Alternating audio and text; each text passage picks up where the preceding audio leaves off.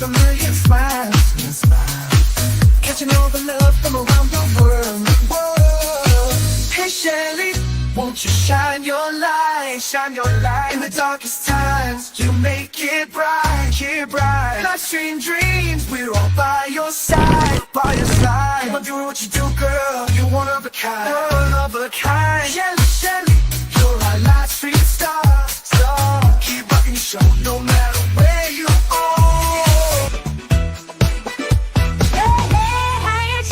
From the block, Jersey girl with a mouth that won't stop, no, no. Sassy, and I'm not afraid to show it. Gonna spill the tea, you better be ready for it. I speak my mind, no filter inside.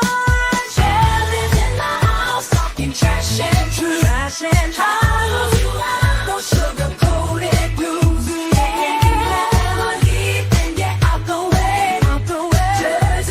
Something to lose.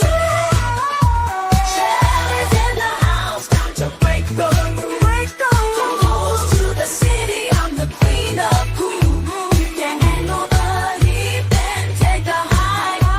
Shelly's in the house, drop the mic.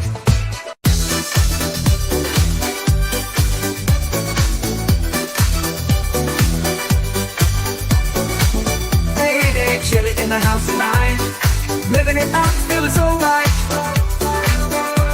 Yeah. New Jersey girl, she's got that style. Live stream queen with a million smiles. And she know the love from around the world. Hey Shelly, won't you shine your light? It's time to make it right.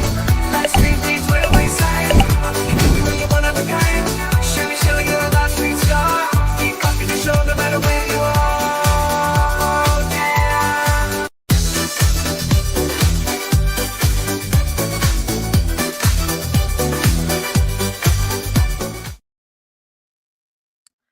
Hello, happy Tuesday and happy New Year's Eve. It's New Year's Eve day, but close enough. Somewhere in the world, it's New Year's Eve. It is December 31st, 2024 at 12:03 p.m. on the lovely East Coast. I am Shelly, your mouthy mama at Talking Trash and Truths, coming to you from, let's see, where might I come from today? Just Pennsylvania in general. How about that? Just coming to you from the mountains of Pennsylvania. And I'm expecting a huge snowstorm over the next 5 days. 2 of them, in fact. So it's gonna be fun. Gonna be fun. Um, how's everybody out there doing today? It's been a while. It feels like for me, even though I talked to you guys Sunday night during the old school watch party. Time has a way of getting away from me lately. I don't know what's going on, but I blink and it's like, "Oh, 2 hours passed? What happened?" And I don't know if I don't remember what happened or I'm just so oblivious that the time is just zooming by. Anyway, I hope y'all are doing well out there. I hope you act responsibly tonight, please, because I want everybody to be safe and hale and healthy tomorrow. So, whatever you're doing, make sure that you use the brains God gave you, okay? Have fun, but remember, most of us are not in our early 20s anymore, and our recovery time can be long. Anyway, you have come to Coffee and Chaos with T3. That's me. And I don't have anything planned today. I just figured we'd have a chill stream, chit chat, and I'd maybe go over some of the things that 2024 brought. Because lots of changes, and more on the horizon, which is good. But right now, let's see. Chat, we got Inya Mers, my Inya out you all around you. How you doing, girl? She said, Happy New Year. I wish everyone a wonderful night and a blessed year next year. May the fog not hinder us and the sun to shine its light where it's most needed. Aw, that was so sweet. She gets so eloquent and then unbelievable. I can't word. And that sounded like a lot of really nice words to me, girl. She said, I love you guys. Love you, Shelly. Thank you for being you. I'll probably be listening. I may take a nap if I can. I already replied, and I do. I love you, girly girl. You're definitely one of the rare ones. And I want you to know that I've really appreciated your friendship and the friendship of quite a few other people, who come here. You know who you are. And I've enjoyed you, um, hanging out and sharing things with me. Come to chat, come to winnings chat. You always bring a very unique perspective, which I really enjoy. You'd be amazed how much I enjoy you guys. But you're a real one. Thank you very much for your friendship this year. It's meant a lot to me. It really has. Okay, we got Heidi. Happy New Year in you, hun. Get some rest when you can. Yes, I said that too. Please, like, if you can nap, do it. Do it. Lately, I don't know, it feels like almost like when you have a baby, you nap when they nap. I don't feel like getting anything accomplished. I'm very unmotivated lately. I have all these ideas and I write down all these ideas and then I'm just like nothing happens. Because I'm like, ugh, I gotta to do this, I gotta pay for that.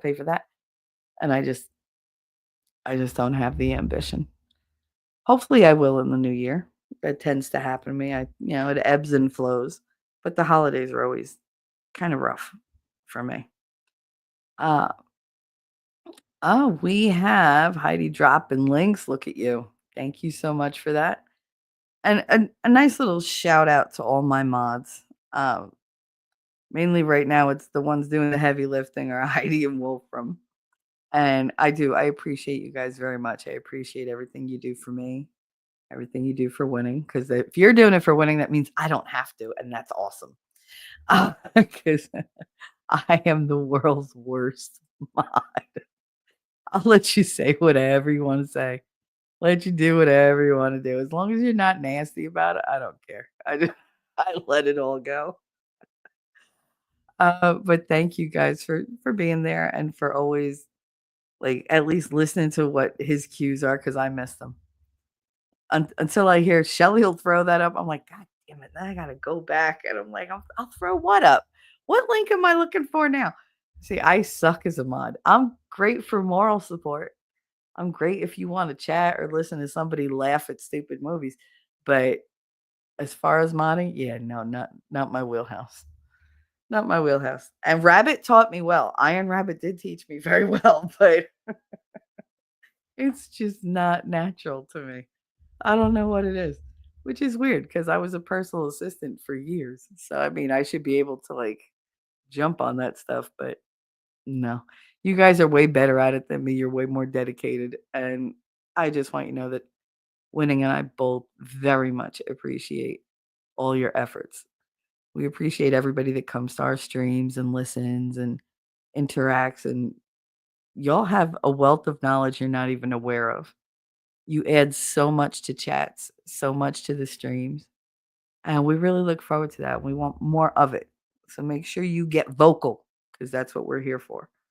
It's not just for us to hear our own voices. We want to hear yours too because we feel they're important. So keep that in mind when you're sitting in chat lurking, not saying anything. You're allowed to lurk. I lurk all the time. The last week, I've been very, very social.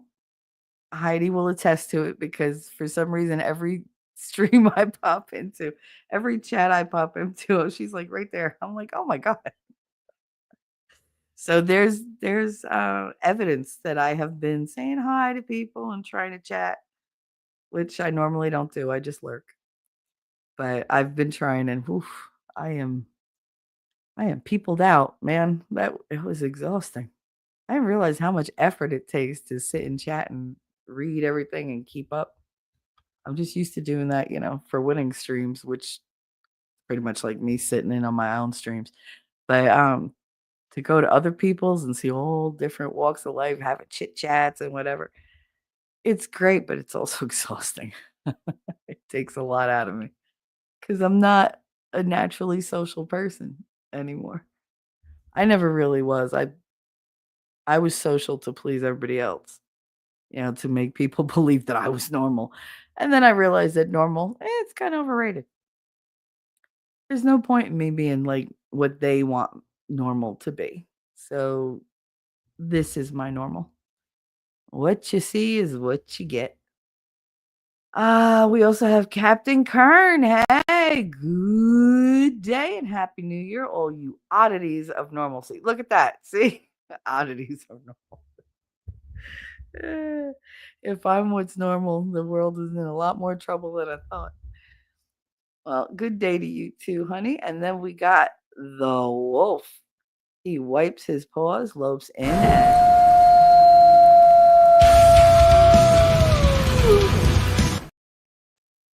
I freaking love that clip. I really do. I was so happy that Winning made that.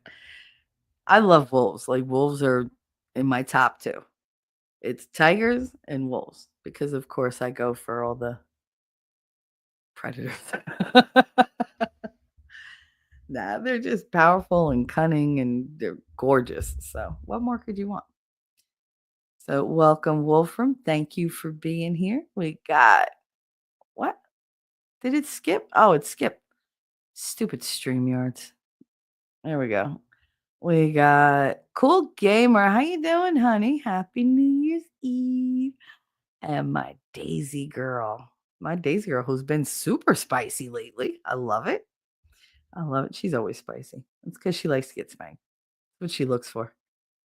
She feeds the animals. She keeps V radio and bologna sandwiches or sandwiches. And she's always around throwing kisses, dancing, and looking for spankings. That's my girl. Girl after my own heart. Everybody's saying hi to one another. Oh my goodness. Yep. See, she fed Wolfram. That's what she does. And then he burps. Rude wolf. Captain Kern said, so my wife played dress up last night. Sorry.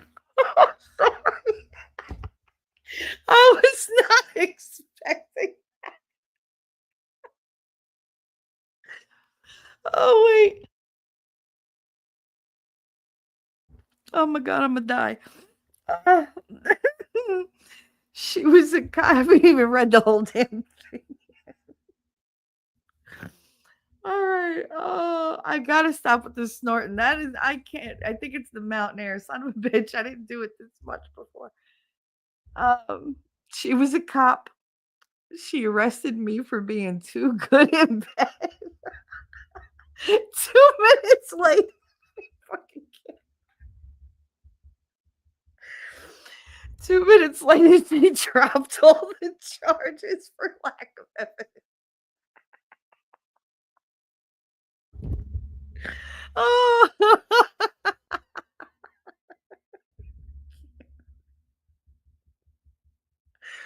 oh, thank you for that. For that.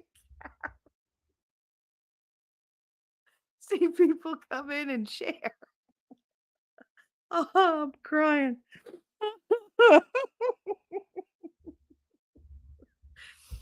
Oh.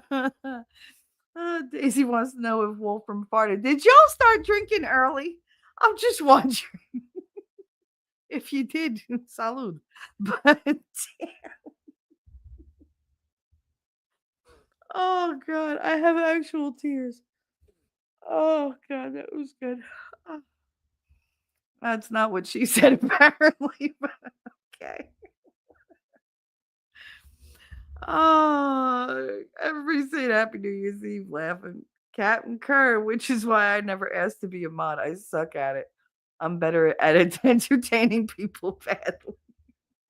That's me. I'm very good at entertaining people in the worst way. Oh god. Most of my life just entertains people. They're like this bitch. That's what I did to T-Rex the other day. If you guys weren't here, I ended the stream telling T-Rex not to pick up any lot lizards, basically because his rash hasn't cleared up from the last one and to remember to take his antibiotics. And I just said, bye. And that was it. And I get a text message. I was like, oh my God, I would have died. I would have loved to have seen your face when you heard that. And he said, I was in Napa. He was in Napa Auto Parts. And he looked at his phone. I was like, this bitch. Which is T-Rex talk for I love her. So, it is what it is. But it was fucking funny. Angry conservative. That goes for my channel too. There you go. There you go. Make sure you check out Angry Conservative. He gives lots and lots of takes on politics, on government agencies, on current events. Really, a really good stream to be had. Very informative. Go check him out if you can. Give him a like. Make sure you support him by hitting that subscribe button because that is absolutely free. Hitting the subscribe and hitting like are both free. They help us tremendously in getting our content out there, and we couldn't do this without you guys. So, your continued support is much appreciated, and new support is very much celebrated. Thank you very much for the couple of subs I've gotten in the last couple days. I appreciate it. I celebrate every single sub I get because they're few and far between. Um, it's a lot harder to do than it used to be. And I mean, I see people that surge ahead and whatever, and it's like, okay, I'm happy for them and everything, but I sit here going, why do you keep doing this? And I always get the same answer. I do it for you, and I do it for me. Even if this doesn't bring any kind of like uh, success on other people's scale, it's successful to me because we've come a long way um, since I started this channel up again. Not just I, but I know a lot of you have done a lot of soul searching, a lot of healing, a lot of facing traumas you were afraid to face because it's a lot easier to do when you know other people are out there struggling just like you. When you know you're not alone. Like these are things that happen to tons and tons of people. It really is reassuring when you know that yeah, bad stuff happens, but it's not targeted toward you. You didn't do something to deserve the badness. It's pretty much, you know, shit falls everywhere. It doesn't select just one person. And you're not deserving of the negative stuff that you get. It's just that that happens to be the world we're living in, and there's an overabundance of it. It's our job to fight the negativity. You fight the darkness. You bring your light into the world and you let it shine, and whoever don't like it, fuck them. I don't care anymore. I really don't. You want to talk about me, you want to do whatever, go right ahead. I know who I am. I like who I am. I'm still working on certain parts of who I am, but for the most part, I'm fucking awesome. Y'all need to look in the mirror and tell yourself that every day. Just look yourself in the eye and be like, you know what? You are fucking awesome. That's it. No caveats, no but we're going to work on it. No, you're awesome. You are awesome. You get better, you get worse. Everybody's got ups and downs. But I really want you to look yourself dead in the eye and tell yourself how amazing you are. Because trust me, there's not a lot of people out there who are going to tell you that because they don't think, oh, they don't need to hear it. They know it. But they feel awkward saying it. I don't feel awkward saying it. You're awesome, I tell you. But it took me a long time to get there where I didn't give compliments. I just stated facts. That's how I have to look at it. Because when you compliment somebody, I think you're trying to like schmooze them or whatever. You're trying to like win points. There's no points for me to win. You guys are already here. What more? I mean, what more can I ask for? I don't tell you that you're amazing or I don't wax poetic about you to get you to continue to sub because I mean, you're like I said, you're here. I do it because it's just fact, just how it is. And I like telling things how it is. Like I said in Cap's chat the other day, I'm not Willy Wonka. I don't candy coat shit. I never have. As an adult. As a kid, yeah, I did the flattery thing or whatever, anything to keep everybody happy. Now it's just like, no, I'll tell you about yourself in a good way. But it's because that's just how you are in my mind from my perspective. You should know that. Be nice if I can flip that on me, but that doesn't happen a lot. I try. I do. I attempt it, and then I'm like, "You fake bitch." Like, no, you're not. I do like me though. Eventually, I'll get to love me, and we'll see how that goes. Uh, Let's see. So we got who else? Outpost Nerd. Hello, Nerd. He said, "Happy New Year's, y'all. Happy New Year's." We got P Digits. Happy New Year, Shelly. Happy New Year, honey. How are you? Uh, New Year resolutions are over 4,000 years old to the Babylon era. Keep it going, people. Well, I mean, what resolutions would you like to make? My resolution is to just keep being real, keep being me, and to not give up on things.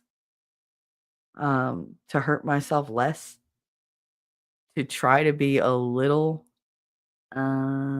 gentler, I guess, in my approach. Um, to maybe surrender some of that toughness and usher in maybe a little bit more tenderness for people because I tend to be hard on people because that's who I am. It's how I've always been. I'll I'll give you all the hugs and love you could ever want, but I'll also be the one who smacks you in the head and goes, "Smarten the fuck up." Like, I would like to be a little more tender.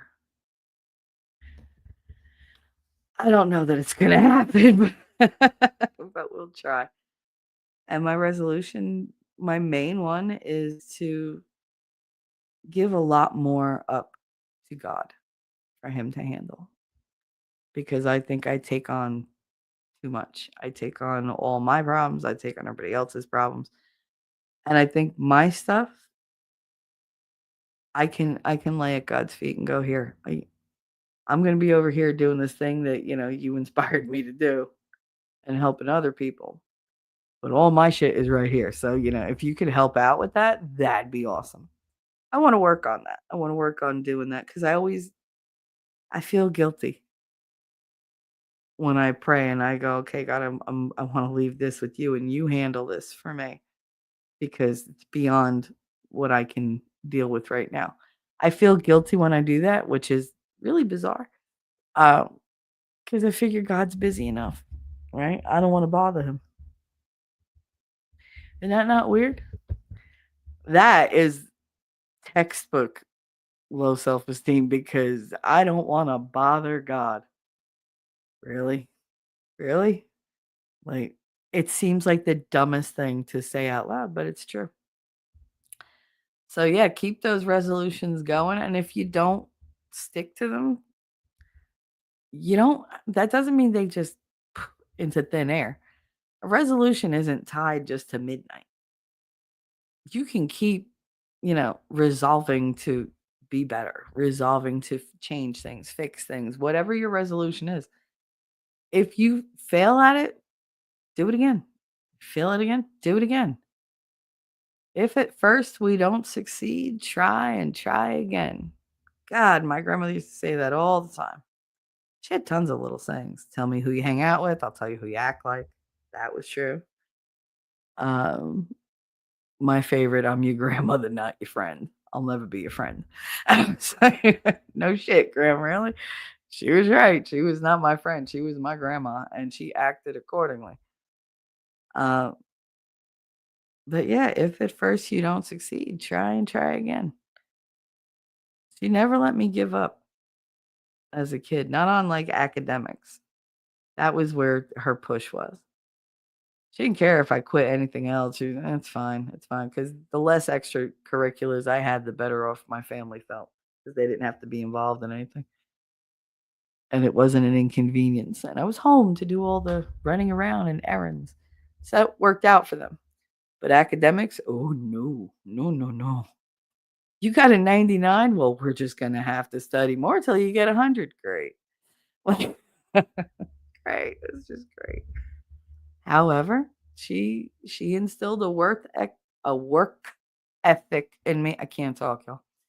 A work ethic in me that I will appreciate till the day I die. I'm a little bitter about it too because I work harder than I should, but she made me super responsible. She made me always own up to the things I did, and she made me accountable. Didn't matter if anybody else around me was or if they stumbled and fell or whatever. She held me to a higher standard. And in that regard, I held myself to the highest standard. And I became a very diligent worker. I took pride in my work. I took a lot of pride in my work. And I was always good at anything I put my head to. If I got it in my head I was going to do something, I did it. Nothing stopped me. And she gave me that. I miss her. I would love to know what she thinks about the woman I've become. Not the kid that I was when she passed away. And she passed away 23 years ago this morning. And in true grandma fashion, she waited for my biological father to die a couple hours before her. And nobody knew he died, but apparently her spirit knew it because she woke up, sat up in her bed in the hospital, said, "Okay, that's it." And laid down, went to sleep, and was gone within a couple minutes. No pain, no fanfare. She sat up and said, basically, fuck it, I'm done. Like, he's gone, I could go. And she always said that. She said, I will not leave this earth as long as that bastard is walking it. Sure enough, as soon as he left, she was like, okay, I can go. She may not have done everything to protect me as a kid because, they didn't know how to deal with the kind of things I was going through. But she was always there for me as an adult. Always there to pick me up every time I stumbled. Always there to, here, do this. She taught me everything about how to be a wife, a mother, how to be independent, because she knew that I couldn't rely on people. She knew, she saw it. I'm very strong-willed. I have a very strong personality, as people love to put on my assessment. Shelly has a very strong personality. You think? It's a nice way of saying Shelly's a bossy bitch. Like, it's like, whatever. I get the job done. But she taught me everything that I needed to know from her perspective. And I'm the mother I am. I'm the woman I am because of her. My love language comes out through feeding people and through just being honest with them and telling them exactly how I see them. My love language sometimes is, smacking you in the head. But for the most part, I'm very touchy-feely. And if I can't hug you in person, I'll use my words to hug you and make you feel like you're right there with me. She did a lot. She was my hero. And I would love to know how I fared in her eyes as a woman, as a mom. I think she would not have been thrilled with how I turned out as a wife only because of what I picked for a husband.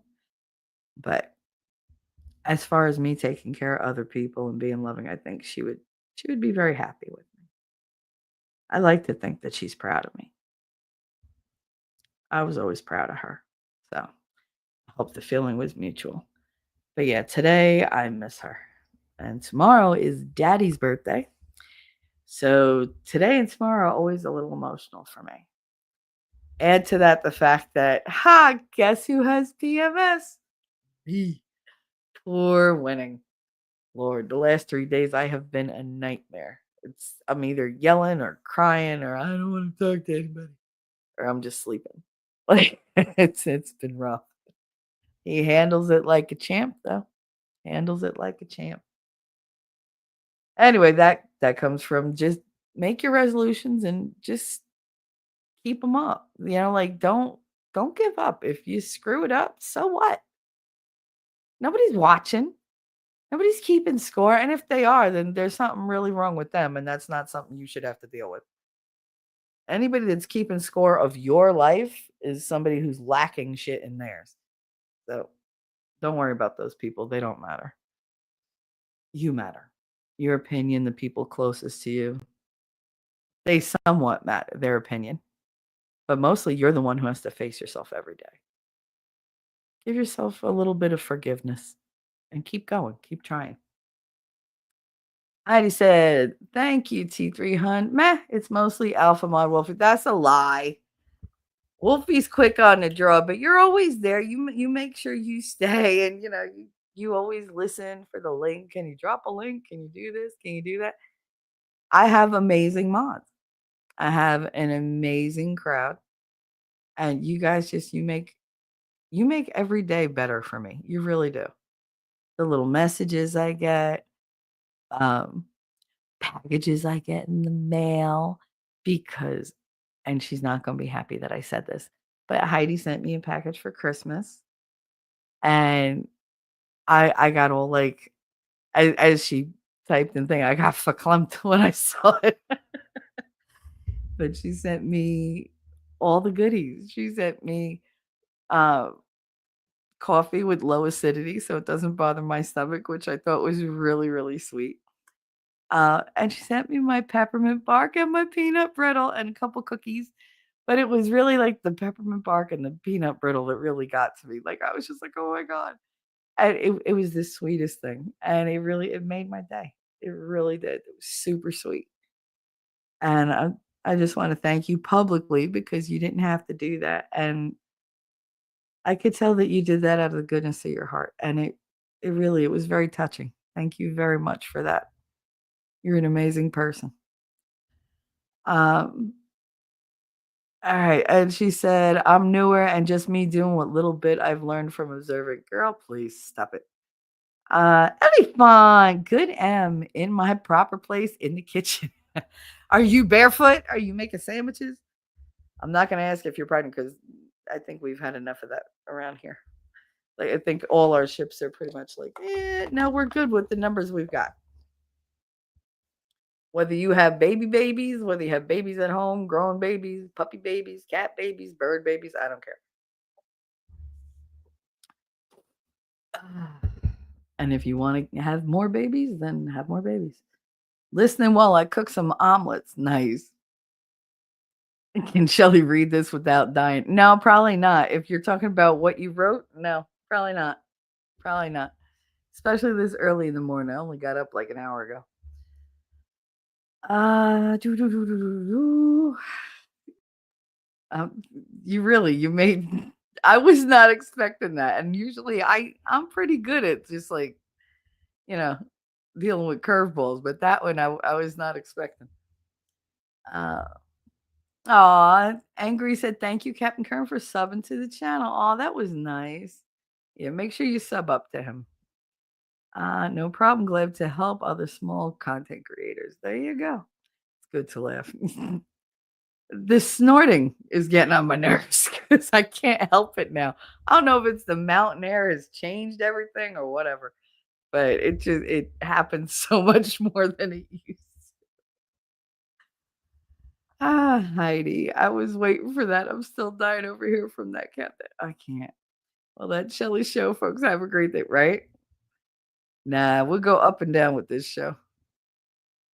And here comes the cat. She's like, "Hey, you're having a show without me?" Yes, go away.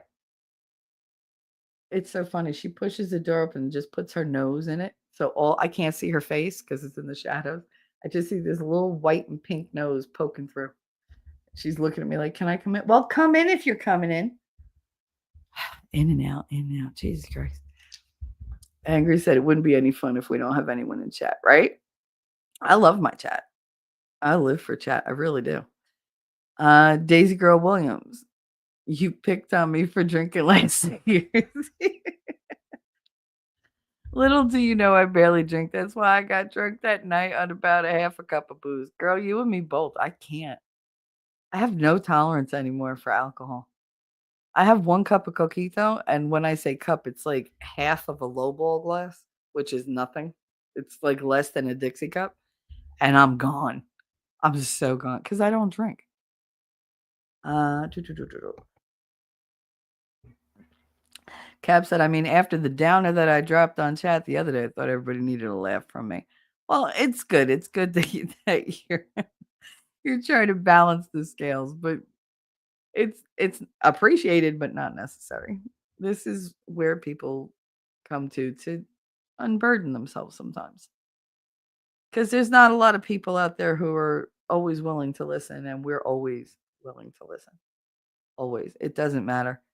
You can't bring down the chat because even if we have somber moments, I'm inevitably going to say something vulgar, either intentionally or unintentionally, which usually it's unintentional. And I'm like, shit, because I'll get Pete popping in here out of nowhere going phrasing, and then he goes away again. Um, but yeah, no, it's fine. Like, you come here, everybody comes here so that they feel better when they leave. It doesn't matter if we all have a somber moment. Life is hard. Life is hard, and we always find the funny. Always find the funny.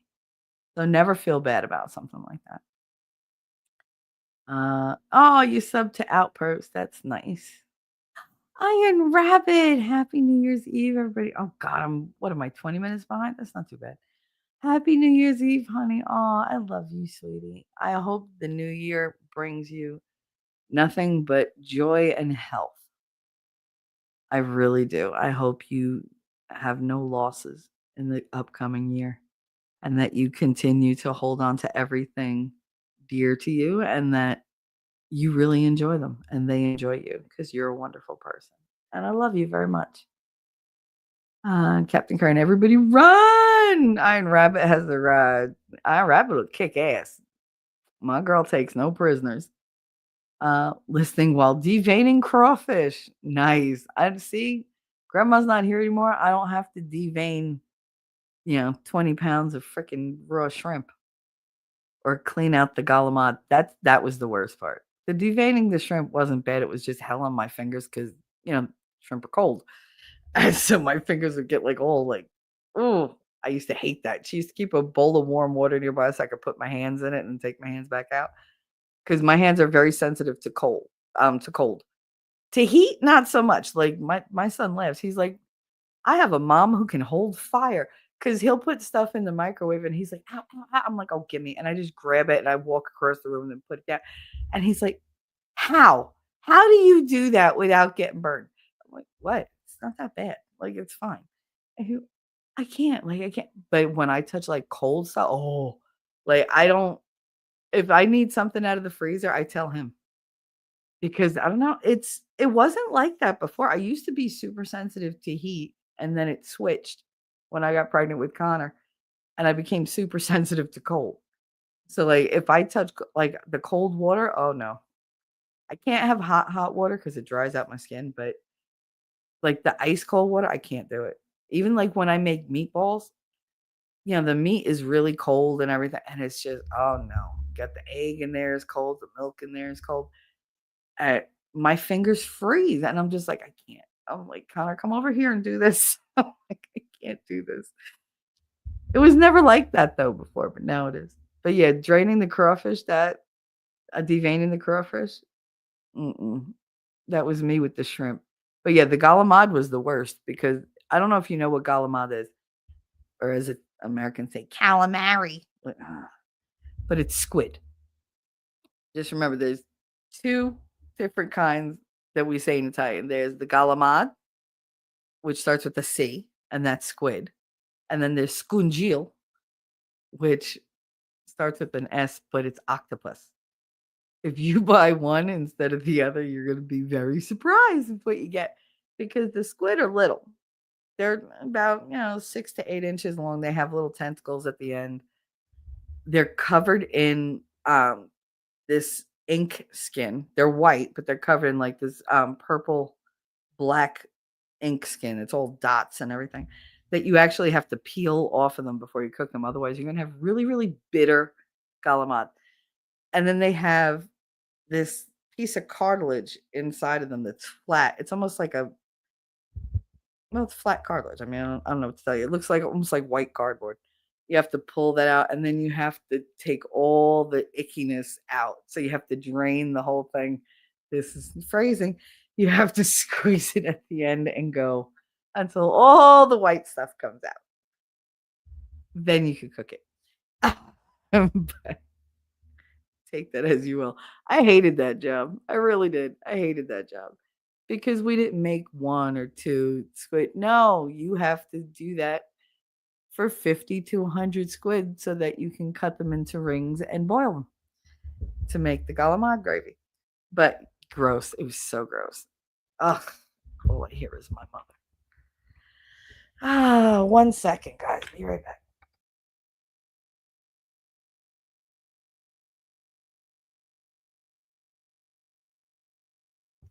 She's so loud, and the damn cat opened the door. Sorry about that. I back now. I back. But yeah, no, that we also cook for an army. My grandmother never did anything on a small scale. You always have to be able, yeah, we have 20 people coming. But what if 20 more show up and we don't have enough food? Oh, I don't know. We only have like 8 main courses. Listen, God to help us. We won't have enough food. We would have food for days and days, which suited me fine because I'll have galamad every day of the week if you let me. But yeah, there was a lot of work that went into that. And when I think about it, I'm like, it was just me and her. I don't ever remember anybody in my family like thanking us for it at all. And I mean, we put on a spread every Christmas Eve, every Christmas Day, every New Year's Eve. Like my aunts, her sisters, her unmarried spinster sisters that all passed away in the last, I don't know, 5 years. Um, they would host for New Year's Day. And you would think that it would be a spread in comparison to my grandmother's because there's 3 of them, right? So they should be making the same kind of thing. No. My Aunt Marie would make tortellini soup, and she would count out the tortellini that she gave you. You got a bowl in front of you, and she would put 1 goupine, that's a scooper, 1 goupine of broth, and she would count you out 6 tortellini. And you were allowed a maximum of 1 full spoon of grated Parmesan cheese. Going to their house was like, I can't. Everything was rationed. Everything. It was just like, all right. And that was the appetizer. And then there was maybe shrimp cocktail. And you were allowed to have 3 to 4, depending on, if you were an adult or a child. I shit you not. These were the rules. And then it was macaroni on one side, so it would be like probably like angel hair pasta or some type of linguine or maybe like spaghettini, just with meat sauce, and then a pot roast because of course they had a pot roast because my aunt is a heathen. But pot roast with potatoes and carrots, and you were allowed 1 slice of meat, 1 slice of bread, and you were allowed 1 coupine of the macaroni. That was it. And then dessert, you could pick one thing. It was always pick one, pick one. Everything was portioned in their house, and it was just like we'd go there, and there'd be like 40 of us sitting around, like, "Are you kidding me?" Like, and then we'd all be starving. My grandma would be like, "I can't wait to go home so we could actually eat." Like, they'd make you wait all day for it too. I was like, "Really? Like, I don't want to be here that late. Why are you feeding us at like 7 o'clock at night? We've been here since 1. We're all hungry. What is wrong with you? We're Italian. We eat." No, no, we're gonna sit around and talk. None of us want to talk. We just spent like 4 days of holidays together. We're all talked out. You're lucky we showed up here and there's no bloodshed. Kids would be in the backyard tearing up all the rose bushes and everything else because my cousins were bad. They were bad. So bad. I wasn't allowed. I had to go out and supervise because I was the oldest. You watch the little, yeah, I'll watch the little ones. No problem. And then we just put a pause on that and then repeat everything at Easter. But yeah, 6 tortellini. Who does that? You know how small tortellini are? I'm not talking about big. These are like half the size of wonton. They're tiny. And she didn't even get like the meat ones. She get the ones with the cheese in it, which really not filling. And it's just like you get 6. If you want more than that, too bad for you. You better steal your kids. You ain't getting any. She measured that out like crazy. It was like, oh my god, we were so happy if somebody didn't show up because you might get an extra. But oh, they were rich as Roosevelt, but cheap as could be. That was a nice little tangent. Anyway, happy New Year. I don't know where that came from. Andrea, 2025 is here, y'all. Happy New Year. Happy New Year to you too. How's the thunder down under? What's going on? Uh, what I don't know, I've grown a new appreciation for Australia. Um, Watching wrestling, I don't know, there's you guys send a lot of good wrestling talent our way. I love it. Between there and Atlanta, like, are those just 2, like, places that everybody just is aggressive? I mean, I know I'm accused of being, like, a northerner, and I'm a Yankee and, that northern aggression. Yeah, I'm aggressive, but it seems like there's a lot more aggression that comes out of Australia, and I'm here for it. I like it. Iron said, "Back to cooking for tonight." Girl, you never stop. I was telling my mom all about you the other day because she's gotta go for that cataract surgery, and she's, "Oh, I can't do this, I can't do this." I don't wanna hear you can't do nothing. I was like, "Let me tell you a little something about Rabbit." And she was like, "Who?" And I was telling her about you, and she was like, "You really like this lady." I was like, "She's a stellar lady." I was like, "She happens to be a really fine individual." I was like, "And I really enjoy having her around." I said, "I'm happy that I know her." And she's like, "You get too close to the people that come to listen to your show." Did you hear the air quotes? Show. It's like, why don't you shit on what I do a little bit more, Ma? Because it doesn't quite hurt enough today. We've had some, oof, yesterday was bad. We had a blowout fight yesterday. I was not holding back at all. And I didn't feel better afterwards. I didn't feel worse, but I didn't feel better. And then the anxiety of, oh God, what's going to come from this?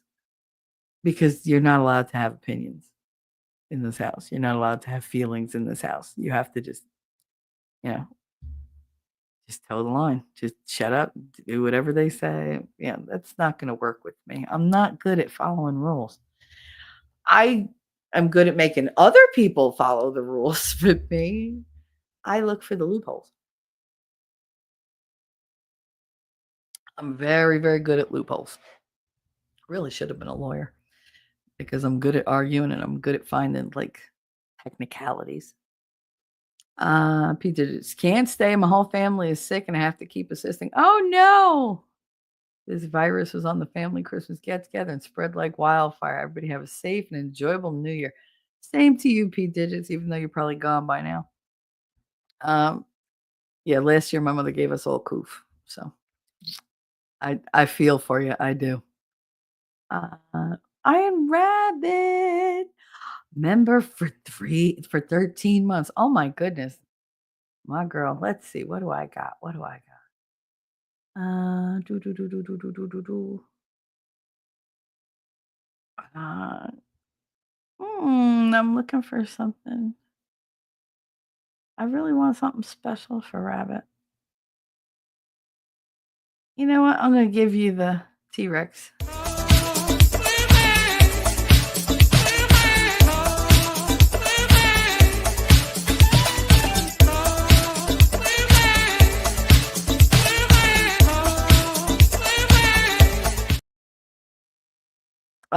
Thank you, Rabbit, for being a member for 13 months. Another innocent bystander. I love you, girl. Thank you so much. And oh, geez, she comes in gifting 10 memberships. Oh, you know what I didn't do? Oh, my mic may go wonky. Wait. I did not bother to open YouTube Live because, of course, I didn't. So now it's not ultra low latency, which is why I'm getting everything late because I'm very today. All right. If my mic goes wonky, it's fine. It'll settle itself in a minute. The only way for me to see this, though, is to open YouTube Live. I'm very backwards today. Like I said, I have been having a lot of memory issues the last couple days. So, uh, why is it not showing me?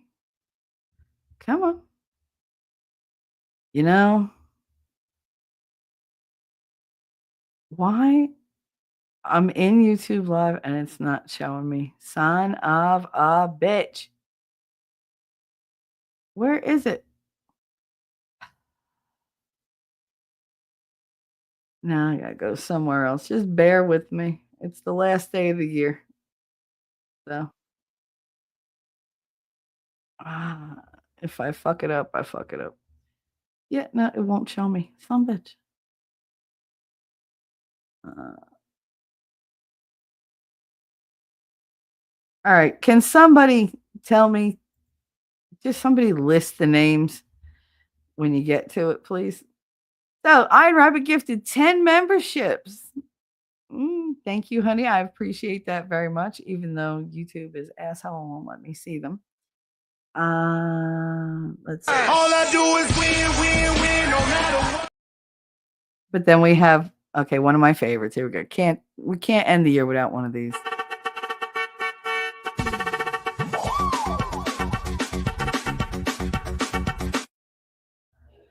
I fucking love that. I think it's so cute.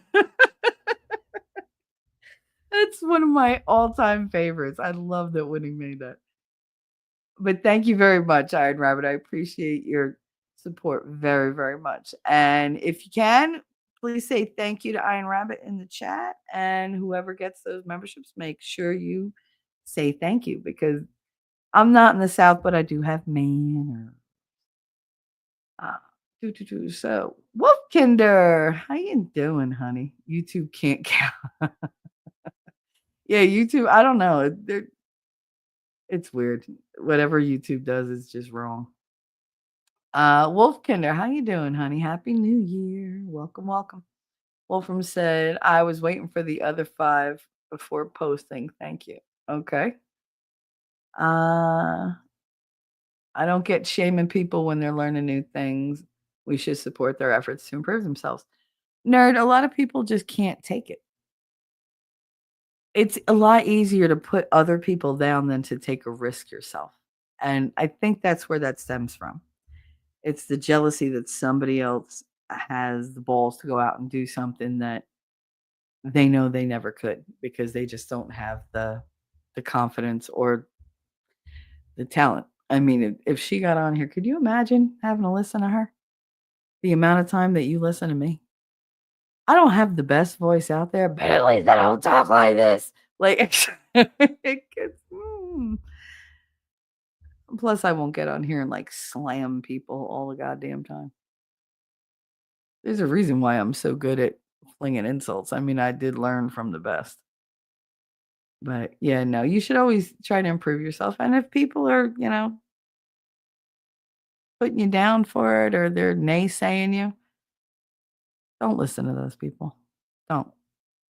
Don't let the negativity get to you because they're just mad that they can't do it. Or they're trying to do it and they're good at it and they're, intimidated by you because you might be more successful than them. People are weird that way. Yet another YouTube wonking. I can't see nothing, man. I was wondering. And you said, at Captain Kearns, you are never a downer. She's right. We get into some deep stuff on here. Mine will come soon. I'm just in too much pain to get it all out yet. And everything in your own time. I'll never push you to do something you're not comfortable doing. But when you're ready, I'm here. I'm not going anywhere. Eric said, seems like there was no way she was going to let him outlive her. Yeah, no, there was no way. She would not leave this earth until my father went first.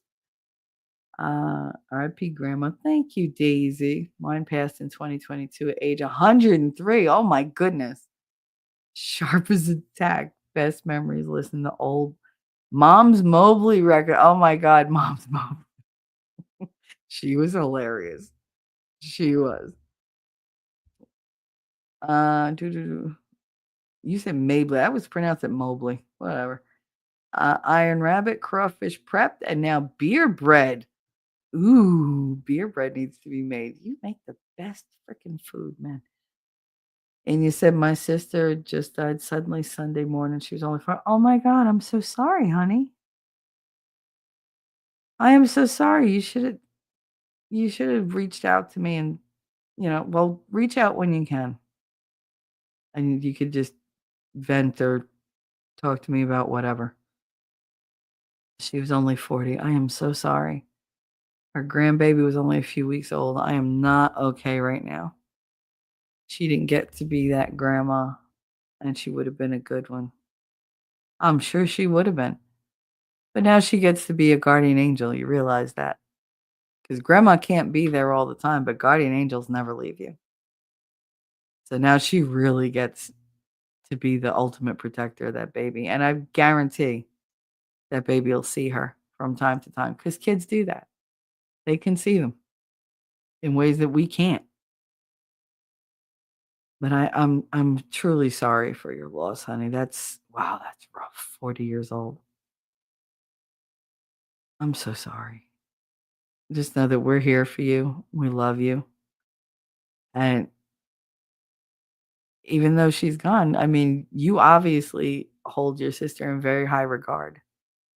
You get to be the one to teach all her little ones about her, you know? You get to tell them crazy stories about her and good stories about her, and you get to be the aunt that carries on her legacy. And you're highly capable of that. I mean, if she was anything like you, she was an amazing, warm, wonderful person. And I really am I'm very sorry for your loss. I hope she rests in peace. 40 is 40 is young. I'm so sorry, baby. I really am. You help take care of those babies, though. Make sure they know all about their grandma, and you get to tell them all the crazy stories. Hell, you might have stories that her own kids don't know yet. So you get to be that person, and she gets to sit at your side and be like, "You need to be quiet. You need to be quiet. You need to hush."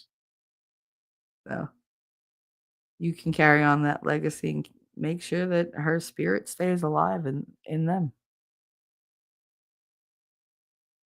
And again, I'm so sorry. I really I wish I could hug you right now. I really do. Just know that I love you and I'm here for you if you need anything. Okay? You know how to hit me up.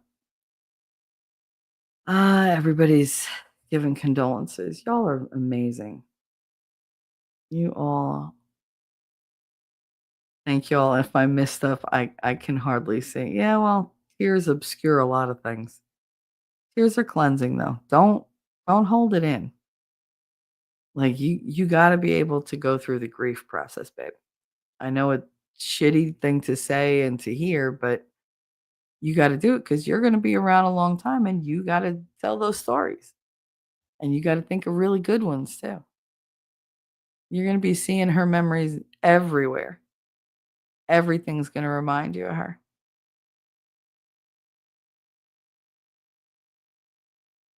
I'm God, my heart breaks for you. I'm so sorry. Um, all right. She said, I didn't want to mess anyone's New Year's up, but y'all are too amazing. Thank you for being here for me. Of course. Of course.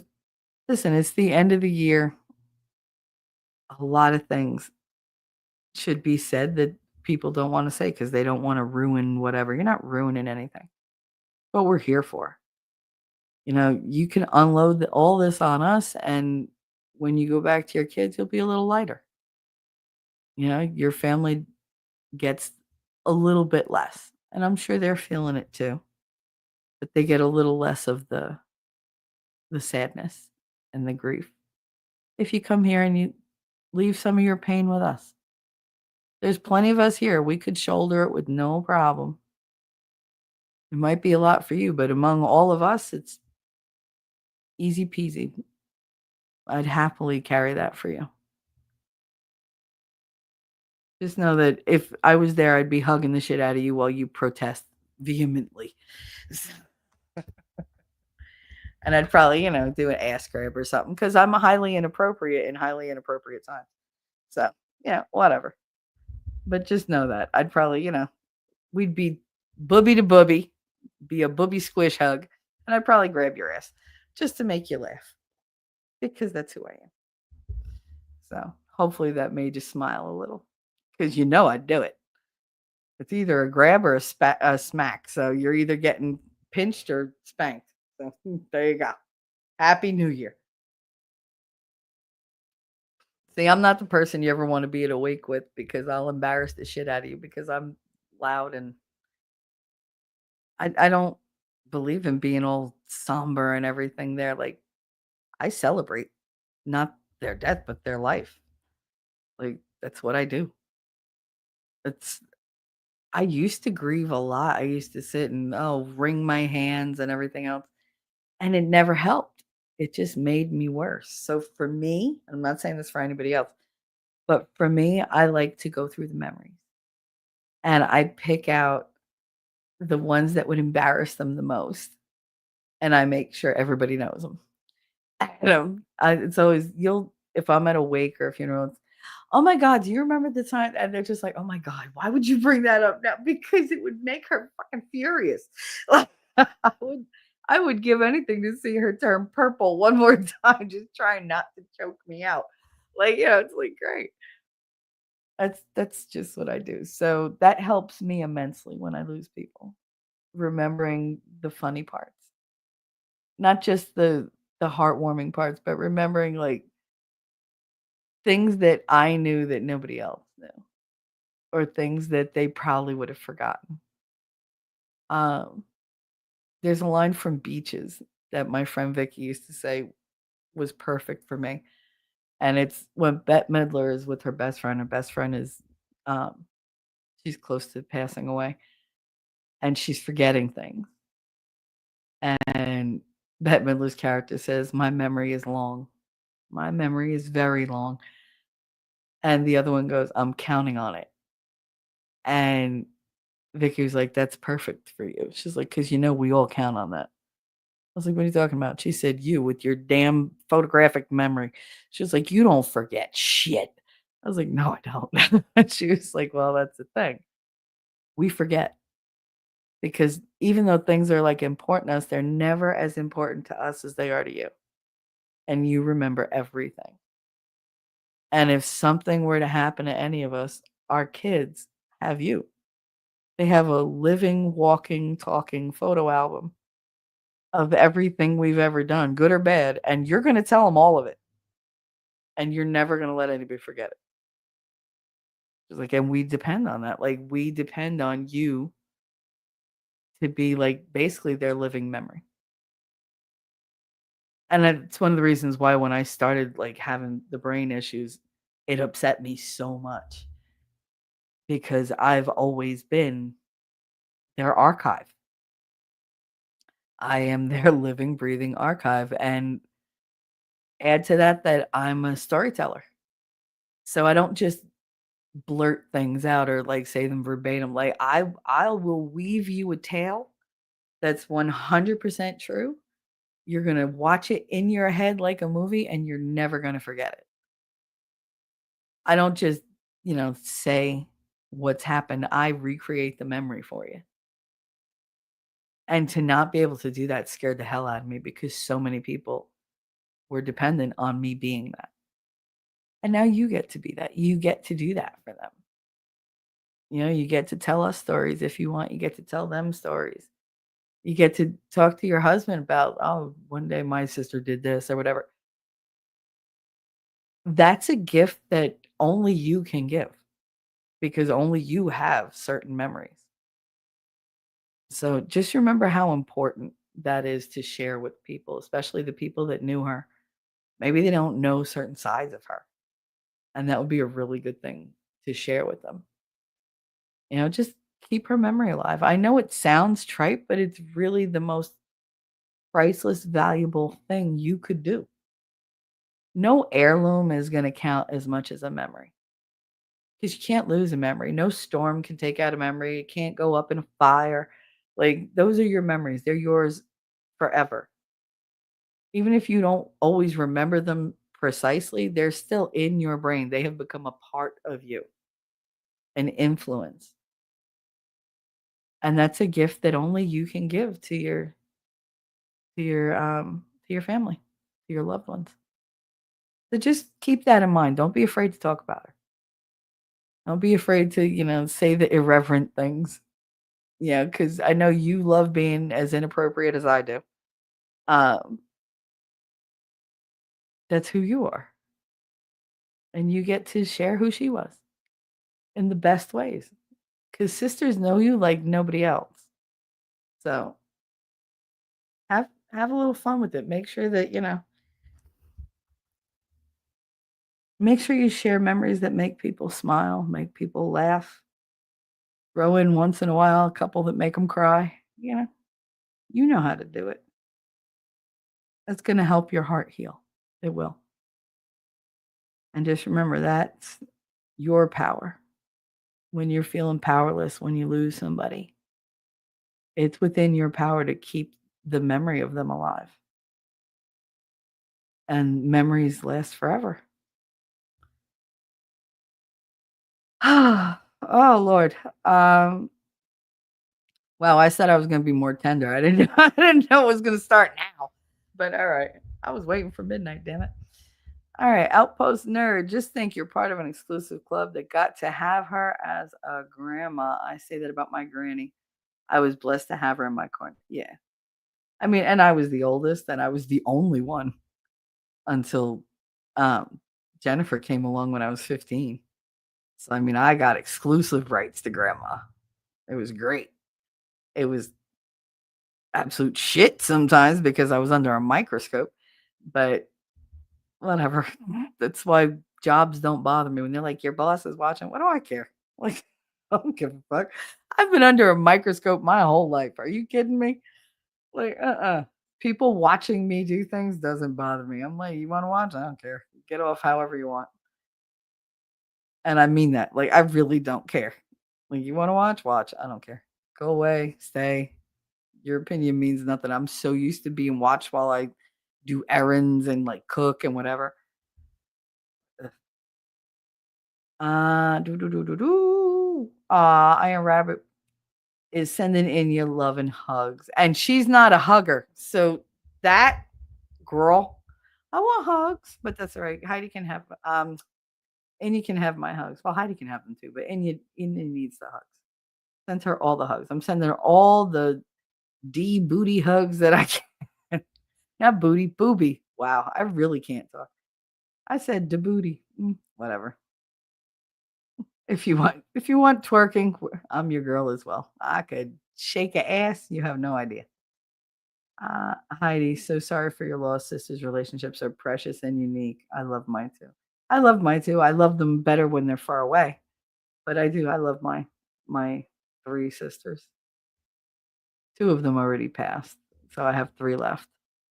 But they're my step siblings, but I still love them like they're just regular sisters.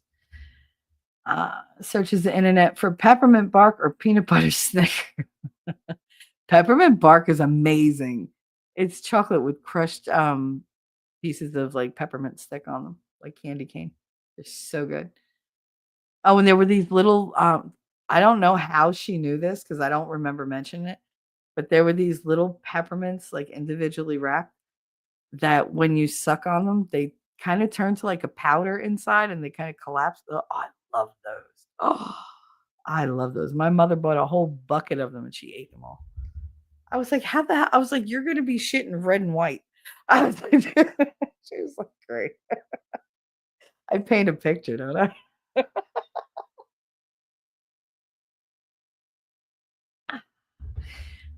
Listen, my daughter did not believe that if you eat fruity pebbles, you poop a rainbow. And she was very upset one day because she had like a half a box. She was like, "Oh, I want fruity pebbles." I was like, "All right," I got them for her. I was like, "You're gonna poop a rainbow." And she was, "No, no, you always say that never happens." That's because I never gave you fruity pebbles. But she wanted them and she ate like 3 bowls that day because she didn't want like anything else to eat. She had it for breakfast, she had it for lunch, and then she had it for a snack. And I was like, "You really are gonna shit a rainbow, just saying." And she, no, I'm not. The next day, Ma, what? There's something wrong with me. I was like, what? She forgot. And I go run into the bathroom. I'm thinking she's bleeding or she fell, something's broken. And she's sitting there pointing at the bowl, which if you're not a parent, you don't understand that your children will call you into the bathroom to look at their poop. And it's not a one-time thing. It will happen often. But she called me and she's pointing at the time, and I was like, I said, I told you you were gonna shit a rainbow. She was like, oh, that's not a rainbow. That's just purple and red and yellow. I was like, it's half a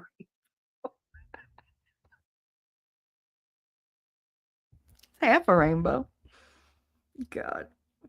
Connor called me one day. He was like, Mom, come look, come look. Oh my God, you're never gonna believe it. I was like, oh Jesus, really?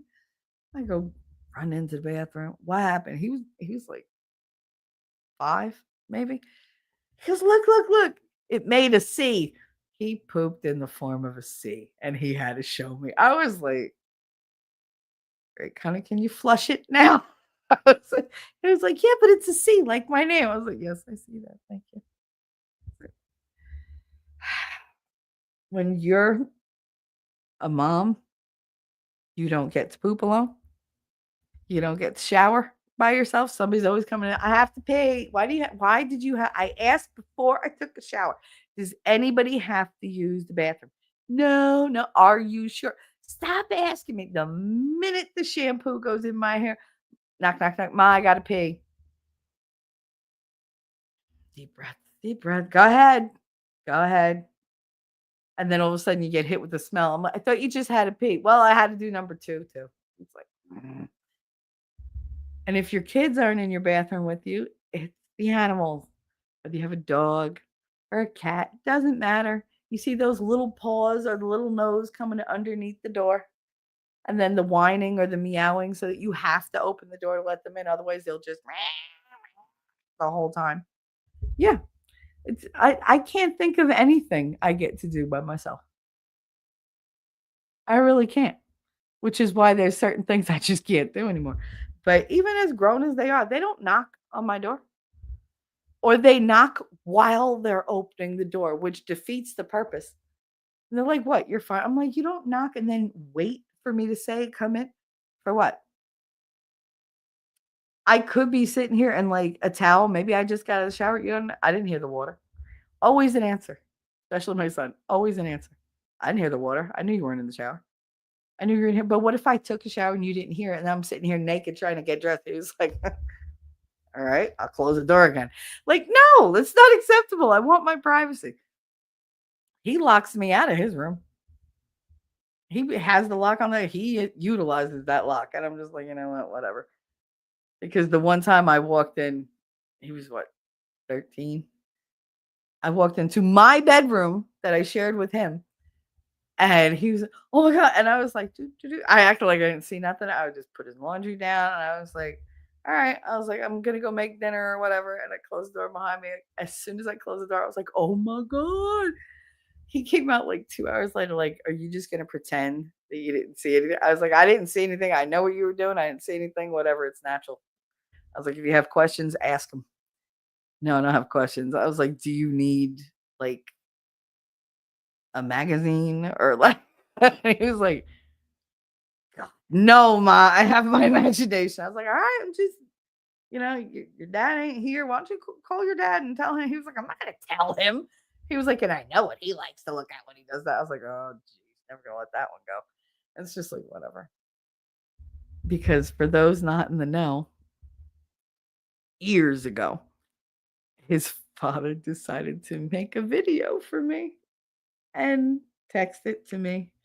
Unfortunately, we did an Apple update and it shared all our phone numbers with one another. So it was me, Katie, and Connor all getting the same text messages, same whatever. None of us knew it because who cared? And I was going to the supermarket and I get this like hysterical phone call. Oh my God, I never want to see him again. He's disgusting. And I was like, what? Who? Wait, what? My father. He sent you up. video. And I almost got hit by a truck because I stopped dead in the middle of the street as I was crossing. I was like, oh, because I could think of what he sent. And I was just like, oh, dear God. And I was like, whatever it is, delete it. I was like, it was probably a mistake. Don't worry about it. Why would he send it to you? He's like, he didn't. He sent it to you, and I'm getting all your text messages. I was like, I didn't notice. I was like, and I didn't. Because I didn't pay any mind because I had him on silent. I didn't care. But oh, my son was mad when I came home, and he was with my mother at the time. He was at her house for the weekend, like hanging out. And she was like, I had to hear it from him. She was like, oh my God, your grandfather had to leave the room. He was laughing so hard.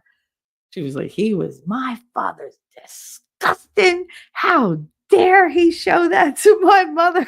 I was like, oh my God, my mother doesn't do those things. I was like, my mother, my mother was like, oh, what it took me to bite my tongue. I was like, bitch.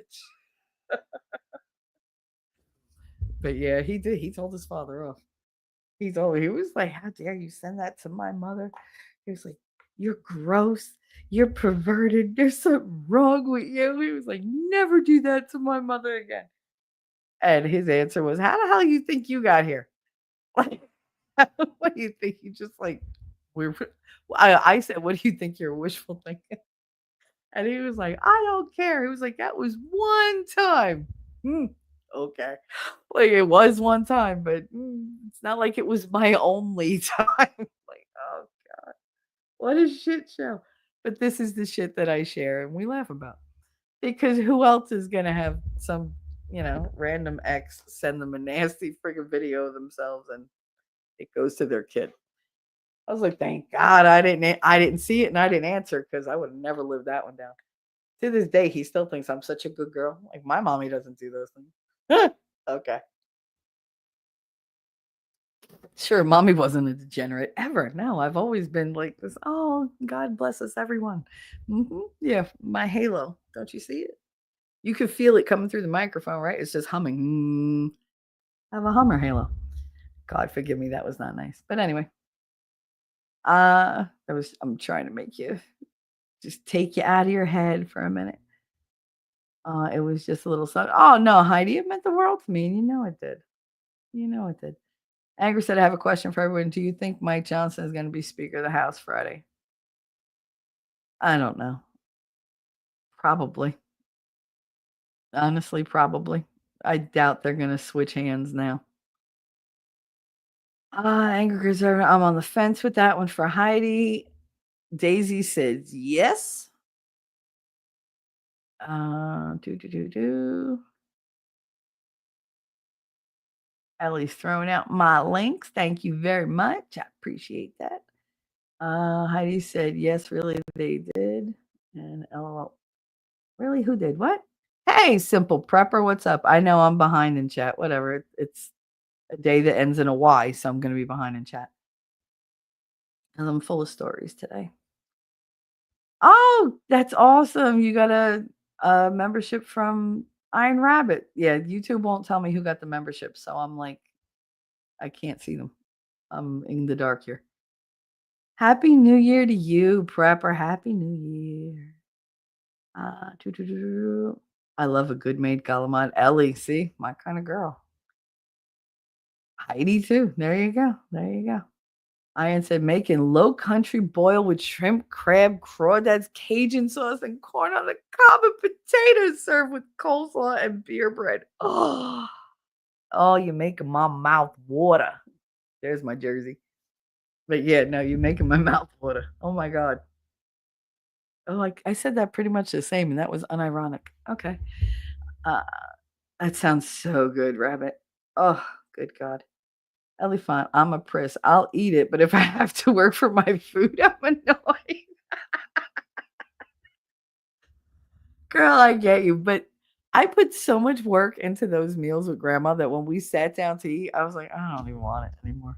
Like all I smelled was like shrimp and calamari and gravy and like all day long.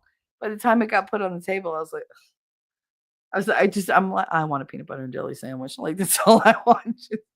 I'll eat all this stuff tomorrow. Like I don't want to eat it now. because you spend so long cooking it. It's just like, ugh. I felt like I ate it all day. I didn't, but I felt like I did. Daisy Williams, Ellie, Happy New Year. You're always one of my favorite people, right? Thank you often, like when a storm is coming your way and you married my favorite police academy actor. Love links you share. God bless. Fucking Daisy, man.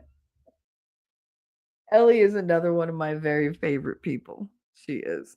She always keeps it real. She's always brutally honest with me and yet really, really loving. She really is. She doesn't like to show it, but she's such a mush. She really is. And I appreciate her so much. Um, and she's fucking hilarious. She's hilarious. I just said, "It sounds amazing, Iron Rabbit." I haven't had that in ages. I never had that kind of a seafood boil, but that sounds amazing. I've had bits and bobs, but the crawdads, they're few and far between up by me. I'm dying to learn how to make a really good jambalaya. I am determined to know how to make that before I feed Winning because it's going to be one of the things I feed. But it's got to be super good. And I also have to master my biscuits and gravy. Like I won't go in there not knowing. I'm going to go in there armed.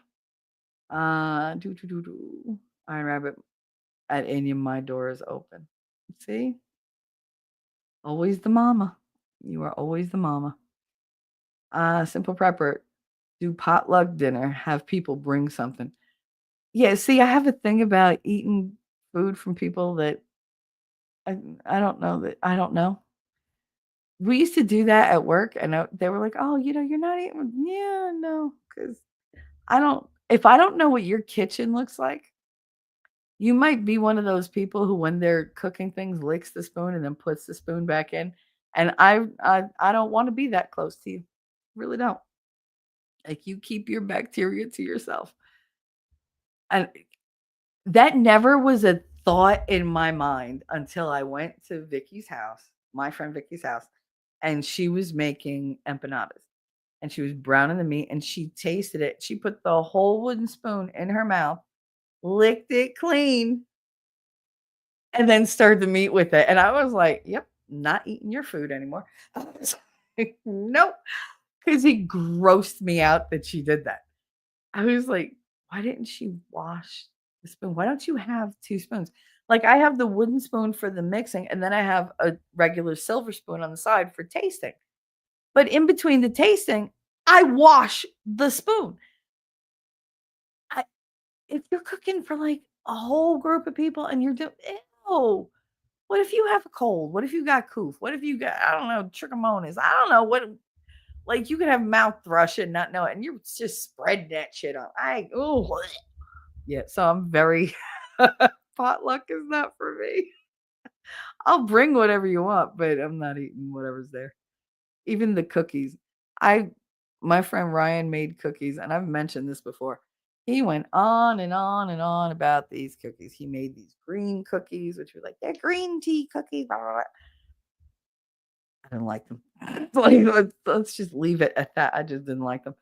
But he made these lemon cookies that he swore were the bomb. Oh my God, they're amazing. I love lemon cookies. I love lemon meringue. I love lemon bars. I just really like it, not an overpowering lemon, but like just a hint of lemon just makes the dessert for me. So I was super excited to have these. Oh my God, I bit into it and I thought I'd sprayed lemon pledge directly into my mouth.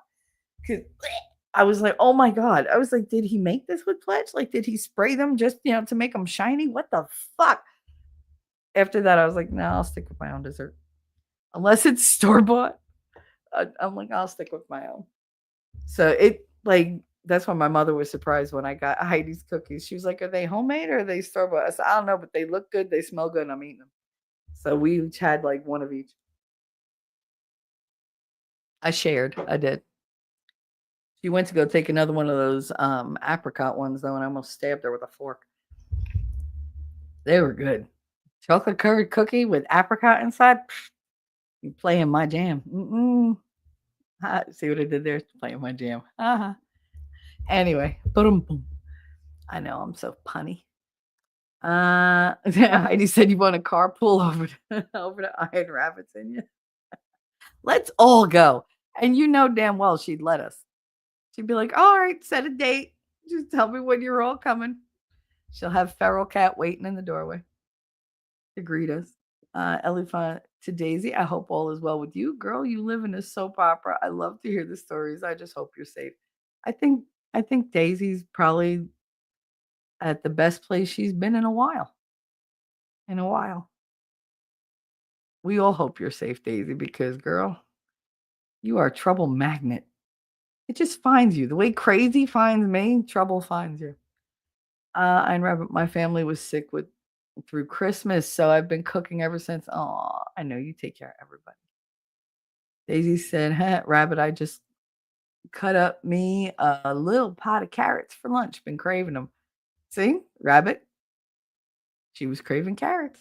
Oh no, I hope everybody's better. I hope everybody's feeling better, Rabbit. They are better, but putting in menu requests, of course, because kitchen's open. Isn't it funny when they all get their taste buds back? Everybody, oh, I want this. I haven't been able to eat in so long. They guilt you into making whatever they want.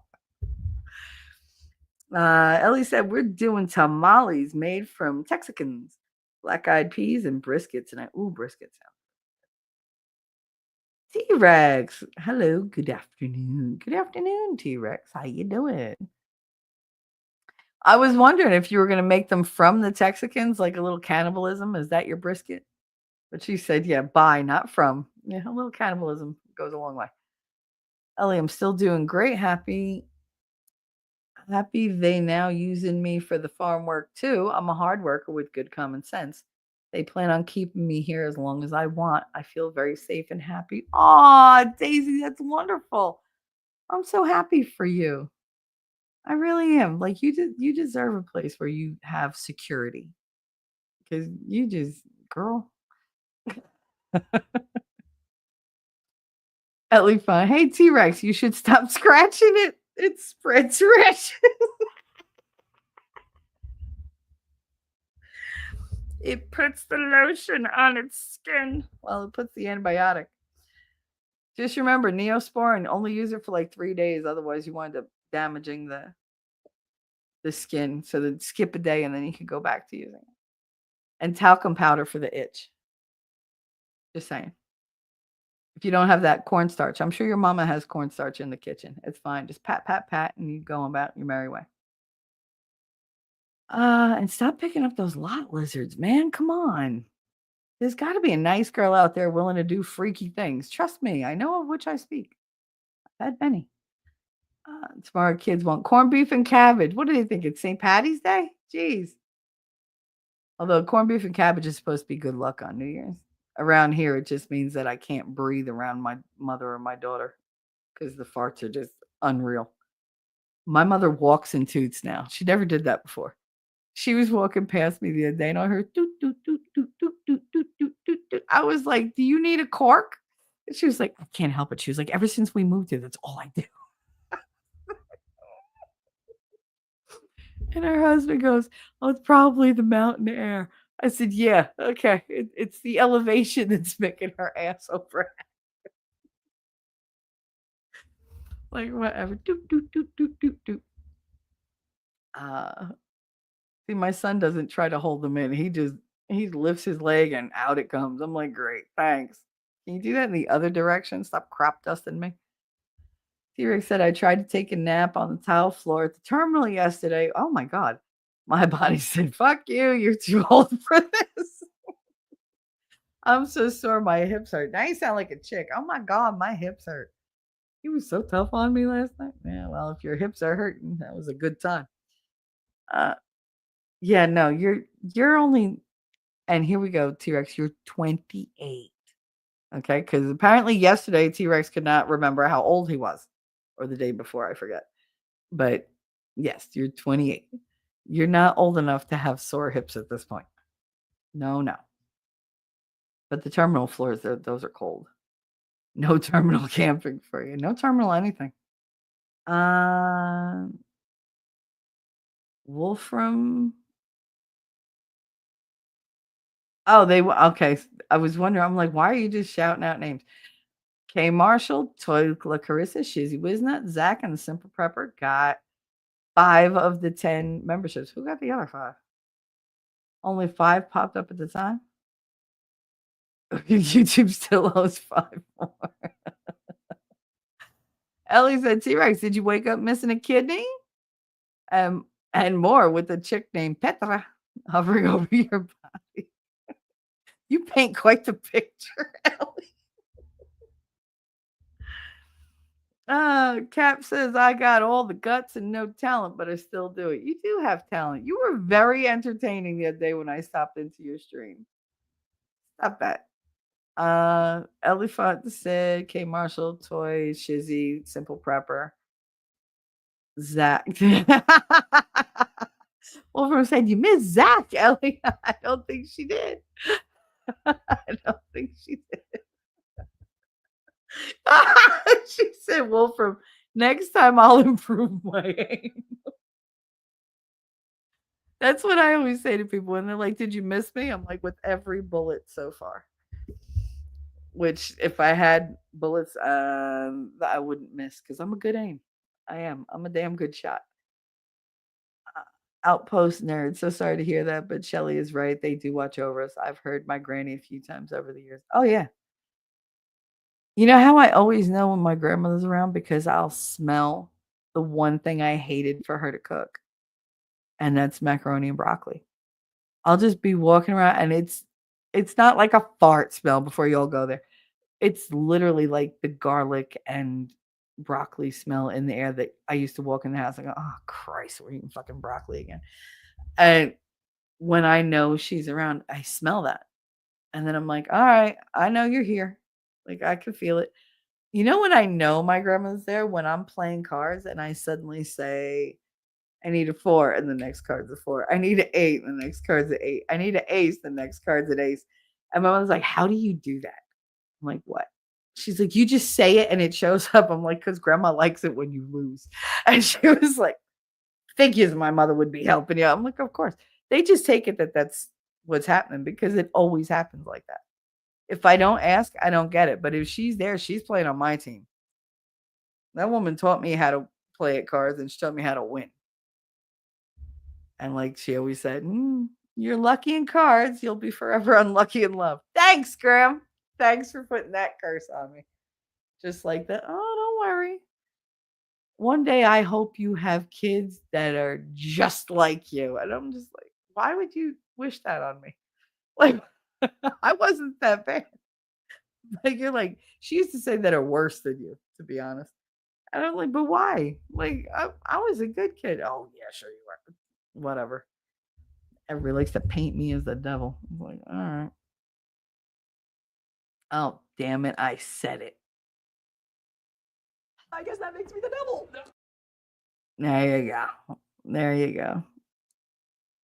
I'm gonna play this one because it makes me laugh and I need to laugh. What? Did I put it in the wrong place? Probably. I've been doing that lately. I'm putting things in the wrong place. Where did I stick it?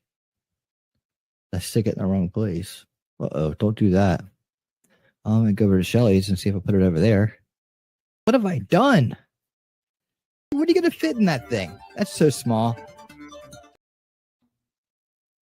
I love that clip. I really do. It amuses me to no end. Simple Prepper said, sorry to hear it also, but grandmothers do watch over us. Sometimes they visit us when we're young, like mine did when I was about 5 years old. Absolutely. I don't think they ever stopped visiting us. He said, my grandmother embodied her wedding dress that was hanging in my closet. It woke me up and scared me. So I ran down the hallway and stairs. Oh my goodness. My dad picked me up, took me back to bed. He saw the dress fall from midair to the floor. I was too young to know what was going on.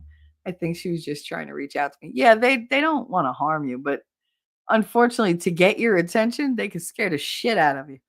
And you're just like, oh no. But they definitely leave an impression. Definitely leave an impression. Heidi said, I didn't know I put them in because those peppermints are some of my favorite. I love them. Oh my god, they're so good. The way they just melt in your mouth, and you just suck the air right out of them. Oh, they're great. Shenny, she said, "Good there, my friend in chat." Hey there, 1776 to Heidi. How you doing, Shenny? What's up? I did stop by your stream the other night to say hi, and you were like further back in chat than I am even now. And then I had to go do my show with Winning, so I wound up bouncing out. But I was there. I'm always there. You just don't know it. T-Rex, by the way, next time you sleep on the floor, put some bedroom slippers or a folded towel underneath your hip. I'm glad I don't remember how I know that. I get you, Daisy. I get you. Shani, in my bathroom, my form inspectors are both a dog and a cat. Apparently, I didn't set limits when I should have. Daisy said, I got them form inspectors too. Yeah, they have they're so like, how uncouth. Like they just walk in and sit there and stare at you. You're like, do you mind? My cat, Snips, I don't know what her problem is, but she likes to jump into your pants. As soon as you lower your pants, she'll jump right in them and lay down. And I'm like, no, no. Oh, out. Oh, get out of there. And it's like, these are my clothes. You don't get to wear them, especially when I'm still in them. I tell you, cats have no boundaries whatsoever. Dogs either. Jenny, now mine are my puppers. Absolutely. Happy New Year back at you, 1776. Will we see you tonight or tomorrow or both? Ooh. Might be everyone's gram, but she's my little girl. Aww. You're so cute, Daisy. I'm so glad you guys like met up the other night on stream because Shani was like, I miss Daisy. Daisy said, I'm gonna stream hop tonight. You better. I believe Winning is doing the New Year's Eve thing later tonight. I have no idea. Let me see. I don't think he posted anything yet. I don't think he posted anything yet. No, he did not. But I'm pretty sure he's doing a stream tonight. And wherever Winning is, that's where I'll be. I'll pop in for a bit, depending on duties. There you go. Jenny said 7076, all three for you. I have Ditto, who insists in sitting at my feet during his inspection. If I had three doing it, I'd never complete the task at hand. I bow to you. Hats off to you for having three spectators in your bathroom watching you do your business and still being able to. I can't. I'm like, could you just leave? Like, get out. Can I get a little bit of privacy? They look at me like, no. Why would we do that? Heidi said I'll be hopping too, but it depends on my multitasking capabilities later. Nice. They sit at the door. Nice. Okay. Mine never sat at the door. They would come right in. One would be on the sink. The other was either like right in front of me at my feet or trying to get into my clothes. It's just like, ugh. Jenny, hey, you Cap, told you either you or T3. T3 got me today. Aw, and I'm ever grateful. Thank you. Happy New Year. Bread just came out of the oven for Rabbit. See, I want to smell it. Believe it or not, I don't know. I like the smell of food more than the taste. I don't know. I think my nose is just a lot more sensitive than my palate. If you're ever in New Orleans, visit my wife's cousin restaurant, Redostas. Absolutely. That's one of the places on our list because I've never been to New Orleans and I want to go so bad. So bad. So eventually I'll make my way there. But only once I have my honey to protect me. Or rather to watch my ass when I get tipsy. Because he's gonna have to keep me in line. And nobody can but him. Shenny said, hopes all is well with you, Rabbit Sis. Miss seeing you around. What time is Winning starting his countdown to 2025? I have no idea. The secret's in the roux. All right. Always in the roux, Shenny. All right. I don't even know what that is. See, I have so much to learn when it comes to like any kind of Southern or like Cajun cooking. Because I can cook quite a few Southern things because I was interested in it, but there's so much more that's like I have a whole list. I have a whole list of things that I have to practice. But I also need to get these people out of the fucking kitchen. Yummy Rabbit, I'm not supposed to be eating bread, and I've been wanting to make a few loaves. I miss the smell of the house while making bread. Isn't it the best? That's the homiest smell I can think of. My favorite smell in the entire world is fresh cut grass. That I don't know what it is about that, but it can lift my spirits better than anything else. It just makes me very calm and very like it gives me like this weird peaceful joy. And that's kind of like in the house when somebody's making bread or if they're making chicken soup. Those are the homiest smells to me. That's like the whole, on a cold winter's day, if the house smells like that, then everybody should be there all huddled up watching a movie, ready to eat and whatever. Like that to me smells like family. It really does. Uh, swap and spit when cooking things. Yeah, no, but you know how many people do that? It drives me insane. They're like, "What? You don't do that?" No. Like, my grandmother did not do that.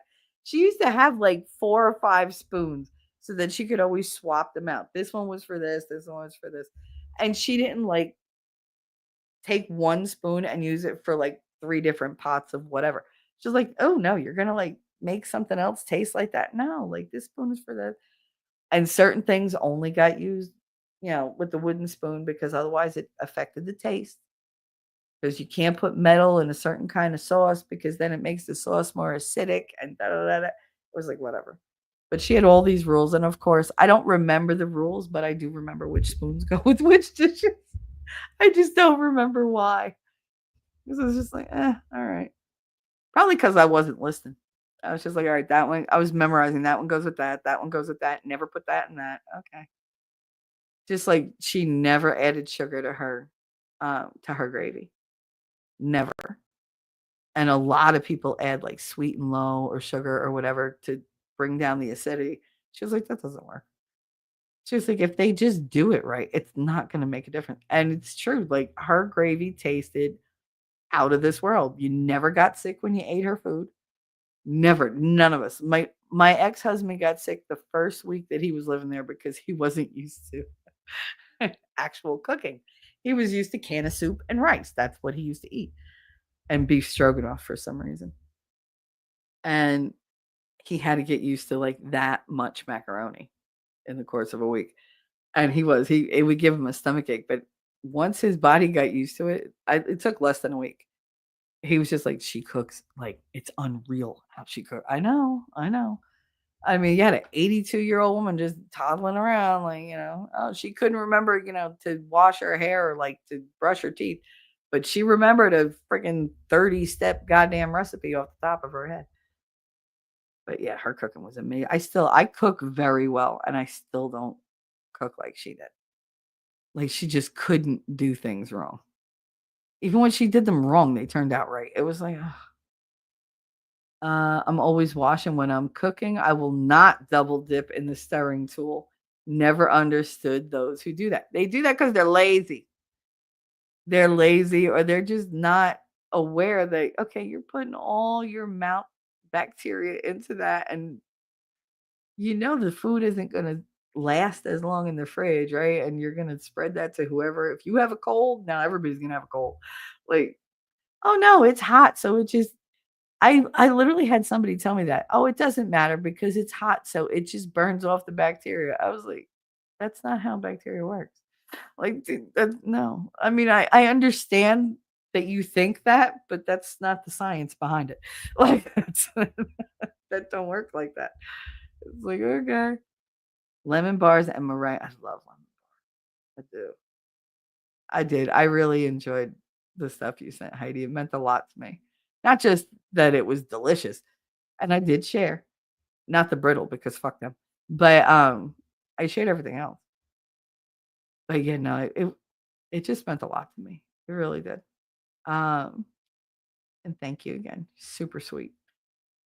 Shenny said, okay, I gotta get clothing on. And head to the office. You gonna go and Xerox your ass? I dare you. Throw your boobs up on the Xerox machine and make some copies. I swear, do it and then pass them out. But you better post one of them here, like post a cleavage thing here because picture it didn't happen. Hugger buggers and Happy New Year to everybody. Happy New Year, Shenny. You be safe, okay? Crazy people out there. Wolfkinder said, I had a wolf. I had a wolf. Oh. Okay, God. If we could just get it together for the next, I don't know, hour, that'd be great. Are you on board? Awesome. Try this again. Wolfkinder said, I had a roommate whose idea of washing dishes was to rub her fingers over them under hot water with no soap. She said I was a germaphobe. Oh, no. First of all, with her fingers, she couldn't get a dollar store sponge? Some Dawn? Something? Ugh. There are people out there who wash themselves with no soap. Did you know that? We actually all know one. They use no soap, no shampoo. There's a reason why he looks greasy like that. But I'm just saying.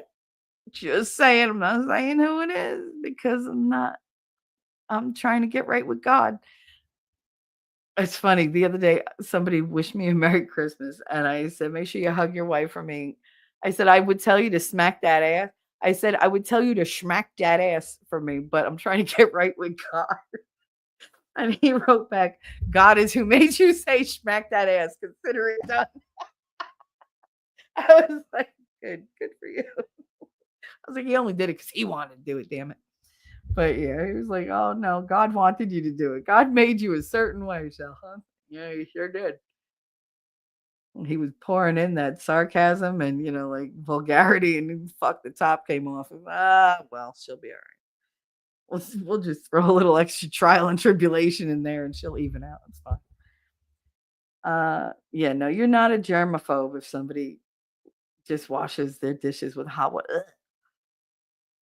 Do people not realize that, yes, the dishes look shiny and solid, but they still have little microscopic porous places where stuff gets in there. Ugh, no. I'm very careful in the kitchen. Someone say lemon bars? Where? Do not touch my lemon bars. Wait, I don't have any. Need to get some. I know I gotta get some. I really need to like make lemon cookies or something. There were my mother had this recipe for Weight Watchers drop cookies. She hated these cookies, but they were like, I think like 5 calories for like 3. And so she could eat quite a few of them. And she gave me the recipe one day and she was like, here, I love these cookies because they have low calories and I can eat as many as I want, but I don't like the taste. And I was like, what do you want me to do about it? She was like, make them better.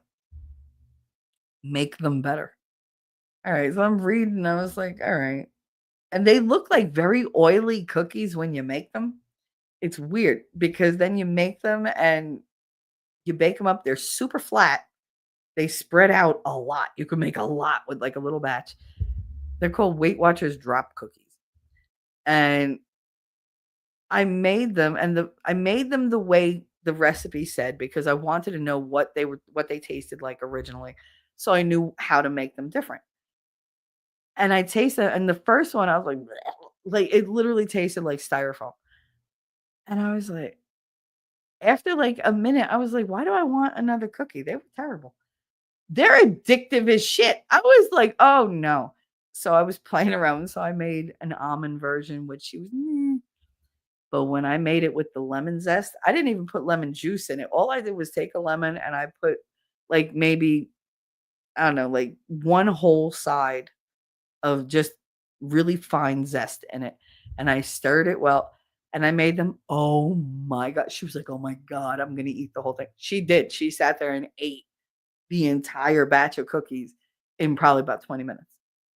Without coffee, without milk, just one right at, like you eat potato chips. That's how she was eating these damn cookies. She was like, this is amazing. So now she's like, can you make those? Now I won't make those cookies. Fuck you. You make the cookies. But yeah, she was like, could you make these cookies better? Sure. So how do you make things better? You add lemon. It's amazing how many dishes are just better with lemon. And not a lot, not overpowering, just a slightest hint, and it's so satisfying. But yeah, now I want to make those damn cookies, but I won't because she would really enjoy them. The only thing eating feral cats in my neighborhood are the coyotes. Oh no! Why are they eating the cats? Shoot the coyotes! Damn it! No eating the kitties. Damn coyotes eating pussy. That's a shame. I bet they taste just fine with a little salt. No. Les! Hi, honey. I'm only 20 minutes behind, so hi, I know you're here. Happy New Year. She just made more tamales. See, we're gonna have to get you to like freeze some, get some dry ice. Send them over. Send them. God, y'all, I'm dying to know what y'all really cook like. I would definitely go to your like all your houses and just have dinner. I haven't had cat, but I've had squirrel. I had squirrel. Yeah. Had squirrel, rabbit, horse, bison, buffalo, then the regular ones. Um, I'd like to say I haven't had cat, but the Chinese food places in Hoboken, a couple of them were caught with carcasses in their dumpster of cats and dogs. So, and those are places that I ate at. So it's I don't know if I've had cat or dog, and I don't want to know. It's one of those things where I want to remain blissfully ignorant. Ignorance is definitely bliss in that regard. But yeah, there was the place that my mother used to eat at constantly when she was pregnant with me. And that was down the projects in Hoboken, and they were closed because that's what they used. They didn't buy meat. They caught local cats and dogs, and that's what they cooked. And they were shut down for it finally. But she was like, "Oh my god, I used to eat there like every other day." I was like, "Great. No wonder why I am the way I am." Explains a lot, ma. Thanks. Wolfkinder, the idiot ex called me years later to whine that he missed my meatloaf. I said, buy a cookbook. Wolf, let me tell you something. That pisses me off more than anything. Because that's my ex-husband right there. Calling me hey, I'm gonna come visit. No, you're not. Yeah, I'm just gonna stop it. No, you're not. Well, I mean, it's no. Well, don't you miss me? No, I really don't. Well, I miss you. No, you don't. You didn't miss me when we were together. You didn't miss me when we got divorced. You never missed me. I miss your cooking. You motherfucker. Like you come in here, I'm not gonna be missing I will have a knife in my hand. Like I will get stabby real quick. Stabby McStabberson, that'll be me. Like, no. Like you don't miss me, you miss my cooking. Well, thank you for the compliment and go fuck yourself. Like, make me mad. When I was 13 years old, Simple Prepper said, I put 23 squirrels in the freezer on summer break from school. A hunting we will go, a hunting we will go. I ho, I like squirrel, a hunting we will go. Squirrel's not bad. It's really not. It's a little tough. Not as stringy as rabbit is. I think rabbit is way more hard to chew. Oh goodness. Okay. I just want to make sure that I didn't get a text from my mother because I don't know if she's here now or she went wherever. Better have gone to buy creamer because we have no creamer, and I had coffee yesterday, like, bitter as could be. I was not a happy girl. Not happy. I took, like, 3 sips, and, down the drain it went. I was like, "What a waste of coffee." Iron said, "I quit after the first because it's the kids' turn to host the holiday." There you go. New year, they get the thing. You pick up the end of the year. There you go. That's a good way to be. Everybody needs to pick up duties because they need to learn how to do it correctly. Wolf said, I miss playing cards after my grandmother's holiday meals.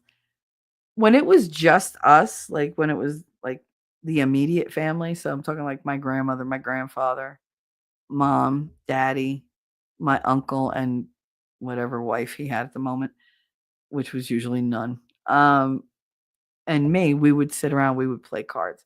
They taught me how to play Pokino when I was little to teach me the card faces and the suits and everything else.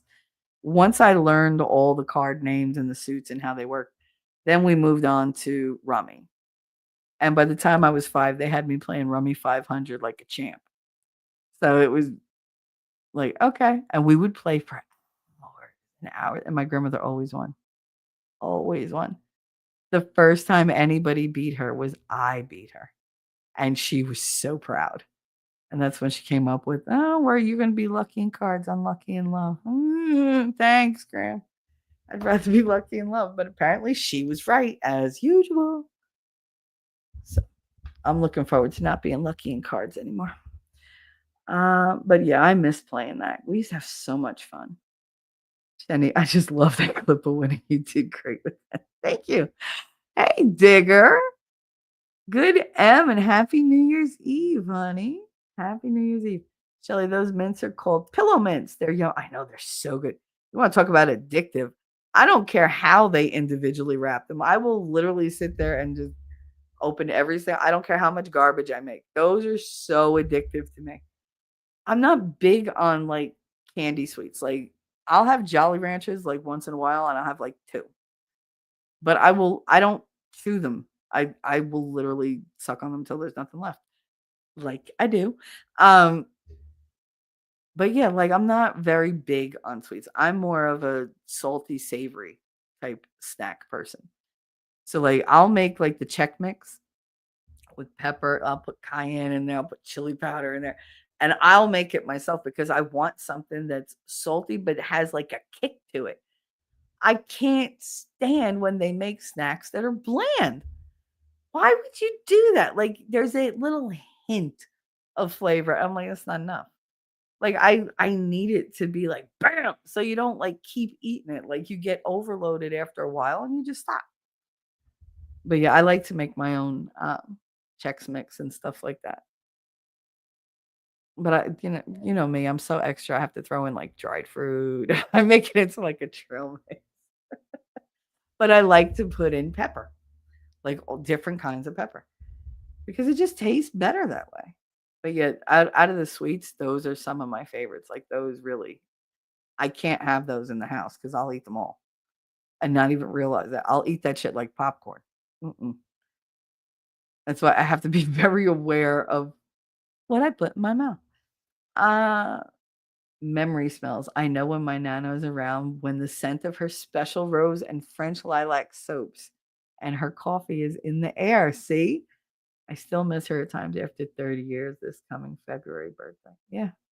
My grandmother's birthday was a week before mine.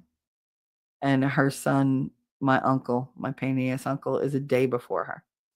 So we're 3 Aries people within a week of each other and all March, which means we're all hot-headed.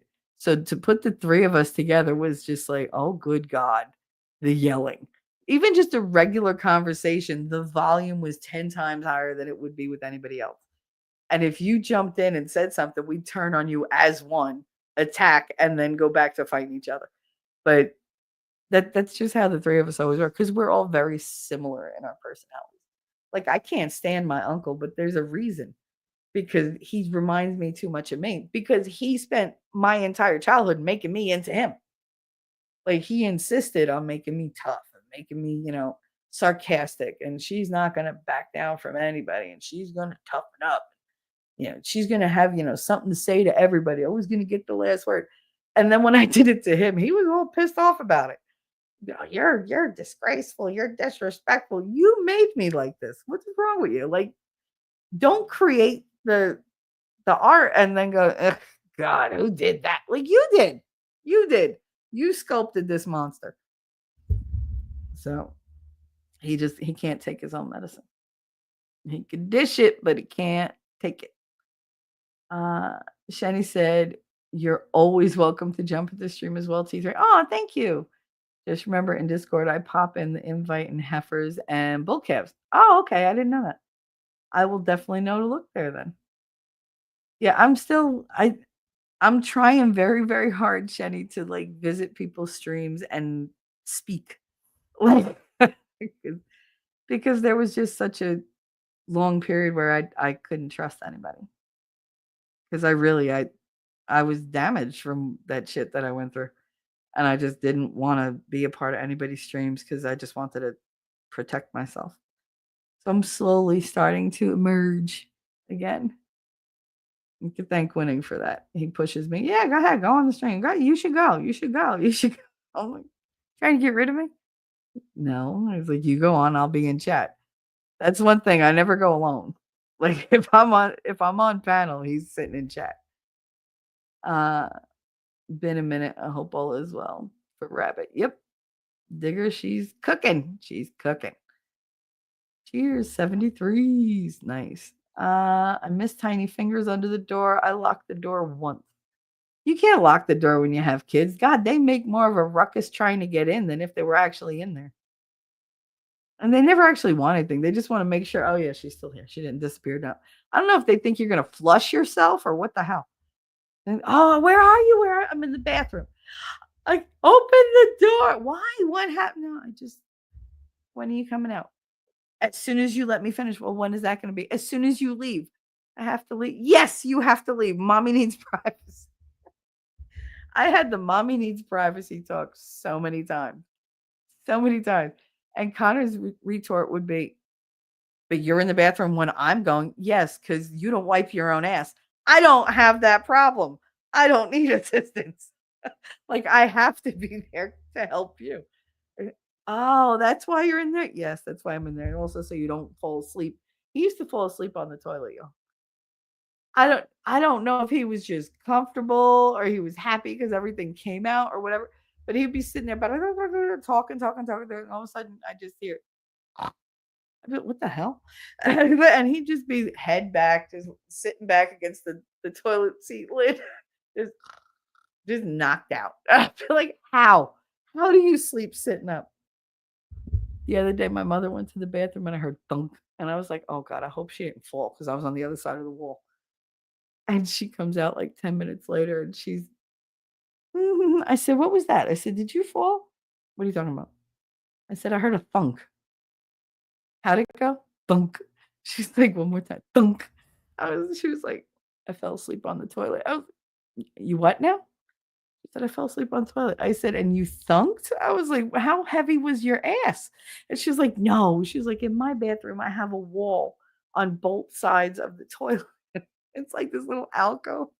She said, and I guess I wasn't sitting right. She said, and I fell asleep, but I just keeled over and thunk. I hit my head on the wall.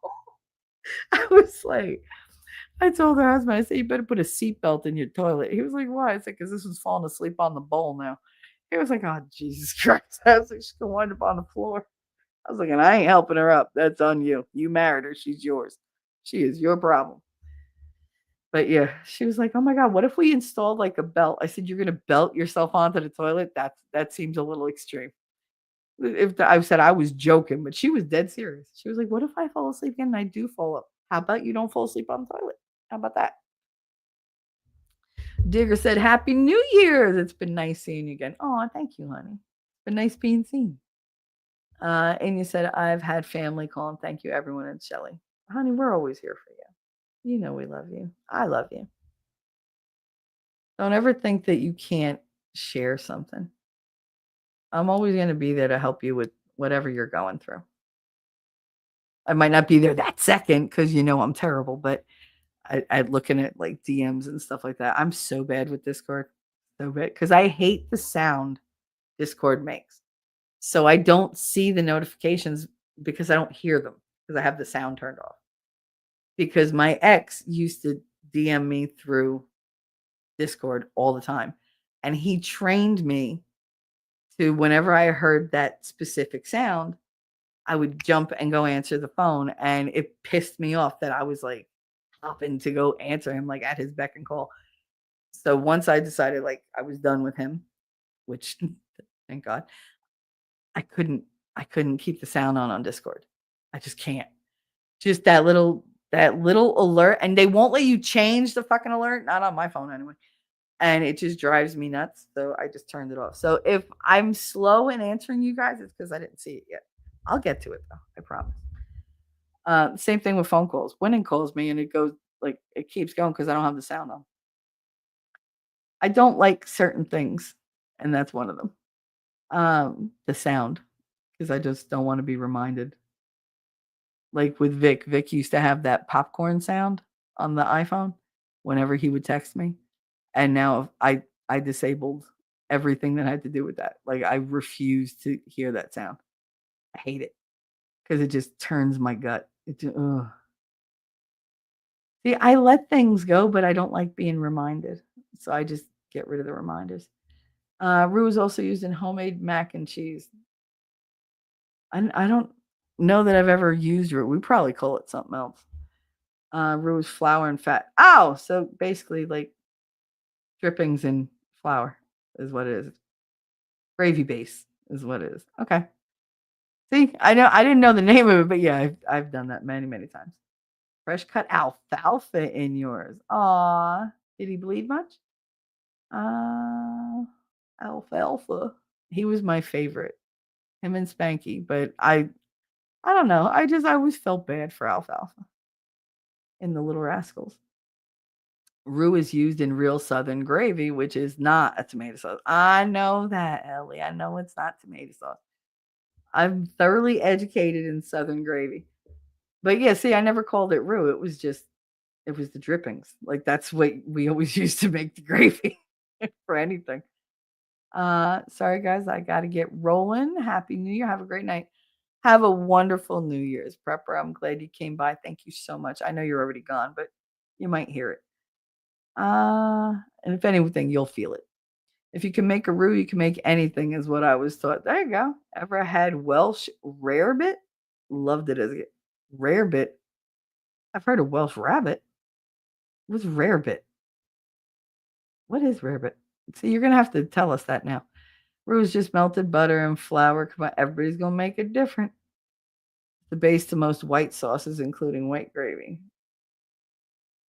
Digger, sugar and gravy, never. If you watch any of the cooking shows, they all put sugar in their gravy. And I have no idea why. I've done it to see what happens, but it doesn't make a damn bit of difference. And I always feel like I can taste the sugar. There is, however, a macaroni sauce that contains sugar that my family makes. And if you take a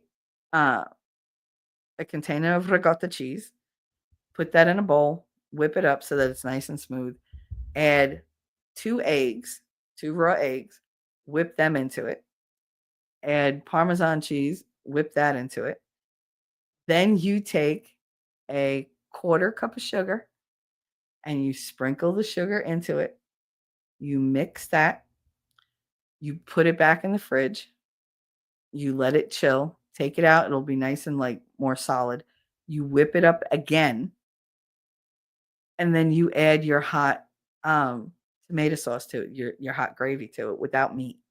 You just take the tomato sauce and add it until it warms it up. It's not going to make it like super hot, but it'll help with the egg. You mix all that together. You get like this weird pink kind of cheese gravy that's sweet. Then you just dump your macaroni in and you mix it all up and it coats the macaroni. That's something that only my family seems to eat. That started in my family. You wouldn't think it tastes good, and the first time you taste it, you're like, "Oh, I don't know, I don't like it." Then you're like, "But I want more." It's really addictive. My friend Spanky, he was like, "Oh, I'd never eat that." That's his favorite thing ever. He was like, "That's the best thing I've ever tasted." He was like, "You don't realize it when you're eating it." He was like, "But oh my god!" And he's actually made it even without the tomato sauce. Super sweet. He would add more sugar and he would add a whole lot more grated cheese so that it would be like that sweet and salty. You wouldn't think it tastes good, but it's amazing. You should try it. If you don't use lard, it's not real at T-Rex. You have to use the lard, the shortening. I only put a teaspoon of sugar to cut the acidity of tomato sauce, not more than that. But it doesn't really do anything. It doesn't really cut anything. I have dishwater ready when I cook and I wash everything. No spread germs. Taught my kids that lesson. That's another thing. Why do people not wash as they go? Like I see those, like there's shows and everything where people are like, yeah, I made everything. And they have this entire kitchen full of dirty dishes and dirty pots and pans. And I'm like, but why? They're like, oh, the cleanup is such a bitch. Not if you clean as you go. It's not like you don't have downtime, between cooking dishes. You're waiting for something to come to a boil, clean the fucking dishes. You're waiting for something to get to the right temperature, clean the fucking dishes. And then don't just leave them in a drying rack. Dry them and put them away. This way you can go and eat with everybody else, enjoy it, and then whatever dinner dishes they are, either you do them later or you have somebody put them in the sink. You sit down, you have your coffee, you have your whatever, you relax. You don't have an entire kitchen worth of dirt and grime to clean up. Like whatever's there will be easy peasy. Just clean as you go. I never understood that. They're like, oh, just throw it in the sink, throw it in the sink, throw it in the sink. Like, how big is your sink? Because when I cook, there's like 5, 6, 7 pots that are like dirty. I don't want to use I want to reuse the same like 2 pots because I have my favorites. I know how they heat up. So like you're using one, clean the other. Okay, switch them. Now you take that one off that's done. You put it in the bowl or whatever container you're going to use. Clean that bowl up, clean that pot out so you could use that for the next thing. Like, I don't understand the whole, just stack them. And then they put them like on the counter. I'm like, why would you want all that extra work? Now you got to clean everything off the counter. You got to clean the counter itself. You got to put everything back. It just seems like a lot of extra work just to put things off, like to procrastinate. And I don't get it. Once I'm in the kitchen cooking, I don't leave the kitchen. The music goes on, my ass starts shaking, I start singing, and the cooking is going. And I'm not leaving the kitchen until it's done. Like, if you want to say something to me, you come into my kitchen. You come into my domain. Don't touch me. Don't come near me. Like, I mean, certain people can touch me, but like, just you stay over there. Don't taste anything. I hate when people do that. Walk over to the stove and they're like, what's this? And they'll like, they go to stick their like a spoon or like their finger. And my son almost did that one day. I was like, wow, what are you doing? He was like, I'm going to taste the gravy. I said, 1, ew, you haven't washed your hands. I was like, 2, you don't know how hot that is. Well, it's not steam. It doesn't matter. It's tomato sauce. Like it sticks. It gets really, really hot and it burns right through you. It does not have to look like it's hot. It's hot. And it's a hot that don't go away with just cold water. And he was just, is it really? Go ahead. Dip a piece of bread in there. Go ahead. Now go ahead. Burnt your mouth. Then you're, oh my God. Oh my God. Told you. Like, don't listen to mommy. Forget it. Mommy don't know shit, right? Oh, I love my kids, but they're going to drive me to drink one day. But yeah, clean behind you. Just clean up as you go. It's so easy to do. It takes no time at all. I haven't had Welsh rarebit that I can remember. I haven't either. Thanks. My brain wouldn't give me the correct spelling for roux. It's all right. You spelled it phonetically, which was good for me. I mean, I could still say it the French way, but why use the extra brain power that I don't have today? I drove down a road once that was between 2 fields of fresh growing mint plants. After 1 mile, my sinuses were painfully clear. It's funny because mint and pig farms have the same effect. Yep. Because I always have problem with my sinuses, but then if I go someplace that's really like horrendously smelly, suddenly my sinuses are cleared up and I'm like, oh God, why can I smell everything? Everything. I can smell the chickens that are downstairs, y'all, and it's driving me crazy. I keep telling him you need to clean the basement better. He's like, oh no, it's just because the bedding got wet and so the smell wafted up. No shit, the smell wafted up right into my bathroom. All I smell are fucking chickens. That's all I smell is chickens. And I'm just like, bleh, because I hate the smell of poultry stores. I hate it. I was like, we're going to wind up like, he was like, oh, and we're not going to have mice. They eat the mice. Whatever. Like, whatever. I'll burn the house down. I really don't care. Don't bother me at all. I worked in too many kitchens to double dip a tasting spoon. There you go, Digger. Hmm. Some of us are in the know, and some people are just like, oh, nobody cares. If they won't know, won't hurt them. Really? I might hurt you if I find out. Blaspheme T Rex. You also have to darken it properly without burning it and making it bitter. There you go. See, there's tricks to all different kinds of like what I call gravies. And if you're not making them like at home, you don't know. You think it's easy and you're like, oh, you just mix it. No. Because sometimes the heat works a certain way, sometimes it fucking don't. Sometimes it's raining outside and throws all your shit off. Sometimes the lard isn't right. Sometimes, the drippings aren't enough. It depends. Sometimes your whisking abilities are just not up to par that day. Like, it depends. It really does. I've never had a gravy, like, other than Italian gravy, turn out the same twice because I'm always changing shit. I'm one of those people that goes, I wonder what would happen if I threw this in there. Yeah, I'll throw that spice in there and see how that tastes. Because I like to experiment with food. I like to make different, versions. Like this one's super like savory. This one's maybe like pepper hot. This one's like, oh my God, my head is on fire. I like to play. Heidi, lard is a must for roux, but in a pinch, Irish butter works. Irish butter is the bomb. It's expensive too, though, especially around here. Oh my goodness. I'm 50 minutes behind, but I'll reach out, Shelly. Thank you, and I love you. Aw, I love you too. You better reach out. Kick your ass.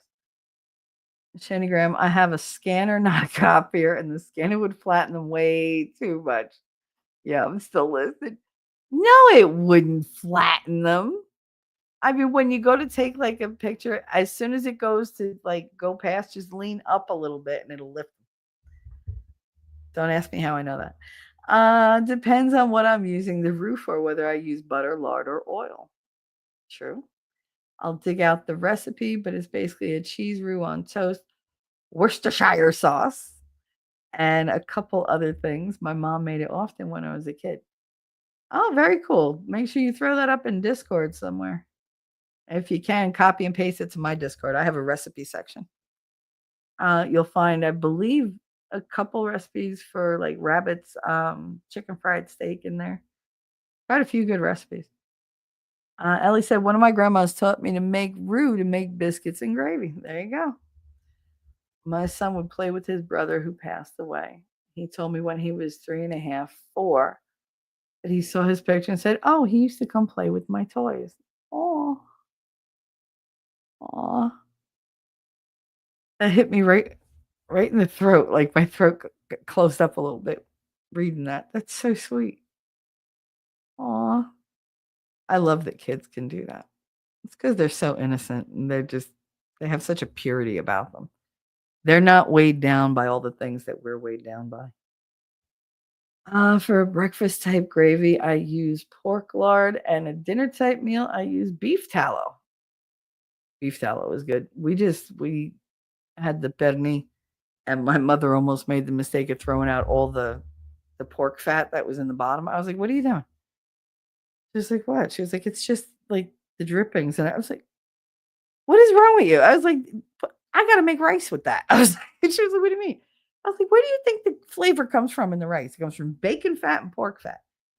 It's like, "Oh my God, you use all that?" No, it lasts a very long. I only need a teaspoon. That's all I need for a giant pot of rice. It just makes the dish. But, oh, I could have killed her. She was gonna throw all that out. You know how expensive it would be to like go buy something like that and it don't taste right. Elephant, I've always used lard for the biscuits, but butter for the gravy. Thing is, butter separates so much, so it's just that's why I don't like using the butter all the time because it does separate from everything eventually. The lard will actually work its way in and then it solidifies, but as soon as you heat it up, it mixes right back in. The butter, not so much. The butter tends to, I don't know, maybe because of the kind of oil it is, it just tends to separate. Uh, wasn't the pussy coyote a topic for us yesterday? Nice. Nice. All right. Well, that was a new one for me. I didn't know that coyotes ate pussy, but it happens, I guess. Not here. But do you butter your biscuits before you put gravy on them? If you're gonna put gravy on biscuits, why would you put butter? I'm just wondering, because wouldn't you want to sop up the gravy with the biscuit? Be hard to do if it's coated in butter. It would all just kind of slide off. I want to go to Iron Rabbit's house. I'm sure sis is an awesome. Oh, I'm sure she is, and she puts love into everything she makes. That's her version of a hug. Elephant, of course, you want to butter some biscuit. This morning I made loaded eggs with ham, bacon, cheese, served with bacon, and homemade sourdough toast with Irish butter. Damn, that's a lot of descriptive. That sounds really good. That's typical for me. Always eggs for breakfast. Yeah, I had eggs with ham this morning. I try to get in 3 eggs in the morning because I know I'm not gonna eat anything all afternoon until it's nighttime. 'Cause I try to get the eggs in because I think the protein helps my skin.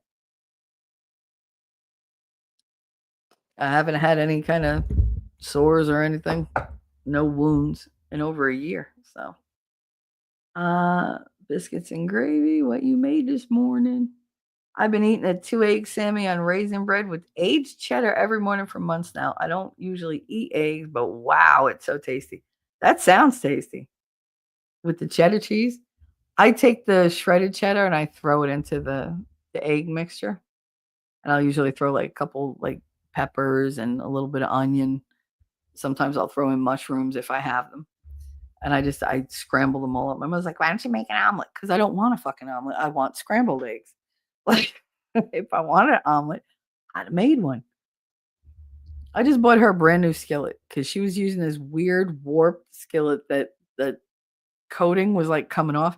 And she was like, "Oh, it's fine. It's just all." No, the coating is poisonous. Like, I do not want that stuff going into my body. Thank you very much. So I bought her a new skillet without any coating. I just got her stainless steel. Um, I told her just use the spray. I was like, or get a pat of butter or something. I just prefer she just not cook because she kills it. I can't. Uh, I'm a few minutes behind playing in almost chipmunk speed to catch up. Well, you're probably gonna get caught up before me. Got a call from a new service manager about my Jeep. Uh-oh. I hope that's not gonna cost you money. Okay, 10:08 to listen while working online. All right. Well, you just listen in. You lurk. I love lurkers. Uh, talking trash and truths. Digger said, "Have you ever played 952?" No. It's a trick making game. Must have 3 players to play. Loads of fun. My mom had me playing that before I hit double digits. Canasta was another. I'm very good at canasta. I can play blackjack, any kind of poker. Um, War. War is my favorite. I don't know if you all know how to play war. It's usually only like a couple people. You have 2 decks and you divide them between like everybody evenly. And then, higher card wins. And if you get the same, you do, I declare war. You do 1, 2, 3 face down, and then you do 1 face up. And you play until somebody's out of cards completely. And it's weird because you could get down to like 1 card and suddenly get like, everything back. You wind up building back, building back, building back. Because all those 2s and everything had to go somewhere. So you just got to get lucky. But you could play that for hours and never have it end. But yeah, canasta. They taught me canasta, pinochle. I learned pinochle when Daddy passed away because none of us could sleep, and apparently that's what they played in Florida. So his parents, my grandparents, taught me how to play pinochle, and I was really good at it. Progressive rummy, regular rummy, rummy 500, gin, spades. I went to college in Trenton. There was no way I was not learning how to play spades. Can't think of other ones. Go fish, which is what I play with my daughter. And she cheats. Every time she asks me for something, I'm like, fucking go fish. Like, because she just aggravates me when we play. Because she won't give me the cards I ask for. She's like, go fish. I'm like, bitch, I know you have it. I just saw you pick it up. How did you see it? Because you still pick up the cards the wrong way. I know every card that's in your hand. Are you kidding me? You're not supposed to be looking. There's no rule about that. I'm not supposed to be cheating. If you're going to show me the cards, I'm going to look. I'm an opportunist. I'm not going to let that fucking like slide through my fingers. Get out of here. But yeah, she was like, how do you always beat me? Because you suck at cards. You really do. She holds them backwards in the wrong hand. I have to constantly fix them. When I taught her, I used to teach her by laying them out in front of her. She's like, but you could see them. Okay, but you don't know what to do with them. So I have to be able to tell you which ones are the good cards. Oh, God. Connor's different. Connor will kick my ass. I still win, but he gives me a run for my money. He was asking me today. He was like, when are we playing Uno? I want to play Uno, no mercy. I was like, oh, he's going to murder us. It's funny. He needed the cards shuffled. And my mother was like, I'll do it. He was like, no. He was like, Mom, he'll do it. And I was like, why me? He said, because you're the shuffler. I was like, whatever. And and these are two enormous like things of cards. And I was like, I can't do this. I got to make 3. And then I shuffled them. My mother goes, where the hell did you learn to shuffle like that? I was like, I taught myself. Why? That's the way they do it in Vegas. I was like, yeah, well, I was like, I'm been playing cards my whole life. I wanted to get good at shuffling. I hate when people do that sawing motion back and forth. You ruin the cards that way. I do the bridge and then I turn them the other way and then I love the sound. It's so soothing for me. I do. I love it. But yeah, he makes me shuffle all cards. He was like, you could do it. He eventually got me to do just 2 stacks of the cards. And he was like, see, that wasn't so hard. I was like, my hands hurt so bad right now. Made everybody breakfast sandwiches this morning, scrambled eggs with bacon, crumbles, and cheese mixed in on fresh bread. God, Rabbit, you're killing me. Killing me. You miss bacon. Why are you not having bacon? You gave up bacon? Why? Why would you do that? Why would you do that to yourself? Is it because of the nitrates or nitrates or whatever the fuck they're called? I learned about that on Roseanne. I talk interesting truths. I've decided my Monday chat streams will be open to any streamers who want to chat.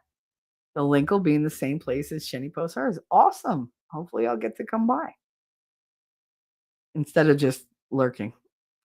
Yum,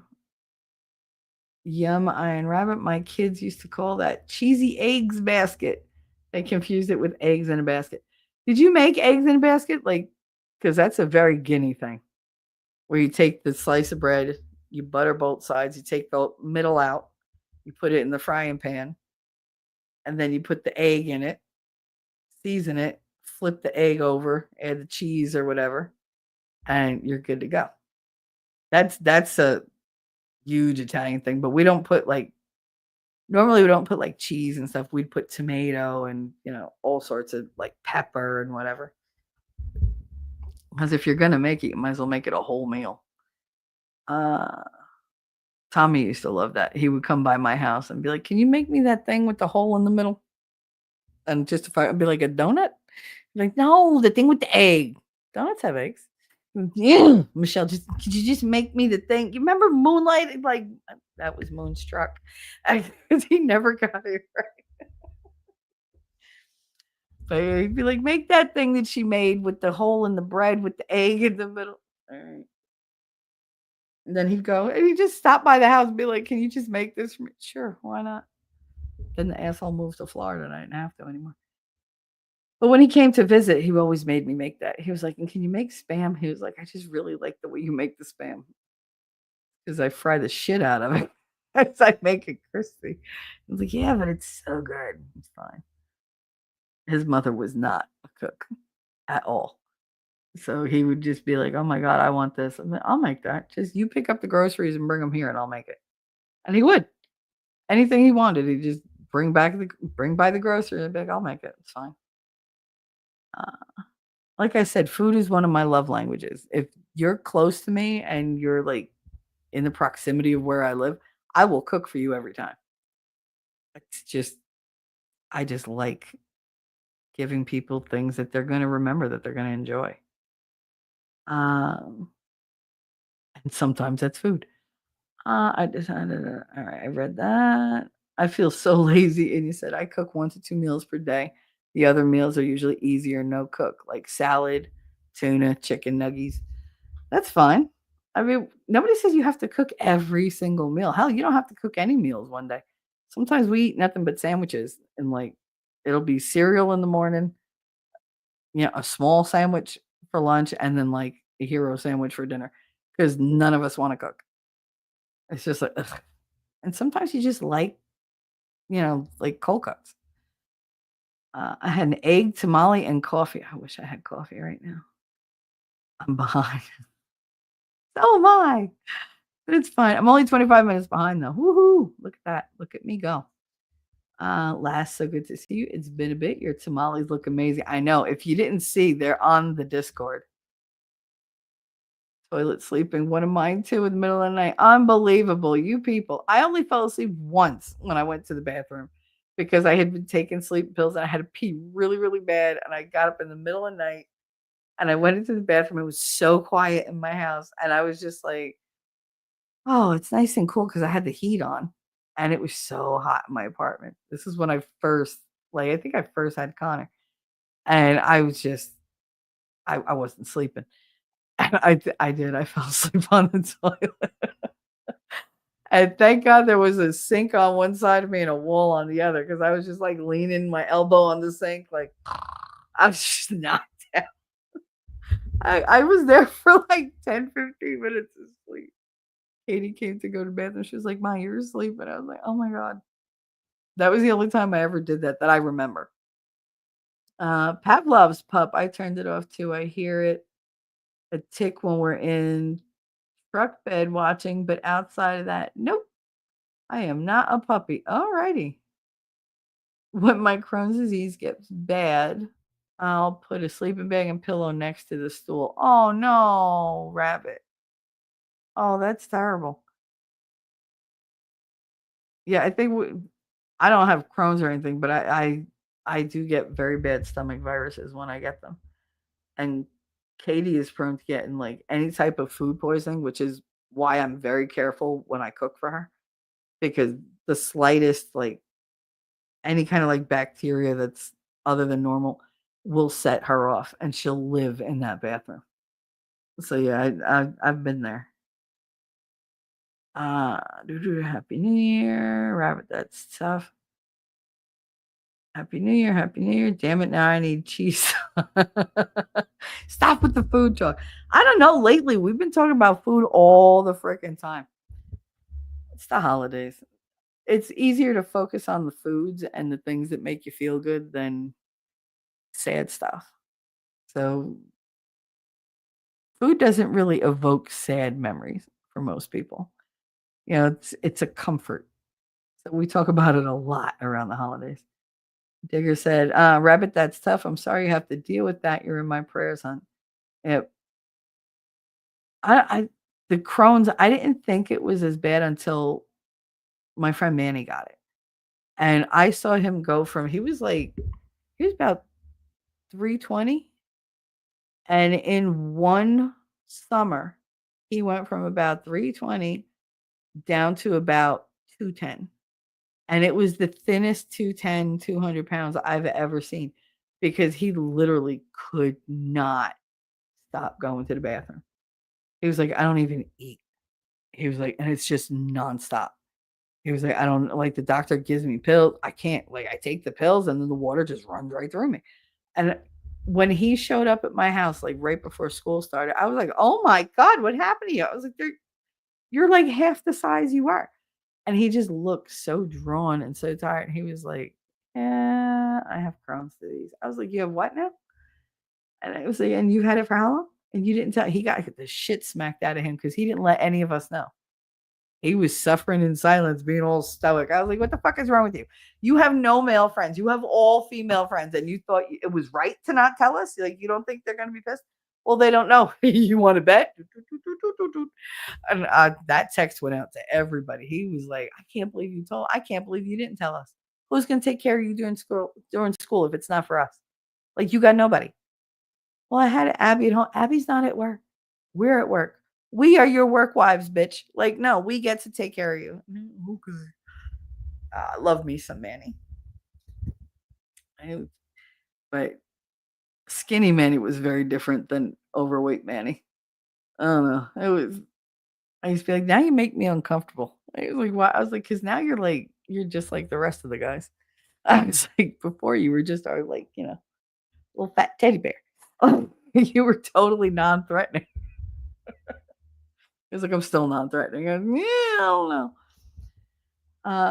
Oh my god, that winning clip is gold. I love that clip. Just the fact that he did all that and totally like in winning fashion killed me. Because he was just like, oh, don't do that. That's the version I get all the time. That's the version that makes me I'll sit here hysterical crying because I'm laughing so hard. But most people don't get to see that. So I was glad he did that and I got to clip it. Butter-based roux for white sauces, lard or tallow roux for meat-based sauces, and oil-based roux when not wanting to change flavor. There you go. There you go. Well, that's why with the Alfredo sauce, there's so much butter in it. You have to eat it that day because if you try to reheat it, all you're gonna get is oil. I hate when people they're like, oh, just save it for tomorrow. No, Alfredo sauce is not good the next day. It's just not. It I don't know. It just falls apart, man. Okay, I see a pinch of sugar in tomato sauce. I forgot gravy means different things for different people. There you go. Yes. When I say gravy, I'm coming at it as an Italian. Gravy is tomato sauce with meat in it. Uh, clean as you go as while cooking is what I do. You have to, man. Otherwise, you get overwhelmed. I worked in a lot of kitchen. If there's time to lean, there's time to clean was hammered into my head as hard as first in, first out. Absolutely. Absolutely. That's funny that you say FIFO because that's how my grandmother taught me with the hamburgers and the meatballs. Because when you're frying meatballs, you're doing like 30, 40 meatballs in a frying pan at once if you're doing it right. And you have to remember which. So I always start at the 8 o'clock. I start at 8 o'clock and I go clockwise. And then I go from the outside in because the outside gets less heat. So they have to be there longer. So the ones on the inside they don't need to be there as long. And then as I flip them, I do the same. I start at 8 o'clock, I'll flip all around. And then, I keep turning them in the same thing. And then I'll take out, when I take them out, I take out the same order unless the heat isn't distributing right. Because at least that tells me, okay, the heat is staying in the middle. So I'm going to take the middle ones out first, then go back to my original one and go around like that. So yeah, it's funny that I never realized that there was a rule for that. I just figured that was just a common sense way of cooking, right? But yeah, if there's time to lean, there's time to clean. I'm always cleaning something. It drives my mother crazy because she's not a cleaner. She used to be. I'll give her that. She used to clean like everything. Now she says, she's like, whatever. You do it if it bothers you so much. Like, but grandma was like, she was big on cleaning. I hate to clean, and yet I'm always cleaning something.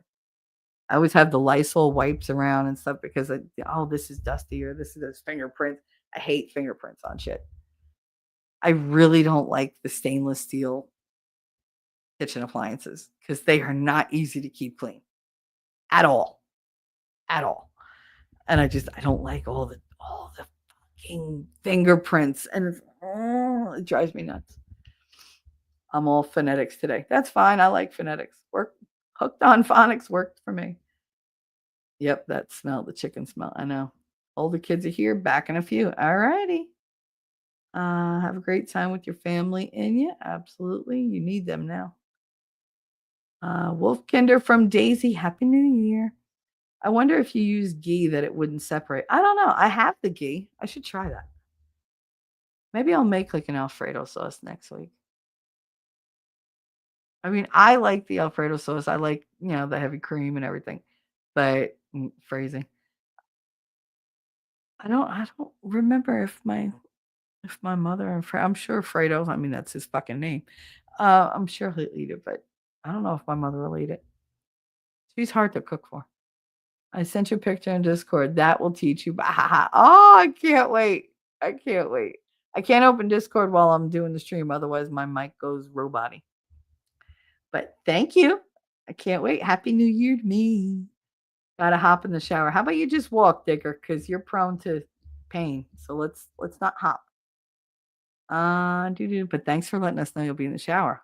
Back chicka bow bow. We're all coming in there with you. I have some ghee. I'll have to try that sometime. I have a whole jar of ghee that I bought that I put in the coffee to make the bulletproof coffee. That's usually like the days that I make those, something weird always happens. I get like a real big spike in energy. And I get a lot done and then I'm dead. I hit the wall at like 80 miles an hour with no seatbelt and boom. I made some sausage cheese balls so I could have quick protein in the morning. The recipe sucks. I gotta try a new one.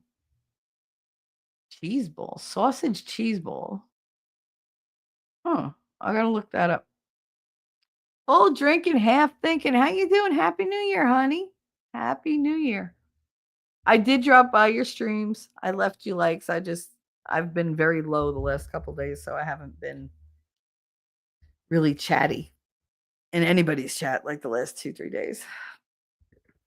I did a stream, my Sunday night stream with Winning, and even then I didn't talk much at all. I just let him run the whole thing, like he does. But I really didn't talk. And then only when he put on the movies was I laughing. It's been a rough weekend. Everybody here's in a fucking mood. But welcome. I hope you have a happy New Year. Don't get too sloshed tonight. My mom and I used to play War, Gin Rummy, and Slapjack. I never played Slapjack. How do you play? I'm gonna have to look that one up too. This list of look shit up is growing and growing, and I do look it all up, and then I forget. Lady said I've been experimenting with fasting and New Year, new lifestyle and outlook. Check back with me at Valentine's. Yeah, see, this year I didn't adopt the whole New Year, new me. It's New Year, same me. Fuck you, because I had way too many changes in the last year to worry about changing again. Now I change every day. For the better, I hope. For the better. I got to remember to flip this mattress for the new year. I did the sheets and everything, and then I was like, oh, I got to flip the mattress, but I can't do it by myself because it's heavy. And Connor's like, oh, I'll help you. Just give me a minute. And the minute never came.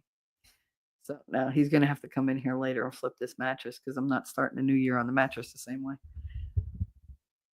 I know I do all the weird things. I do all the laundry, all the sheets. I flip the mattresses. I make sure like I rotate out the summer and winter clothes, everything before the new year because I don't want to drag anything from the old year into the new. So everything, I start fresh with everything. I got a fancy new poison-free skillet for Christmas. Yay, Daisy! So did I. Just finished making a sweet and sour stir fry with jasmine rice. Ooh, that sounds yummy. I was already chopping carrots, and everyone here was talking food. It's good timing. It's good timing. The bridge shuffling here too. See, Heidi, we're all a bunch of card sharps. I love that. I do. I love that. Oh, full drinking, half thinking. I owe you. Wait a second. Damn it. Where is it? Here we go.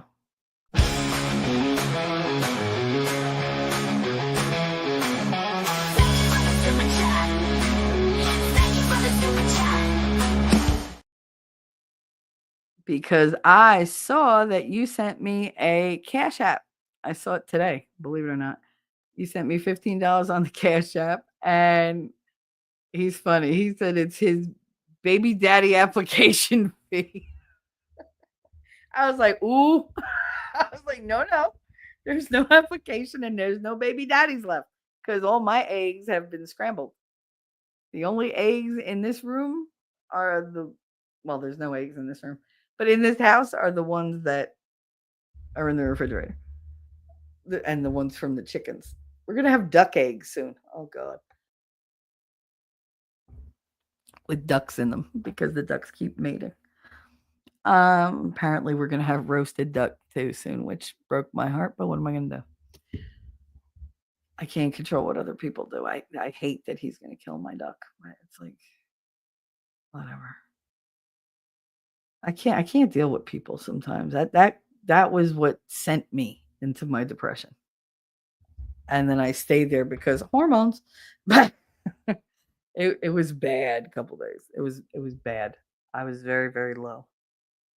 And I couldn't even speak. I didn't talk to Winning for like a whole 24 hours because I couldn't.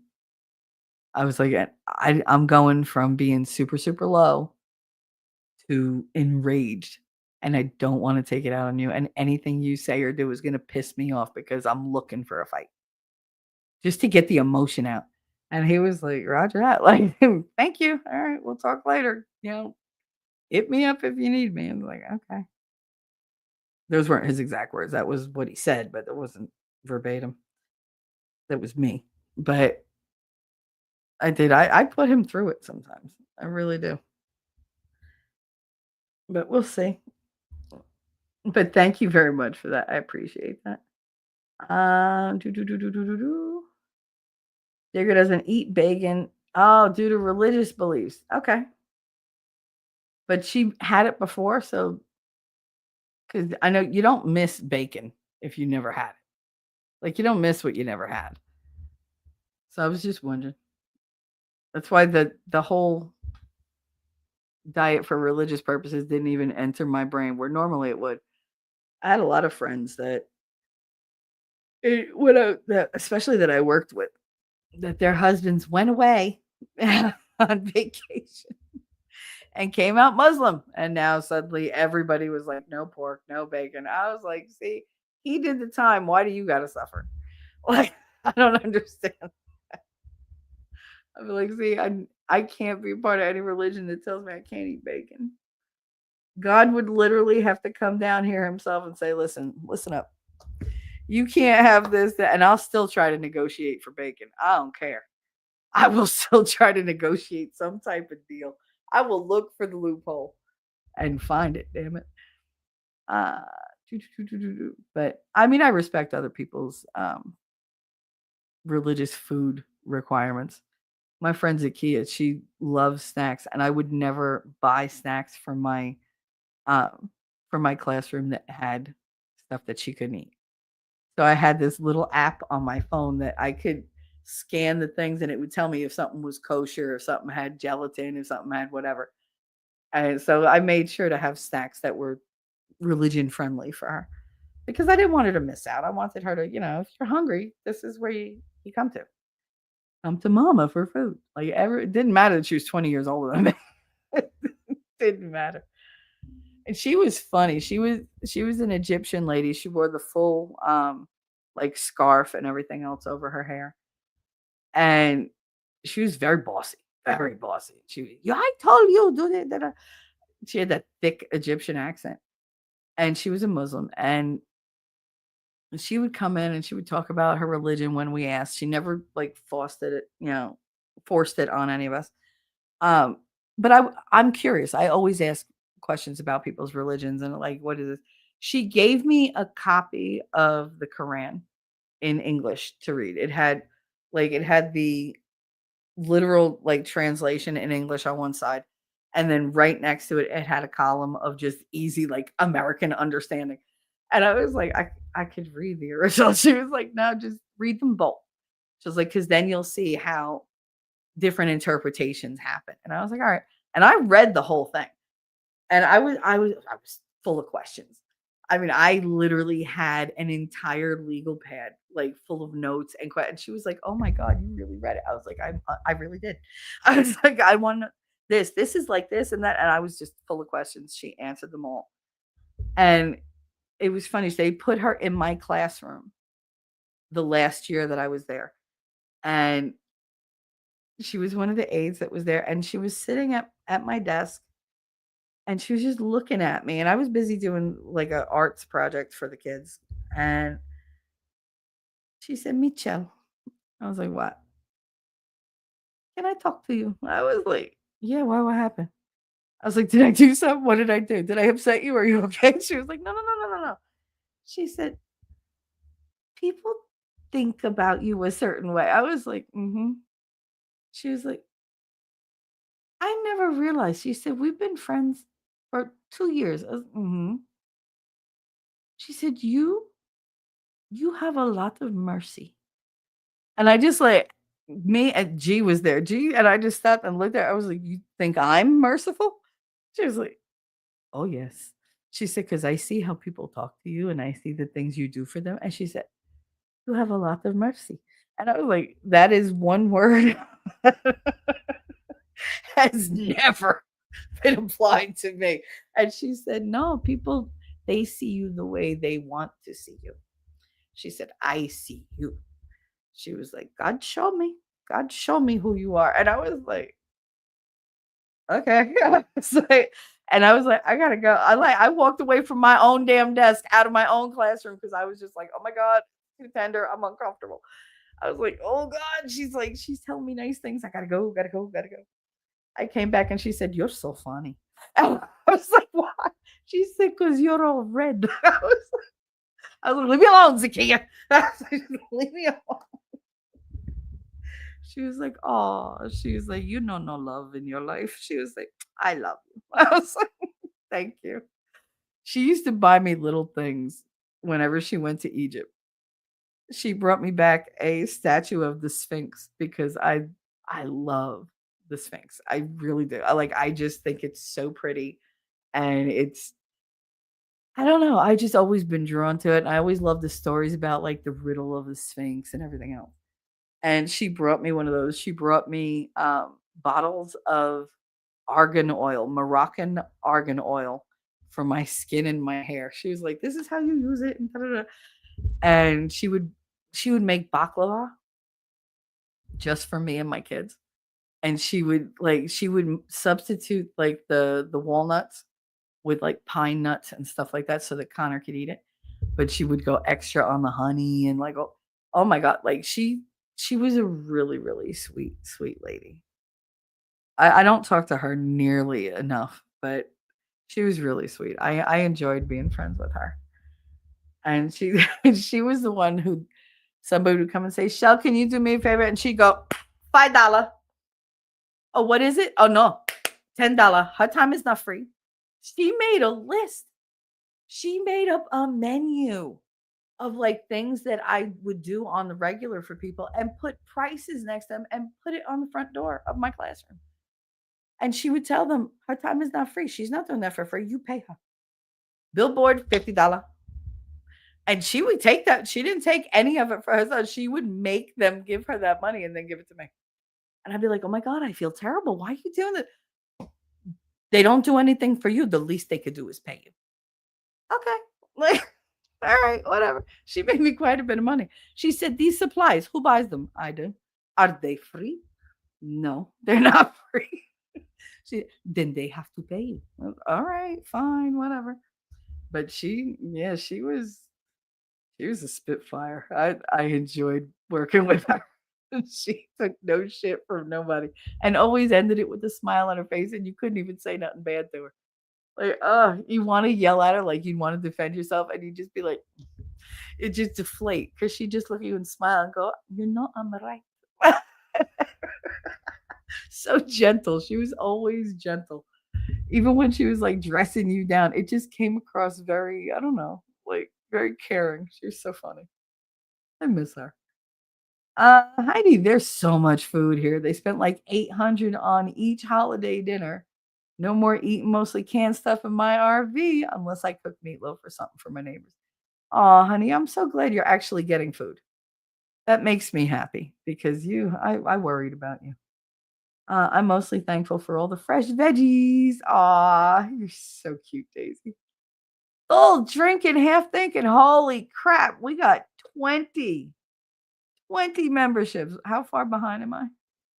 How far behind am I? Oh, that's not bad. I'm only 25 minutes behind. Woohoo! Look at me. New year, same me, just faster. Oh, thank you so much. Let's see. What can I play? What can I play? I need to run to the potty. So you guys are gonna listen to Winning Song. If I can fucking find it. Where's my song, man? That's not it. That's not it. That's not it. That's not it. Oh, here we go. All right, I'll be back in 1 minute.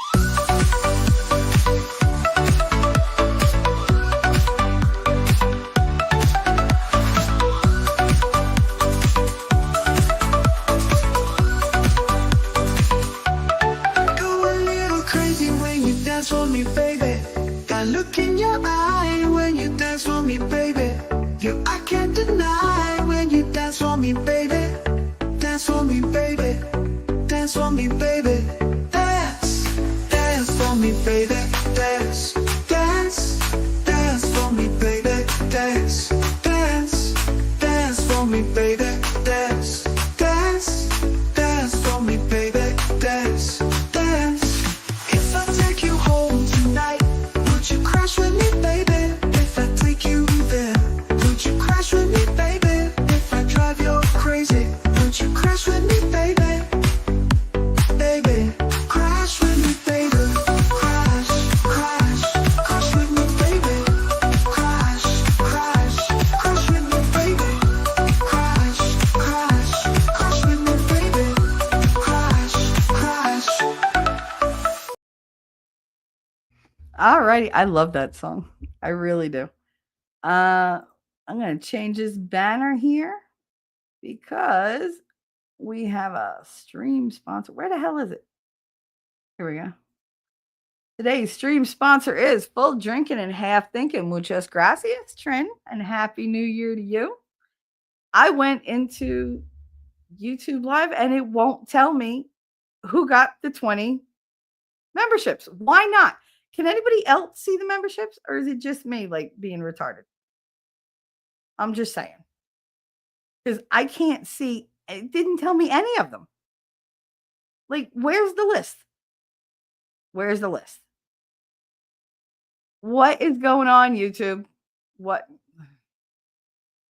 All right, YouTube, you are asshole. Get your shit together. So I have no idea who got those 20 memberships, but thank you so much. Oh my goodness. That's very, very generous of you. Everybody say thank you, please. Say thank you, Trin. Heidi said, I used to make eggs in a basket and put out ricotta and other cheeses, sliced tomatoes, sprinkled with cracked pepper and a pinch of sea salt. Yep. Or you can do the sun-dried tomatoes. They get a bad rap because people in the 90s, like late 80s, early 90s, they made that like a gourmet thing. No. No. But sun-dried tomatoes, if done in a lot of olive oil with like extra like salt on them and everything, are so good. So good. Just like the peppuccinos.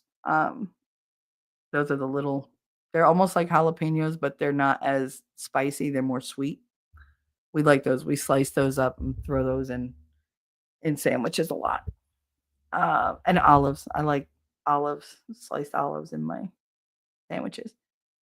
But yeah, the fresh bacon crumble. Oh, little bacon with some like blue cheese crumble. Oh my goodness. Throw that on top of like a really like hot egg with some cayenne pepper. Oh my God. I like to eat things that clear out my sinuses. Because I mean, if I'm gonna eat it, what's the point of what's the point of eating something that's just gonna lay there? I mean, make a function. Plus, I just really like anything that's pica. I mean, I like the picante taste. Yes, thank you for supporting the channel. Apparently, ScrewTube is broke. That is 25 gifted memberships they owe now, right? Fucking believable. And it's not like I don't have enough subs. I have plenty. YouTube isn't showing who did the memberships. I know. I wish I would have read that before I went looking in 3 different places. But thank you again. I really, if they don't give them out, they will refund. Of course they will. They'll charge me for them. Fucking YouTube. Make sure you guys have accept gifts on. Absolutely. Castro, sub savages. Happy New Year. Happy New Year, honey. Happy New Year. I'm multitasking as usual. Oh my goodness. So we got another super chat. $10 super chat from Full Drinking Half Thinking. Happy New Year, Mama Belly Chef. Mommy Bella Shelley, thank you very much. Peace and bliss to y'all. Peace and bliss to you too, honey. I'm glad you come around and hang out. You're funny. You are. I like the vibe you bring. So winning likes you too, which is always a good barometer for me because I don't make my honey upset. Let's see. What can I play? Oh, let's do the Jersey one. I love my Jersey one. Go. There we go. Don't go to Jersey. Somebody gonna ask you to go to Jersey. Visit them in Jersey. A long lost friend, don't go to Jersey. Don't go to Jersey. You're gonna get hit by a bus. Okay? Don't do that. Okay. Don't do that. Nobody got time for that. I said, oh Lord Jesus, it's a fire. I said, oh Lord Jesus, it's a fire. Fucking winning with the goddamn refacing. And since Lass is here, I do not want to end the year without doing this. Where is it?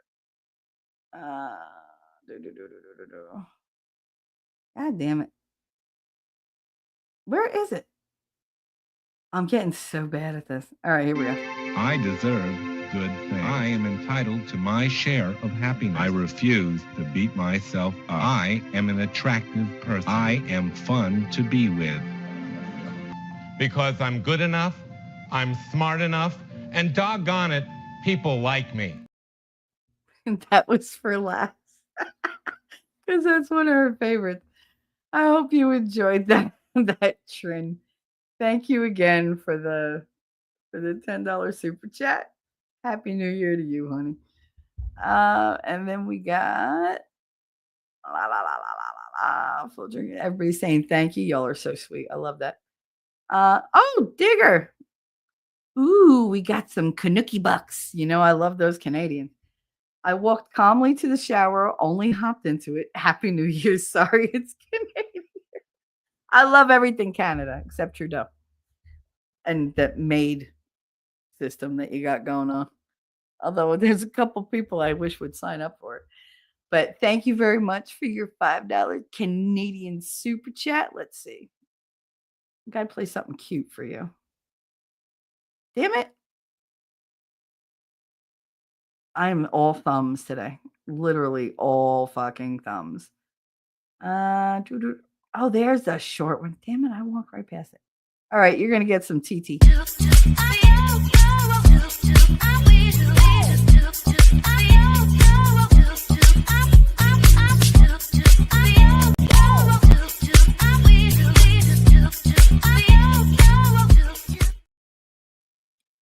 T-Rex dancing. That's the Christmas gift that keeps on giving. I really do think that, like, out of everybody, I think winning has refaced my face most of all. Like, because I'm everywhere. If you look in any of those videos of most of the people, like, you'll find me somewhere in the background. He finds a place to just stick my face. Oh, there's a clip for you. He finds a place to stick my face. I bet. But thank you again, Digger. Thank you very much. Full drink and half thinking, Digger. That name is dangerously close to one of my friends' favorite N words. Oh Lord. That she said I get that a lot. Y'all are funny. Thank you again to everybody who contributed and who supports me. I appreciate it more than you know. I really do. Yeah, they bounced StreamYard up to $44 a month for shit that don't work. Only because they're the only thing out there that kind of works across all the platforms. Ain't that a bitch? It used to be $20. They haven't improved. They haven't gotten better. They still don't show you like the stuff that's on YouTube, but now they're charging more than double what they used to. So it's like, man. But you guys, it really does help to just even everything out. Because I can't do this without StreamYards. It sucks. And I just thank you guys very much for always giving your support. It does mean a lot to me. It's a recognition kind of that what I do isn't worthless. It doesn't feel worthless to me, but sometimes you look at like the bottom line and you're like, you're like, how I the sad part is like I think of people like my friend Nick who had like these huge booming YouTube streams and it just goes away. You know, they don't realize the gift that they're given. And it goes away. It doesn't last forever. Like my grandmother used to say, you know, up one day, down the next. She was like, you got to prepare for those down days. She's like, because you're not always going to have that high. You're not going to be up there all the time. You got to put away for those dips because those dips come suddenly. They're the things that crush you. So she was very big on save for a rainy day. So I made sure even at my lowest, I always have some type of little nest egg. Like it's not going to be something that's going to save me or whatever, but it'll be enough to cover like a doctor bill if I need it, or like a dental bill if I need it, or a veterinarian's bill if I need it. That's always where that money went. I don't know why. Like the other things, you know, toot doesn't go wrong. Other things don't go wrong. But when I don't know, when I'm down to like bare minimum, something always happens to the damn cats. I don't know what it is, but it's always the cats. It's never like this broke or that broke, thank God. Toot toot. But it's usually the cats. So luckily I have a little bit more of a nest egg, so the cats will be fine. That's the way my mind works, y'all. Like if I have this, then this won't happen. It's called magical thinking. It doesn't work, but it works for me. Just let me live in my delusions a little bit. I need a couple of them. I literally spend all my time with a winning reality. So reality is big in this world. I need a couple small delusions just to be able to deal with all the stuff that's real. Heidi, we had a lot of people, even some Canadians came down with that own 1,000s of acres up there. These people even do the large shrimp trays. Ooh, see, you're talking my language, Daisy. When you're talking seafood, mm, mm, I am a seafood girl. I can't do duck. It's too oily. I don't want to eat duck because it was my pet. Yeah, like I don't want it. I just don't. Uh, are you and winning local or long distance? We're long distance. I'm dating for the first time in 7 years, but I don't know how to have online dates. Oh, we figured all that out. You got to do what works for you. I literally spend most of my time with winning. There's not a day that goes by where we're not together for at least 2-3 hours, at least. And we've been doing this year and a half, pretty much. So it works for us, but there are plans. I just need to get better, and I just want to give him my best self, you know. But yeah, there are plans. And we make do with what we got right now. You know, and we're there for each other. I've never had people in my life, like physically in my life, who have been there for me as much as he's been there for me, even being far away from me. So, but I never had that vibe with anybody either. Like we have a easy flow between us. And we've both learned how to communicate with each other. And that really helps. It really helps to know how to talk to somebody. So I'll tell him, I need you to be very, very sweet to me tonight because I'm very fragile. He's like, all right. Then this way he knows, tone down the sarcasm and, be a little sweeter. But yeah, we got that going. I had bacon for 40 of my 45 years. I miss I'm sure you do. Girl, you got a better discipline than I do. I try to follow the biblical diet. The neuropath wholly supports this change for my health, but it's tough. Absolutely. I gave up bacon. I can't give up a medium rare steak. No. I love the steaks bloody. Like I like a rare steak. But yeah, I can see where that would be good for your inflammation, for your issues. Bacon really was the deal breaker for me getting into the Jewish religion. I say now I had to come across good or great logic in the late 90s. Had I come across, there's a girl, I say now, had I come across good or great logic and phrasing last in the late 90s, I'd be Jewish. You really would be. Lord. Well, luckily you love bacon too much. Digger, my former neighbors have been together for about 5 years. They dated online before she moved here from Atlanta. There you go. There you go. Listen, I got to know him in a way that I never got to know anybody else in my life. You know, when you're forced to take away the physical aspect, you can't rely on like touches and stuff. You really have to learn how to console one another, how to understand one another. And you really get to know that person as a person. You don't become attached to anything superficial. I mean, we have to we go profound, the two of us. Like we'll have like one night where we do nothing but watch like crazy movies or whatever. And then we'll have another night where I start talking about religion and we'll talk for like 9 hours straight about religion, which is something I've never done with people like in my real life, like in 3D life. Because I didn't have that trust. It's funny. This is probably the most fulfilling that I've ever encountered. It really is. Like I don't know. I feel blessed to have him in my life. And he feels just as blessed because I'm fucking awesome and he knows it.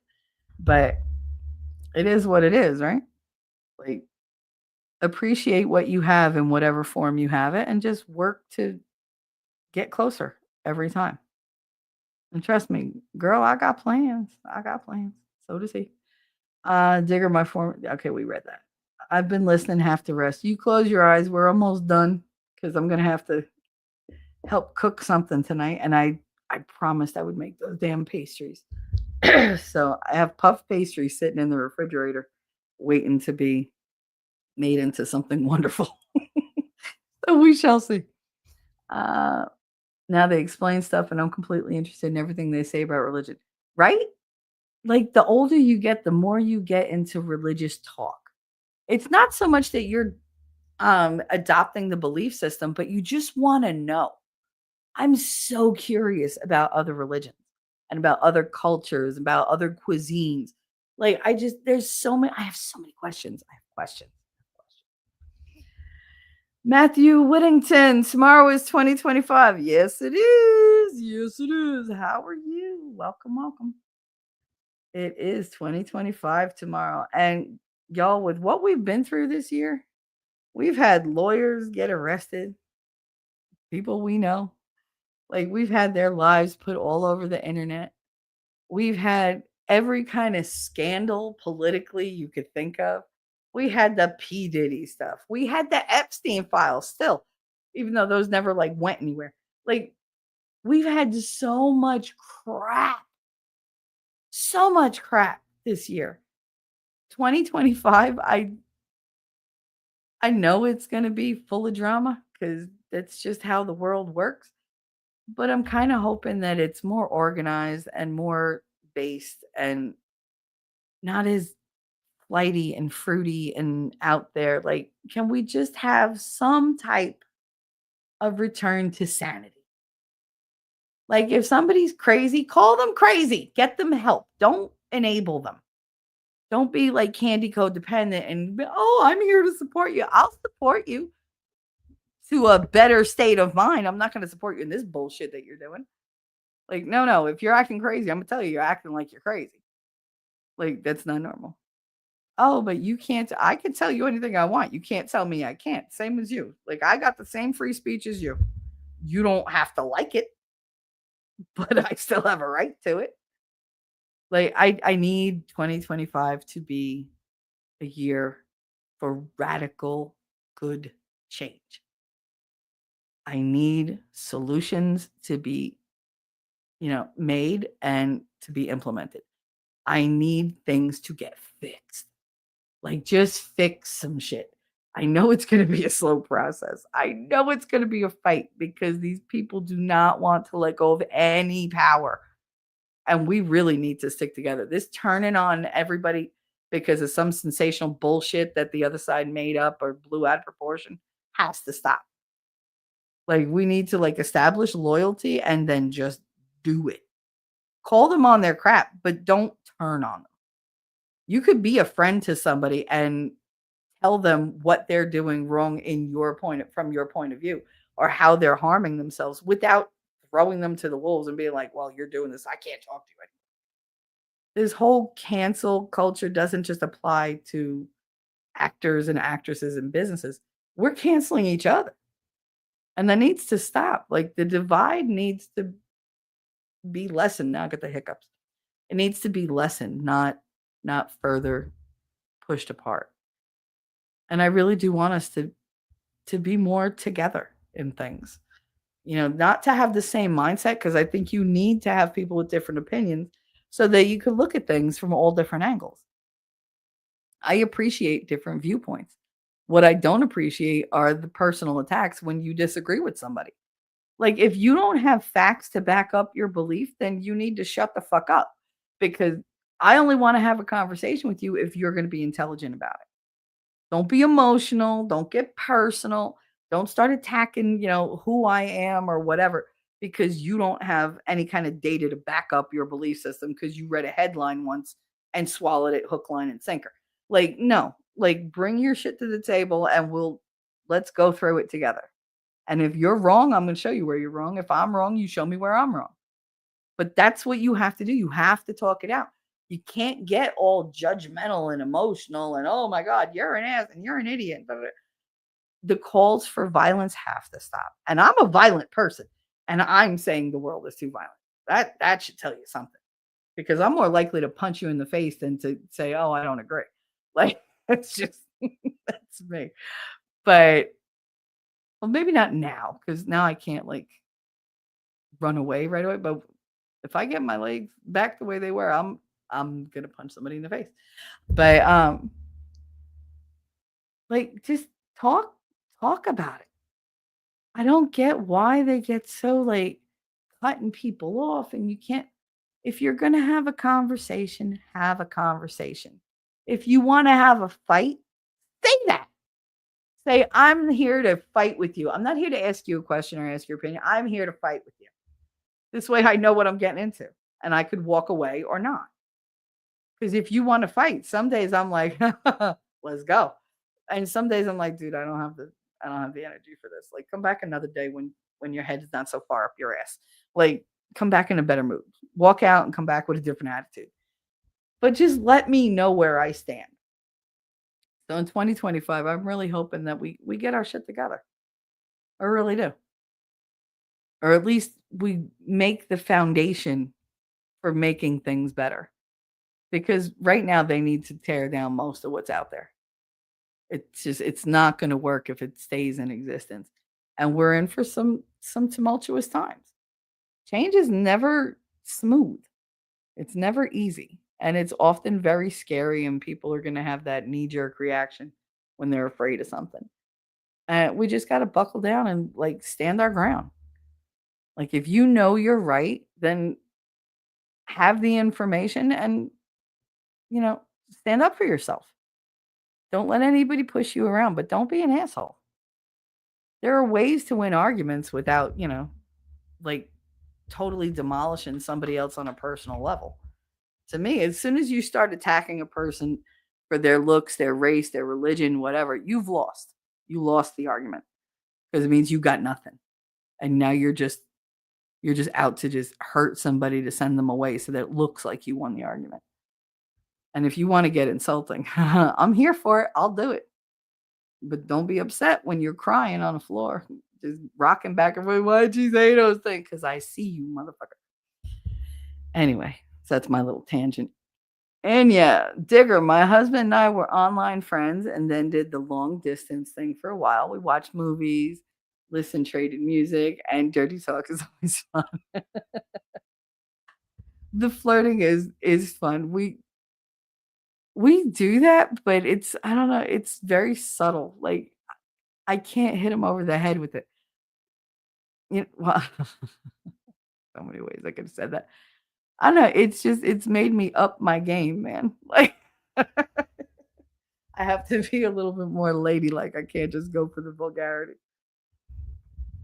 So yeah, it made me be more genuinely me.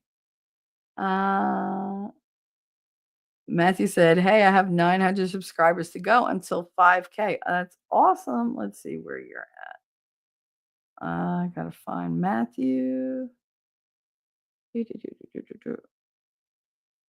Wait a sec. Are you on Rumble? Are you on Rumble? No, you're on YouTube. Why is it not showing me you? Matthew. Matthew. That's how my little cousin used to say it. Matthew. Hey, Matthew, how are you? Why is it not? Oh my God. Okay. This is how weird YouTube Live is. It's not showing me any of Matthew. Why can't I see him? It's not it's what the hell? Roger Dodger. I got 357. Hi, honey. How are you? Why can I not find any?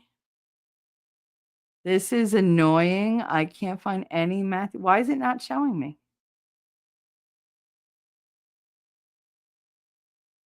How is that possible? Matthew, all right, do me a favor, put his link up or send it to me in Discord so that I could see if I have to subscribe to him in order to see him, because I'm not seeing that at all. There's something really weird going on with YouTube. Really weird. And see, now I said that and now it popped up. What the hell, man? All right. I subbed to you, Matthew. So there you go. I'll catch you on a sock account too later. So I subbed up.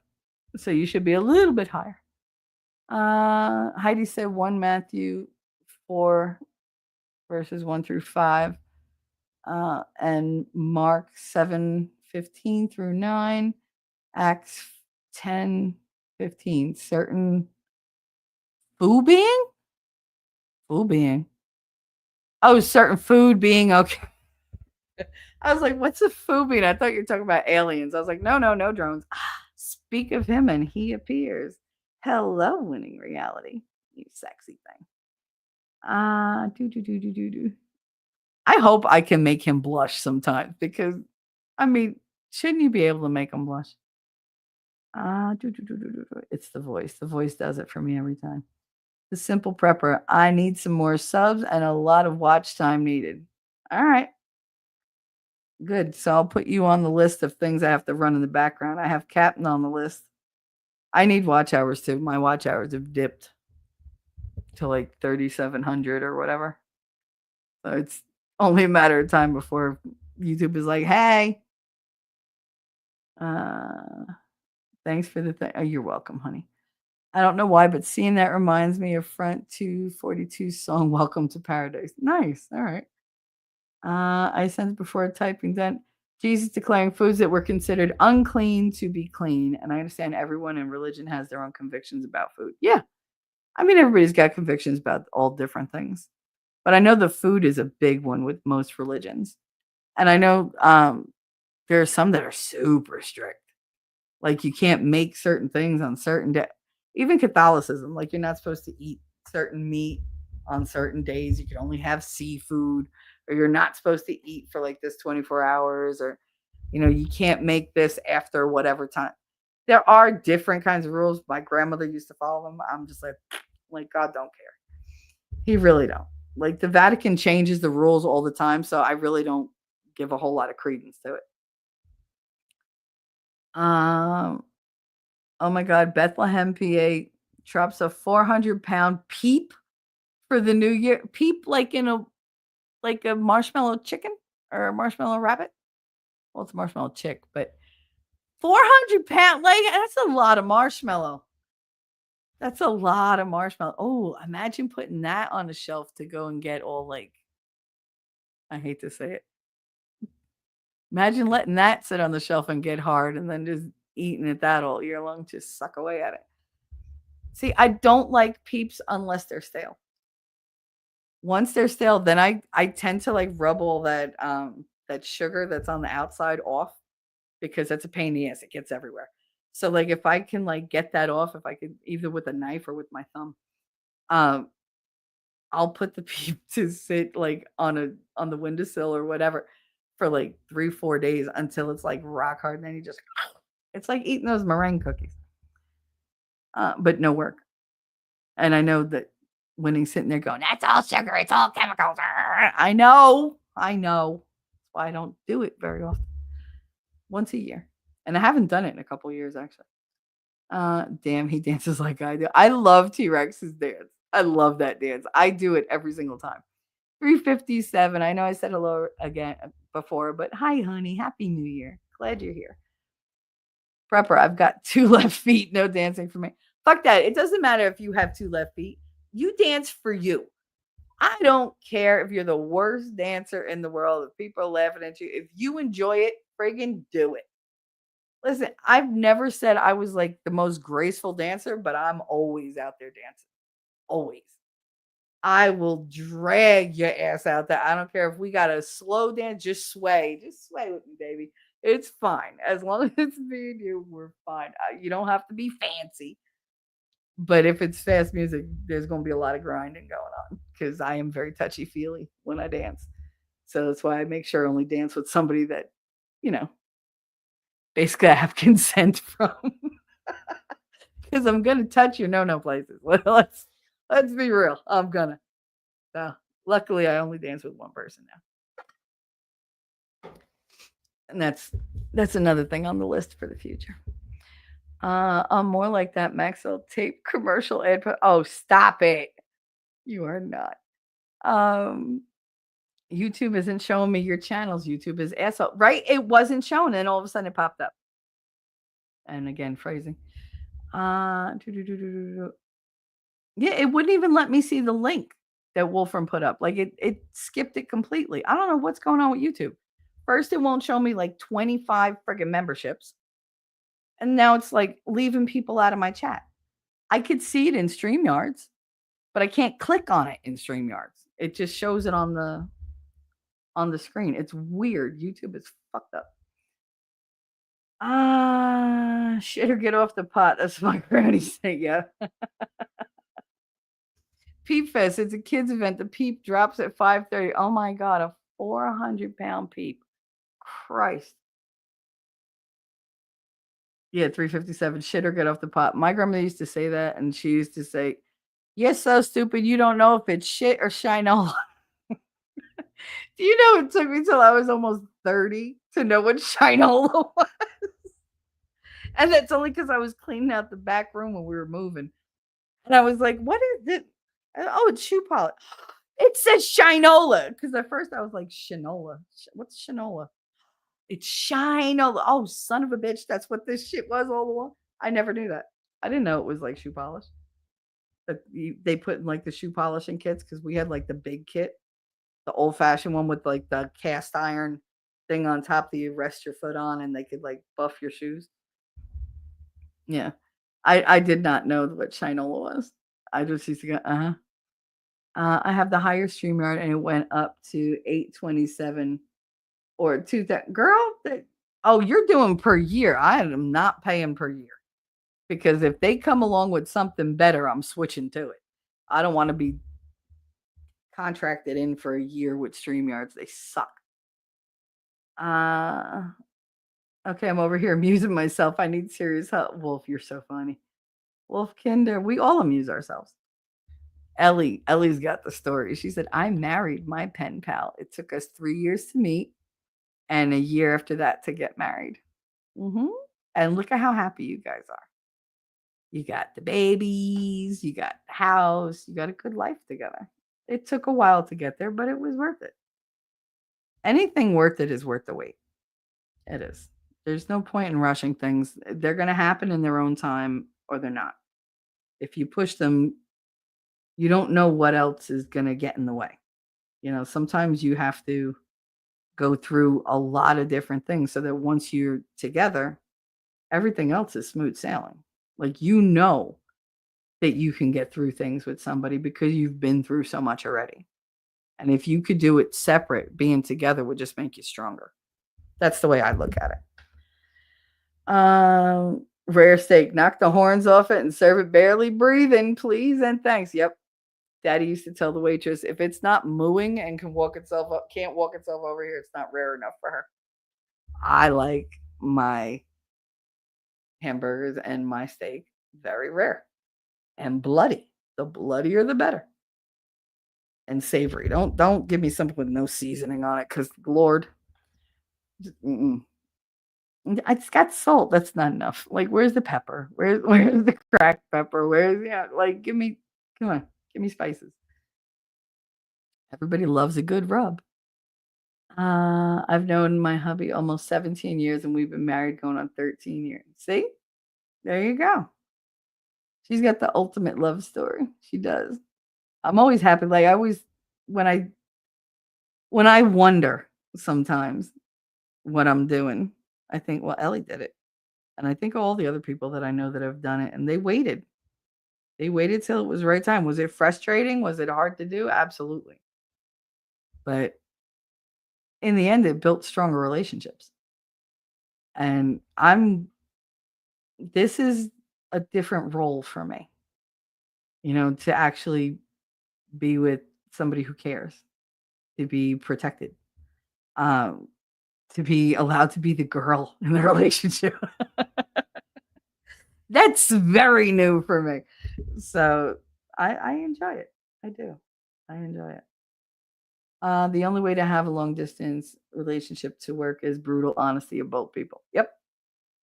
No surprises.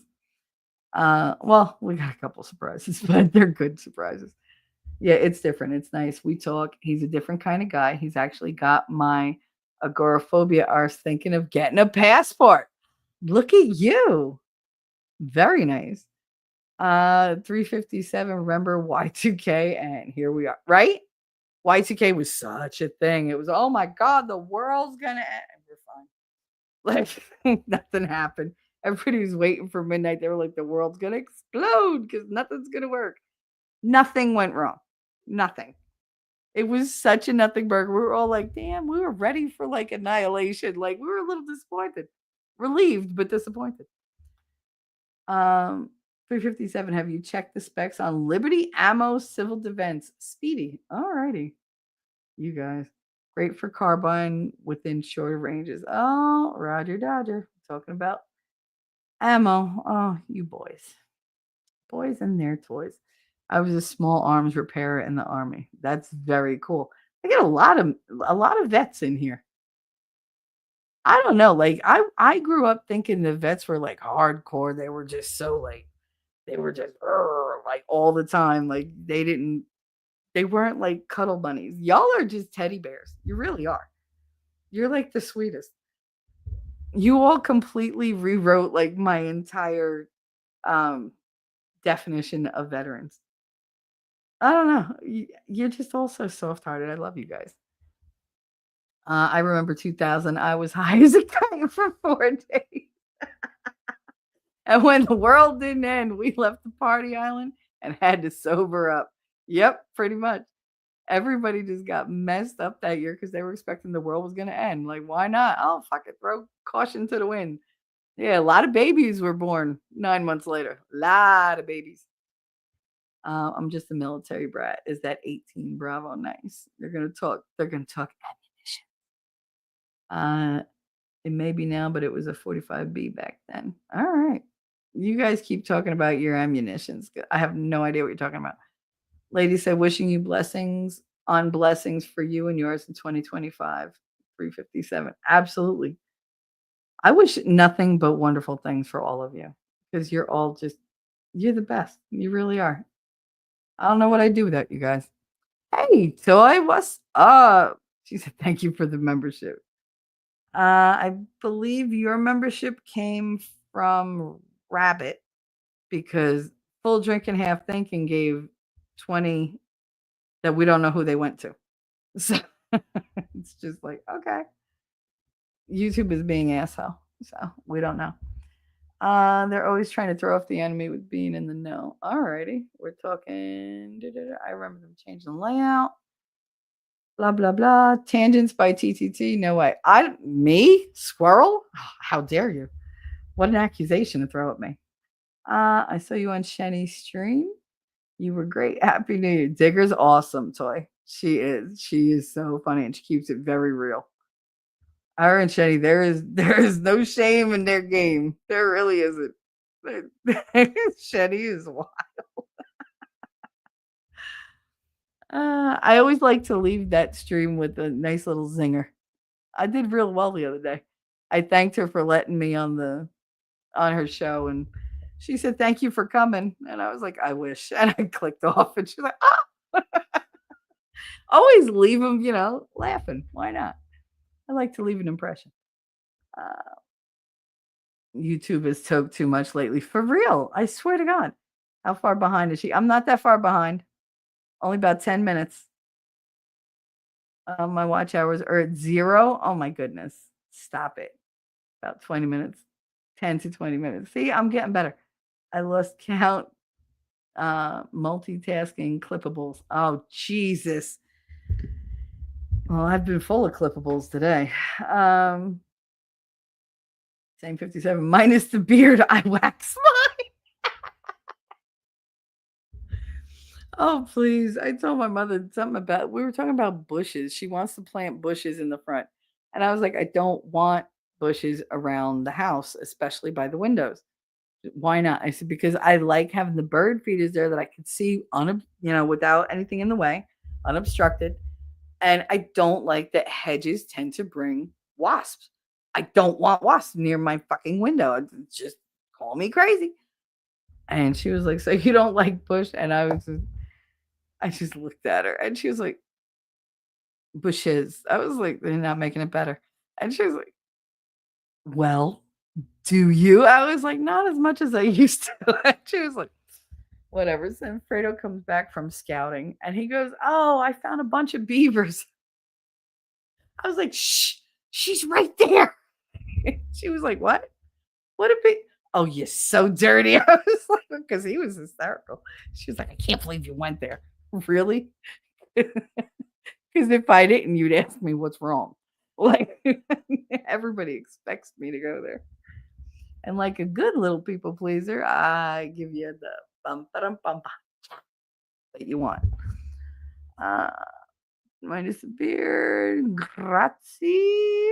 Heidi, Heidi. Now I changed your name, Heidi. Now you're Heidi. Yep, Heidi, my bro went full send on the food deal. Oh well. See, I don't like when people mess with the food. It's bad enough that there's certain things I can't eat anymore because they're not good for me. And damn it, why is all the stuff that's really bad for you really tasty? Like that sucks. Can't be like, oh, cauliflower is terrible for you. Stop eating that. Like, no. Shelly may need an O2 man. I might. You never know. Try a dance class or YouTube videos. Yeah, you could try that simple prepper. Or you could just put the music on, put some headphones on, and let the music take you. That's all. I was laughing in about Tangents by T3. I mean, that's what I do. Simple prepper. I drive Uber. I get to listen to my playlist all night long. See? Just dance in your seat, man. Come on. I can't sit still. I can't. I'm sitting here.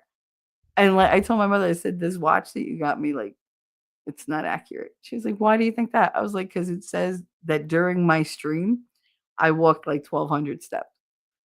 She's like, were you moving your hands? I've been talking for 4.5 hours. Of course I was moving my hands. This is why my hands, I have like thin fingers because all I do is flap my hands around all the time while I'm talking. When Katie talks, when she's on the porch, We have to turn the Ring camera off because she sets off the alarms. She sets the sensor off as she talks because she's always the hand gesture. I'm Italian. I can't help it. But yeah, I can't sit still. I never could. If I sit still, I fall asleep. That's what happens during streams. Like if I'm sitting there relaxed and I'm with the people that I like and I'm like just sitting in bed, I'm just watching. Within 5 minutes, I'm knocked out because I haven't moved. I have to always like move around or like rock or whatever. Just wait till she gets to my O2 mask joke. I'll have hell to pay. No, that's fine. I'm gonna let it go. I'm gonna let it go. I'm gonna let it go. I'm gonna let it go because it's New Year's and now it's pouring. Holy shit! And lightning. That's great. It's freaking pouring. I hope I don't lose power. Anyway, I'm gonna wrap it up very, very soon. I'm trying to catch up. My grandpa had some zingers of little bits of wisdom. Never paid attention to the shoe polish, the brand names. It's shoe polish. It's Shinola. Shit or Shinola. Full on Italian phrases, maybe. What do you want me to say? Bafangula sarda mam da kita mort. E je fita fatta do piccolo sacianide e brushungula kid. There you go. And you could take that to the bank. World War II generation, I concur. That's the best. Love the Gramps and Grammys. Tough nerds. Absolutely. Heidi, I'm married to a Sicilian. No. Okay, but I don't speak Sicilian. And Sicilians do not speak Barese or Moffates. And I speak Barese and Moffates. So, and if somebody tells you they're the same, they're not. They're not. One is within the province of another, but they're two completely different dialects. And they're very different looking people, believe it or not, even though they're neighbors. And if you call a Barese a Muffy or a Muffy Barese, they get very upset with you. Very upset. Because one half of my family, my father's half, is Moffates from Molfetta. And the other half of my family that I count, at least my grandmother's side, is from Bari, from Altamur. So I have relatives that like ancestors from Naples and Rome and Tuscany and all that, but I don't really associate with them. And like, I don't know, their kind of culture and dialect never made it into my lexicon. So it's like, I speak mostly with the Barese accent. I do with that dialect because that's what I was raised on. And we cut a lot of words in half. Vowels are not our friends. So yeah, it's completely different. I've tried to have a conversation in Italian with a Sicilian and it just don't work out. I'll get like every sixth word. And I'm just like, this is too much work. It's easier for me to talk to a Puerto Rican. Like it's just, they talk and I'm like, oh, you understood that? Mm-hmm. But I have to answer them in Italian because my Spanish isn't that great. It's not bad, but it's not that great. Wipe is butt and send it on. What? Wipe is butt and send it on in. What are y'all doing in chat? Did I miss some shit? Because now I don't trust YouTube to not like show me everything. My Mima has a wooden plaque on a wall that said, Lord, help me this day to keep my big mouth shut. I need one of those now. I mean, you don't have to keep your mouth shut. Like my grandma used to say, bite your tongue, bite your tongue, bite your tongue. I'm surprised I have a tongue left. You don't need seasoning on steak. The blood is seasoning. I will literally drink the blood. My mother laughs because I wait and then I pick up the whole dish and tip it. I drink it like soup. And she's like, oh my God, my vampire child. I'm like, listen, yes, I'm borderline anemic all the time, but wipe it's. I think everybody started drinking. Simple Prepper, I'm just waiting on her to read the joke because I missed it. I missed it too. Like, I don't get it. Repeat the joke. So I said T3 is a cutie. Oh, thank you. I appreciate that. Probably should write that on my forehead. What, that I missed the joke? Heidi, Shelly needs an O2 mask as if she's sucking all the oxygen out of the air. Rude. So rude. I am not sucking the oxygen out of the air. I suck many things in life, but oxygen out of the air was not the one of them. Sucking all of it out. Rude. Ow. And fuck you. It's fine. You think what you want. I'll have you know that anybody who's been on the other end of my sucking never had a complaint. So, I have a tat that says "Don't be a cunt" as my daily reminder.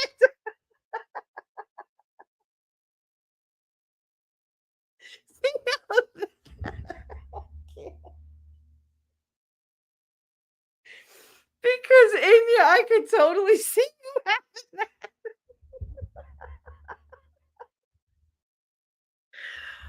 You should have had that put on the palm of your hand so you can just stick that in somebody's face. Be like, read the hand, not talk to the hand, read the hand. Follow directions. Learn to follow directions, bastard. Oh my god. See that? Y'all are killing me. I can't. Between the whole fucking thing with Captain Kearns this morning, oh god. You're making brownies. Ooh, are you making special brownies?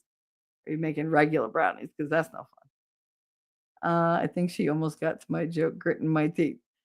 No, that's fine. That's fine. It's fine. Mean. You're lucky I have a very good sense of humor, but no, I'm not sucking the oxygen out of the air. You just feel that way because I'm holding a pillow over your face.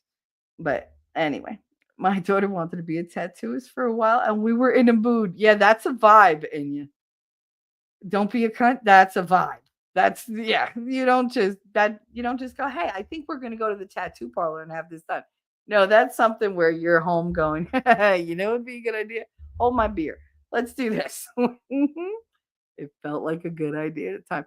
That's why you should always have to travel to the tattoo parlor because it gives you a window of opportunity to change your fucking mind. A lot of tattoos are not good ideas. Not good ideas.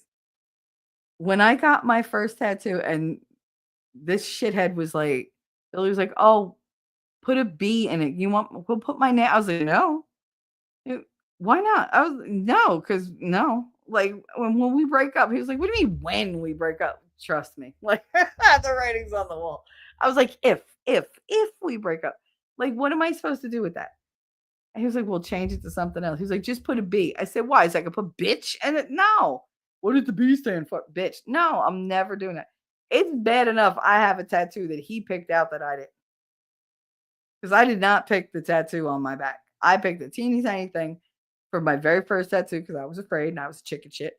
And he picked a bigger, much bigger heart with a biohazard around it and had the dude put that on my back instead of what I picked.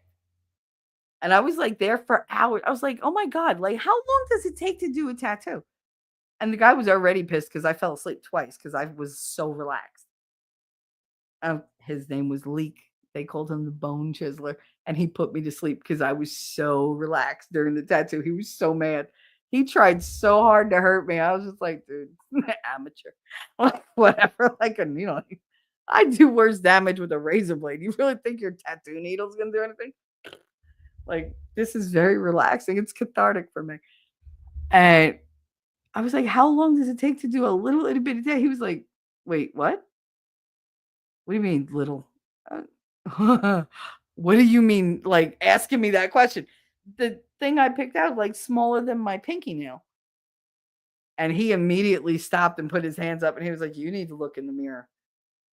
I was like, how the fuck am I? So he helped me to like see my back. And I was like, oh my God. And I didn't pick that. And Bill was like, I picked it. What?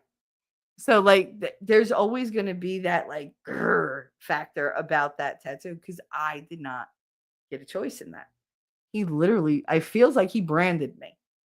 Like that's what that feels like. Like you literally put your mark on. Thank God he didn't get to the fucking B because he really did want to put a B in the fucking tattoo. He was debating it. He was like, "Oh, you should get it." No, I shouldn't. No, I shouldn't. Just the fact that you had my body altered permanently with what you wanted rather than what I wanted told me right then and there we weren't going to work out long term. Like that was not going to, like we immediately, I knew we had a shelf life.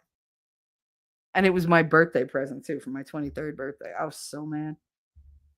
Ugh. But yeah, that's one thing when he's like, yeah, we got to get that tattoo redone. Got to get a couple of tattoos redone. To be fair. Are they adult brownies? I mean, I make those. I saved like all these stems and everything to make the butter with. I figure I add them to a couple buds and make the can of butter. And then I can make any kind of thing.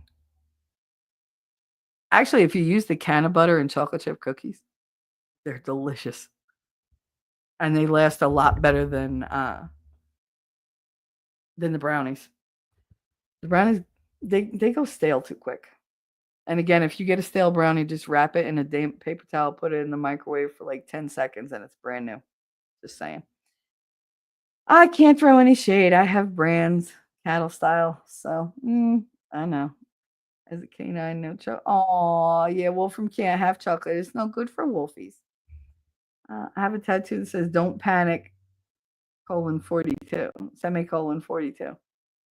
Oh, all right. What does that stand for? Don't panic 42? Or can you explain that? I don't get it.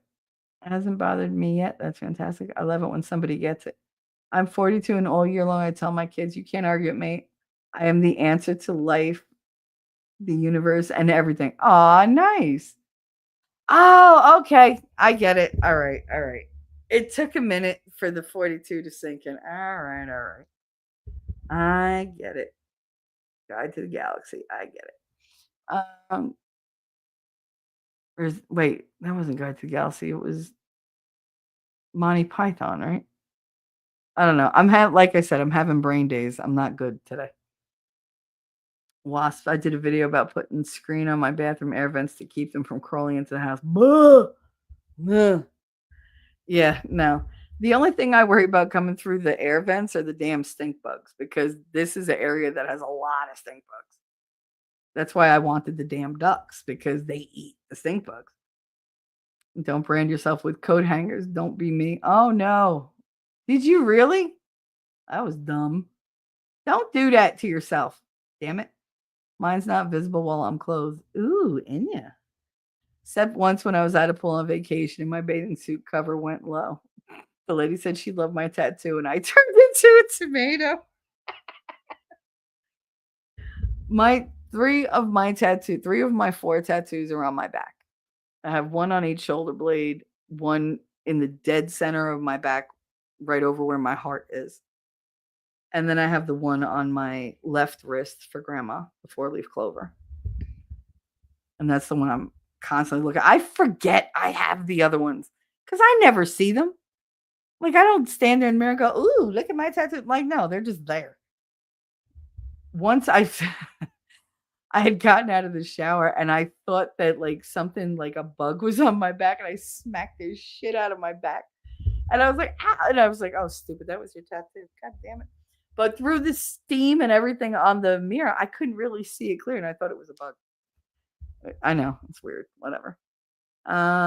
We did a lot of messaging, text, phone calls, snail mail, care packages. I sent him a lot of letters and packages when he was deployed. He kept them and put them in a pretty box for the kids. Aw, that's so sweet. Okay, she passed it up. No, I addressed it. I just addressed it late. I wish y'all enough kisses. It's from a poem that got me in the feels and means a lot to me. And Dennis, I wish you enough. Aw, I'm gonna have to read that later. I can't click on it now. Yeah, Anya, all my stuff is hidden. I can still rock a golf shirt. You wouldn't see nothing. You ain't seeing nothing. All Italian women use their hands to help talk. My wife does it a lot. We say help talk, but it does. Like, the gesturing helps get the point across. And this way you know if I'm serious or not, because, the gesturing gets more animated. And if I smack you, then you really know what the point of the conversation was and what mood I'm in. Heidi, that's so beautiful and needed today. Thank you, sweetheart. Somebody throw that in the Discord, please, because I know I'm going to wind up losing the link with how YouTube is today. Not happy. Us Germans too. All right. Damn. Okay, Shelly nailed that accent. Nailed what accent? What accent did I nail? I nailed a lot of things. Although not recently. I'm still 15 minutes behind. Nice. And me too. Ironically, I'm 13 minutes behind. I just reread it earlier and the well is flowing. All right. I didn't know most German girls did also. The chipmunk speed in you and you'll catch up. Thanks. T3, you're hilarious. I'm glad you think so, Toy. Thank you very much. One way to get watch hours, you could set up a words on stream, or some of us called it word crack. That is true. That is true. It's Greek to me. I was talking about ordering a steak at a restaurant. Well, this 3/4 German does. Okay. Words on stream is a word game. Very addictive. It is. T3, if you let a steak rest correctly, it's not supposed to bleed, even though none of that is actually blood. I'm aware of that. I don't know why you felt the need to correct me, but I'd rather say I'm eating the blood than I'm drinking steak juice. Wait, stop it. And I make sure it bleeds. I stab it until it does. 23. Oh, we're still talking about steaks. Damn. 23andMe doesn't know what to do with me. I'm the milkman's kid. Mine says I'm half Finnish. Okay. I'm supposedly half Italian and 43% Finnish. What? So either it's from, I don't know. Like, eventually, Ellie and I are going to sit down and go over my genealogy because it's ridiculous. Okay, we don't need to hear what you say. Hey, you brought it up. Stop destroying our delusions. That's right. Thank you, Toy. That was meant for you, T-Rex, not for me. First, me being an actual dinosaur isn't delusional enough. It's really not. Be nicer. I'm going to make like really good desserts and put them just out of your reach. Just out of your reach. I'll put them like in a box and then have like some kind of like PVC pipe that you can't get your little arms into. And then you can smell all the desserts, but you can't reach them. So thank you for bringing that back up. Anya is a champion. Delusional things ought not to call out other delusions. That's very good. Yes. Where's your sense of adventure? No regrets. My sense of adventure ended when I went and got like nipple piercings. That was where my sense of adventure ended. Don't do that when you're drunk. Well, definitely don't do it when you're sober. But at least make the decision when you're sober and then go when you're drunk. But I mean, it was fun. I just really pissed that dude off. He really wanted to make me hurt and couldn't. It was funny. That's why you can't get rid of the rash T-Rex. You can't reach it. That's a good one. And yeah, absolutely. Absolutely. Just remember, put your antibiotic lotion on. What was the topic today? No topic today. Today's just Happy New Year. And we're just chilling, wrapping up. It was supposed to be a short stream, and we're coming up on hour 4. So meh. But no, I just wanted to chill with you guys and just tell you guys how much you mean to me, and to say thank you for always coming around and to have a couple laughs. I don't want anybody to feel alone. And I think an end of the year stream had to be done so that you guys know I'm always here for you. And I think you're there for one another. So just reach out for laughs, for whatever. She needs to have more discussions around the topic. Yep, no topic today. Today's just we're good. We're trying to just be as normal as we can in a very crazy world. Something about Sanity coming back next year. Oh, that's a wish. That's not so much a topic. I might not make it if I can't be crazy. Bring back a collective sanity. I mean, to come to me to learn about collective sanity is kind of like counterintuitive, I would think. So you should know that I was being ironic. But no, I do want sanity and morality and all sorts of stuff to become popular again. I just have no way to make them go about it. At this point, it's just like, please, just these people in power do the right thing. That's what we keep hoping for. Just do the right thing.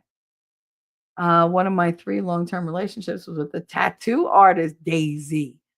I've done a lot of flash art ready to be transferred on scan. Nice. Very nice. I didn't hear that being in the forecast. I think you're good. Speaking of forecast, it's pouring.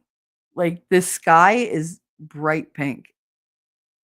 I know I'm not seeing shit. Like it's pink, which means it's gonna snow a lot later. Simple prepper. I was going off what she said earlier. There you go. Butter comes in cans.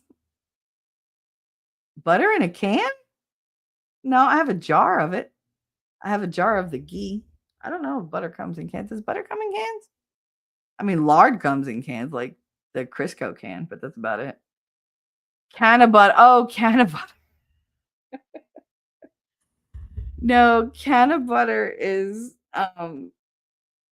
weed butter. It's butter that I make with bud, with cannabinoids. Can of butter and coffee, though. I know, 357. You want to talk about night? Your body's like, wait, I have caffeine, but wait, I have THC, but wait, I have caffeine. Which is gonna win out? I've seen dehydrated butter in cans, but not butter. Only seen it in boxes. Wait, it's a thing, not butter.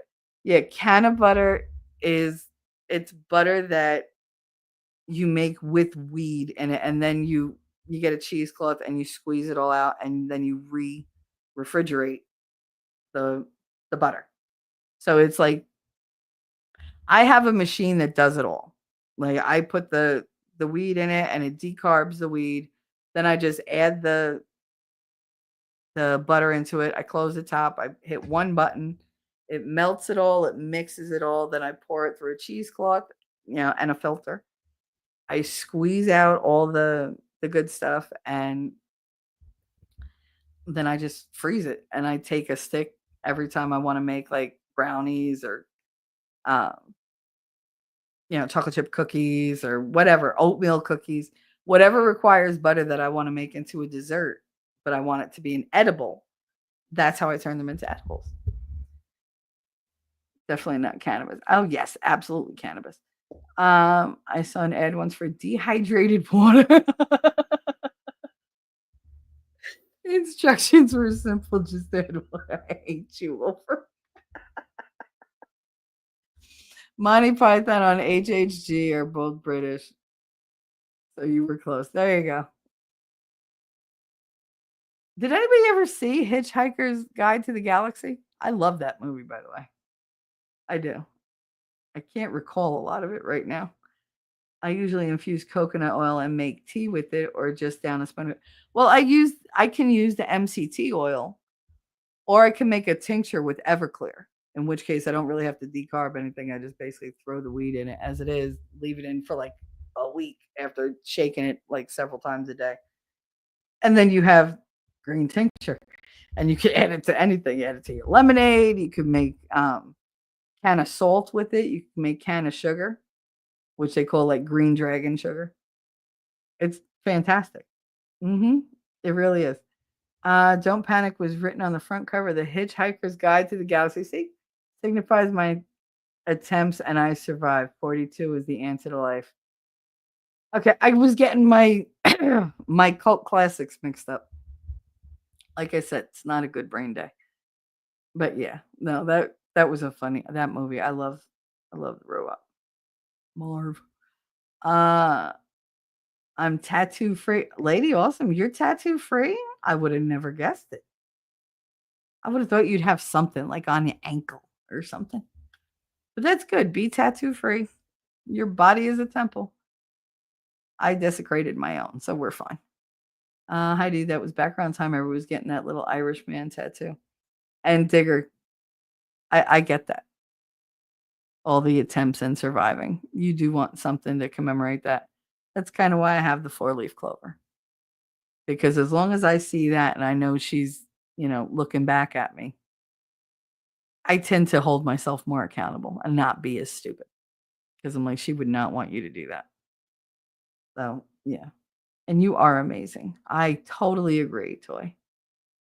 So Heidi, that was back around the time everybody's getting the little Irishman tattoo for House of Pain. So wild when it came out that the band was not Irish. T-Rex, I saw a recipe for crepes. That's not how you spell it. Sometimes these cooking videos on TikTok are designed to piss people off. So the first step was to add a can of sweetened condensed milk to a skillet of boiling water. Okay. They made effing milk. I mean, crepes are not hard to make. They're really not. So I don't get why you need like a whole. I don't like the TikTok recipe videos because they show you step by step, but they don't tell you how much of anything. And if they do, it's in a different language or it flashes so fast you can't catch it. And then they always cut off the final steps. And I'm like, all right, you took me this far, and then what? Like, fuck you, lady? Like, okay, thanks. It's called crepes. Yes. CREPES, not CRA. They're crepes and drapes and grapes. It's a crepe. It's France. I remember when that Not Irish news broke, everybody was so mad, but I thought they were from Ireland, so it didn't bug me. I never thought they were from Ireland. That's funny. Only one of mine isn't covered in. It's my mom's signature that says "Love Mama" on my left wrist. Aw, Inya, that's so sweet. We're almost caught up. T-Rex, I'm not picking on you. I'm correcting you so you're saved from the mistake around larger crowds. Yes, so you're saved from the mistake of saying crepes the wrong way in public. Because that happens a lot.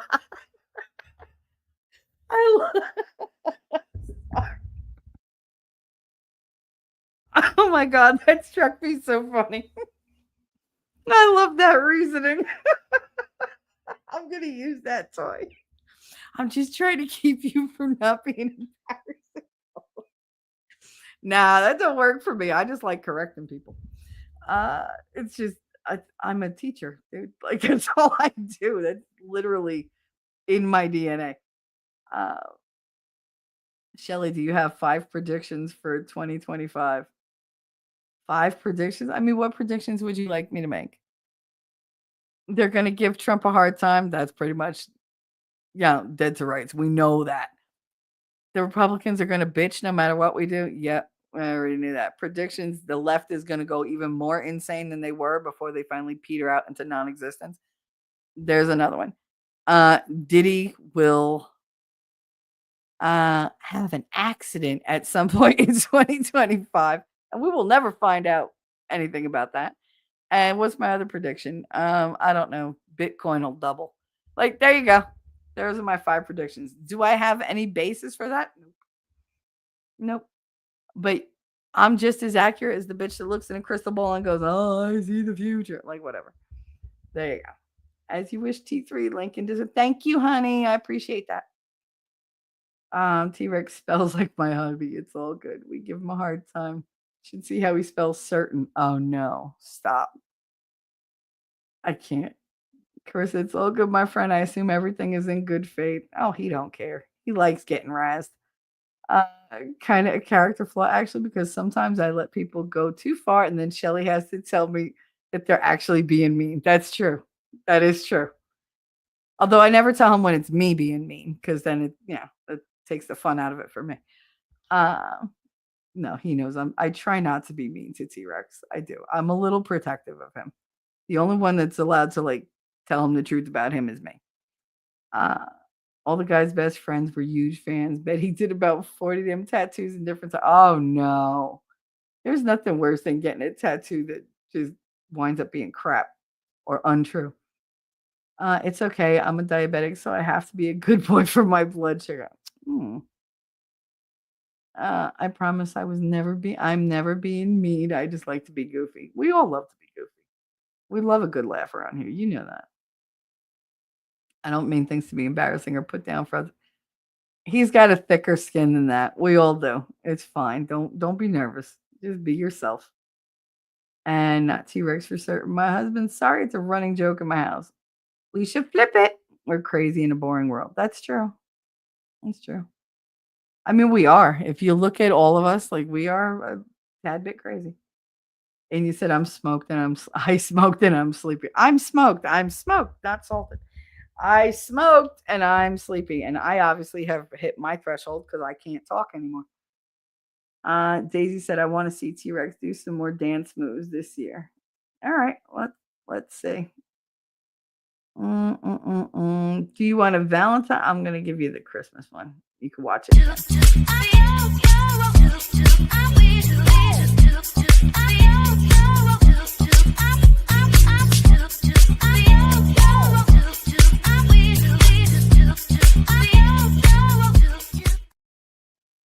There you go. There you go. And in case you guys are not doing anything tonight, I hope you stop by. I'm pretty sure Winning is doing a show. And you know what I say. Winning helped make everything better. Winning helped make everything better. I don't know why it did that. And you know, All I do is win, no matter what. My honey. So anyway, we will be having, I believe he's doing his show late tonight. So we'll see. Hopefully he'll put the times up. I checked before and I didn't see anything. Did he post anything? Nope. Still hasn't posted shit. He ain't posted shit. Damn it, Winning. Damn it, Winning. Anyway. This is fun. I'm probably going to sleep because I'm alone tonight till 11 p.m. Well, no, we're going to be probably doing a stream. If he's doing a stream, I know he is. I just don't know who all is going. I'm assuming I'm invited. And if you don't like it, too bad. I'll stop by anyway. But no, come by. Toy Can of Butter is its own taste. I like coffee black, no sugar, but the butter is awesome.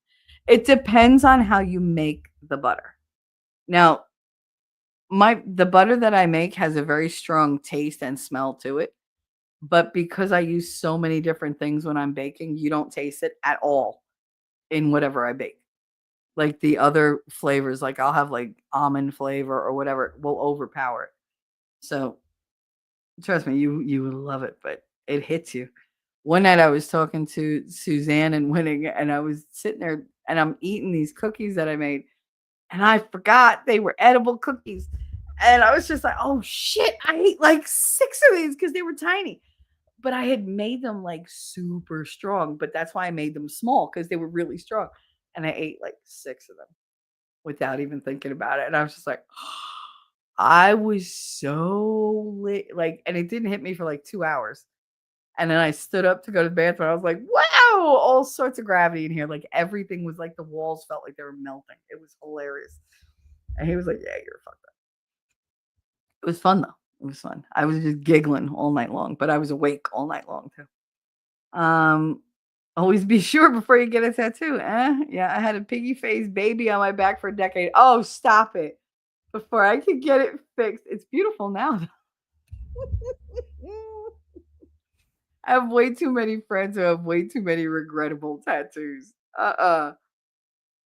Sugar changes coffee's consistency too much for me. Yeah, I add creamer. I don't use additional sugar. There's enough sugar in the creamer. I get it. Buddha. It depends on the type of coffee. Which do you prefer? All right. There's sure that I drink anything, but I try to support military vet companies. That's awesome. I can't even comma. Oh, God. No fun being alone. Party at Inya's. Ninja cookies and food fight, then a water fight. Ooh, we could have wrestling. Could be oil of some type involved. I saw hitchhikers. I love hitchhikers. I still can't get this kid still enough to do these cookies. Girl, that's why you make messy cookies. Messy cookies. Black Rifle coffee is what I'm sipping right now. Right meow. You like medium roast? I like all roasted coffee. It's just I have to have the creamer with it. It's one of my favorites from the movie. All right, I gotta speed ahead because I need to go and cook. I should have sent them with him to his sister's. Aw. Oh, you try to get rid of him. Like, just leave me alone for a little while so I get these damn cookies done. I'm in ATX Austin. Very nice. I'm south of you. Cool. Y'all are closer to each other than you think. And Brent, you're all just throwing out like all these cities. I'm like, that's nice. It's just, to me, it's just Texas. Like, I've never been to Texas. I want to go though. We need to raid AC when done. Oh, he went. Is he going? Let me see. Let me see if I can get AC. Redirect. Anger. God damn it. Why does it never type the first time?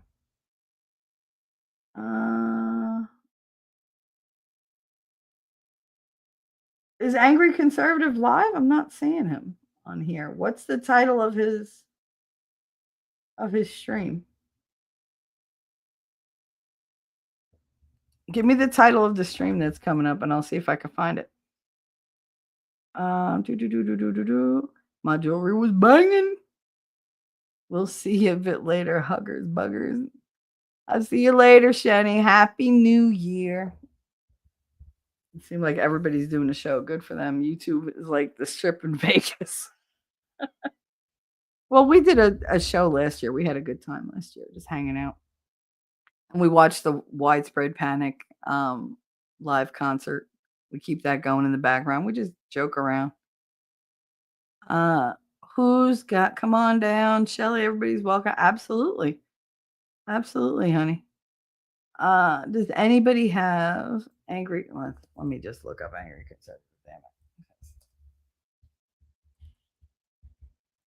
Let's see if he's live. Who had the worst? All right. So, who had the worst year?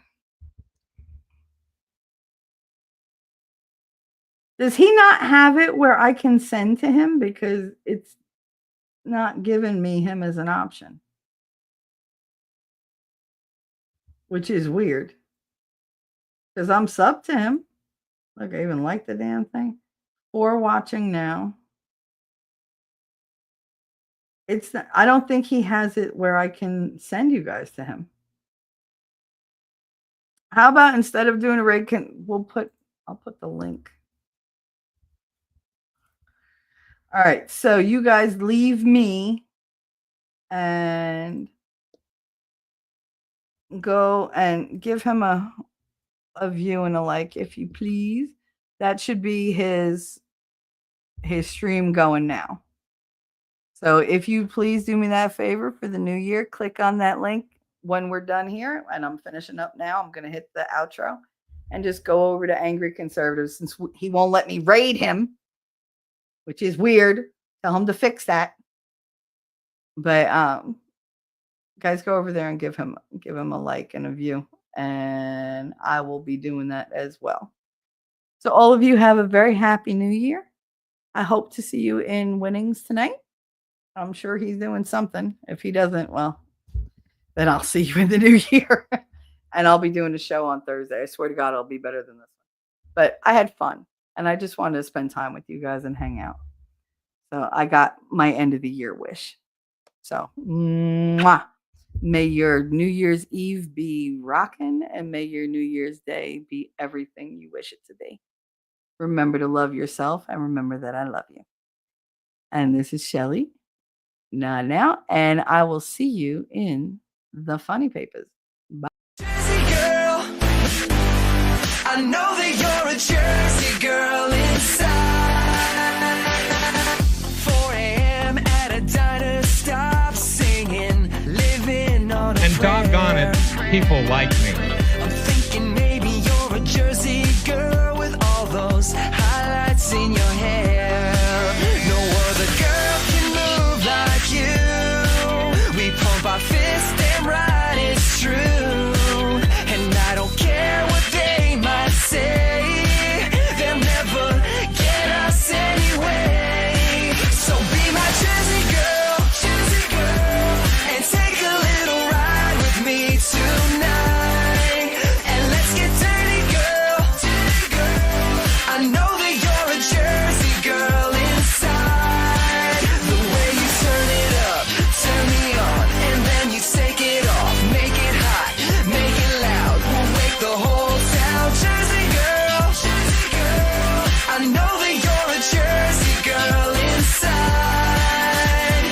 Who the fuck starts a conversation like that? I just sat down.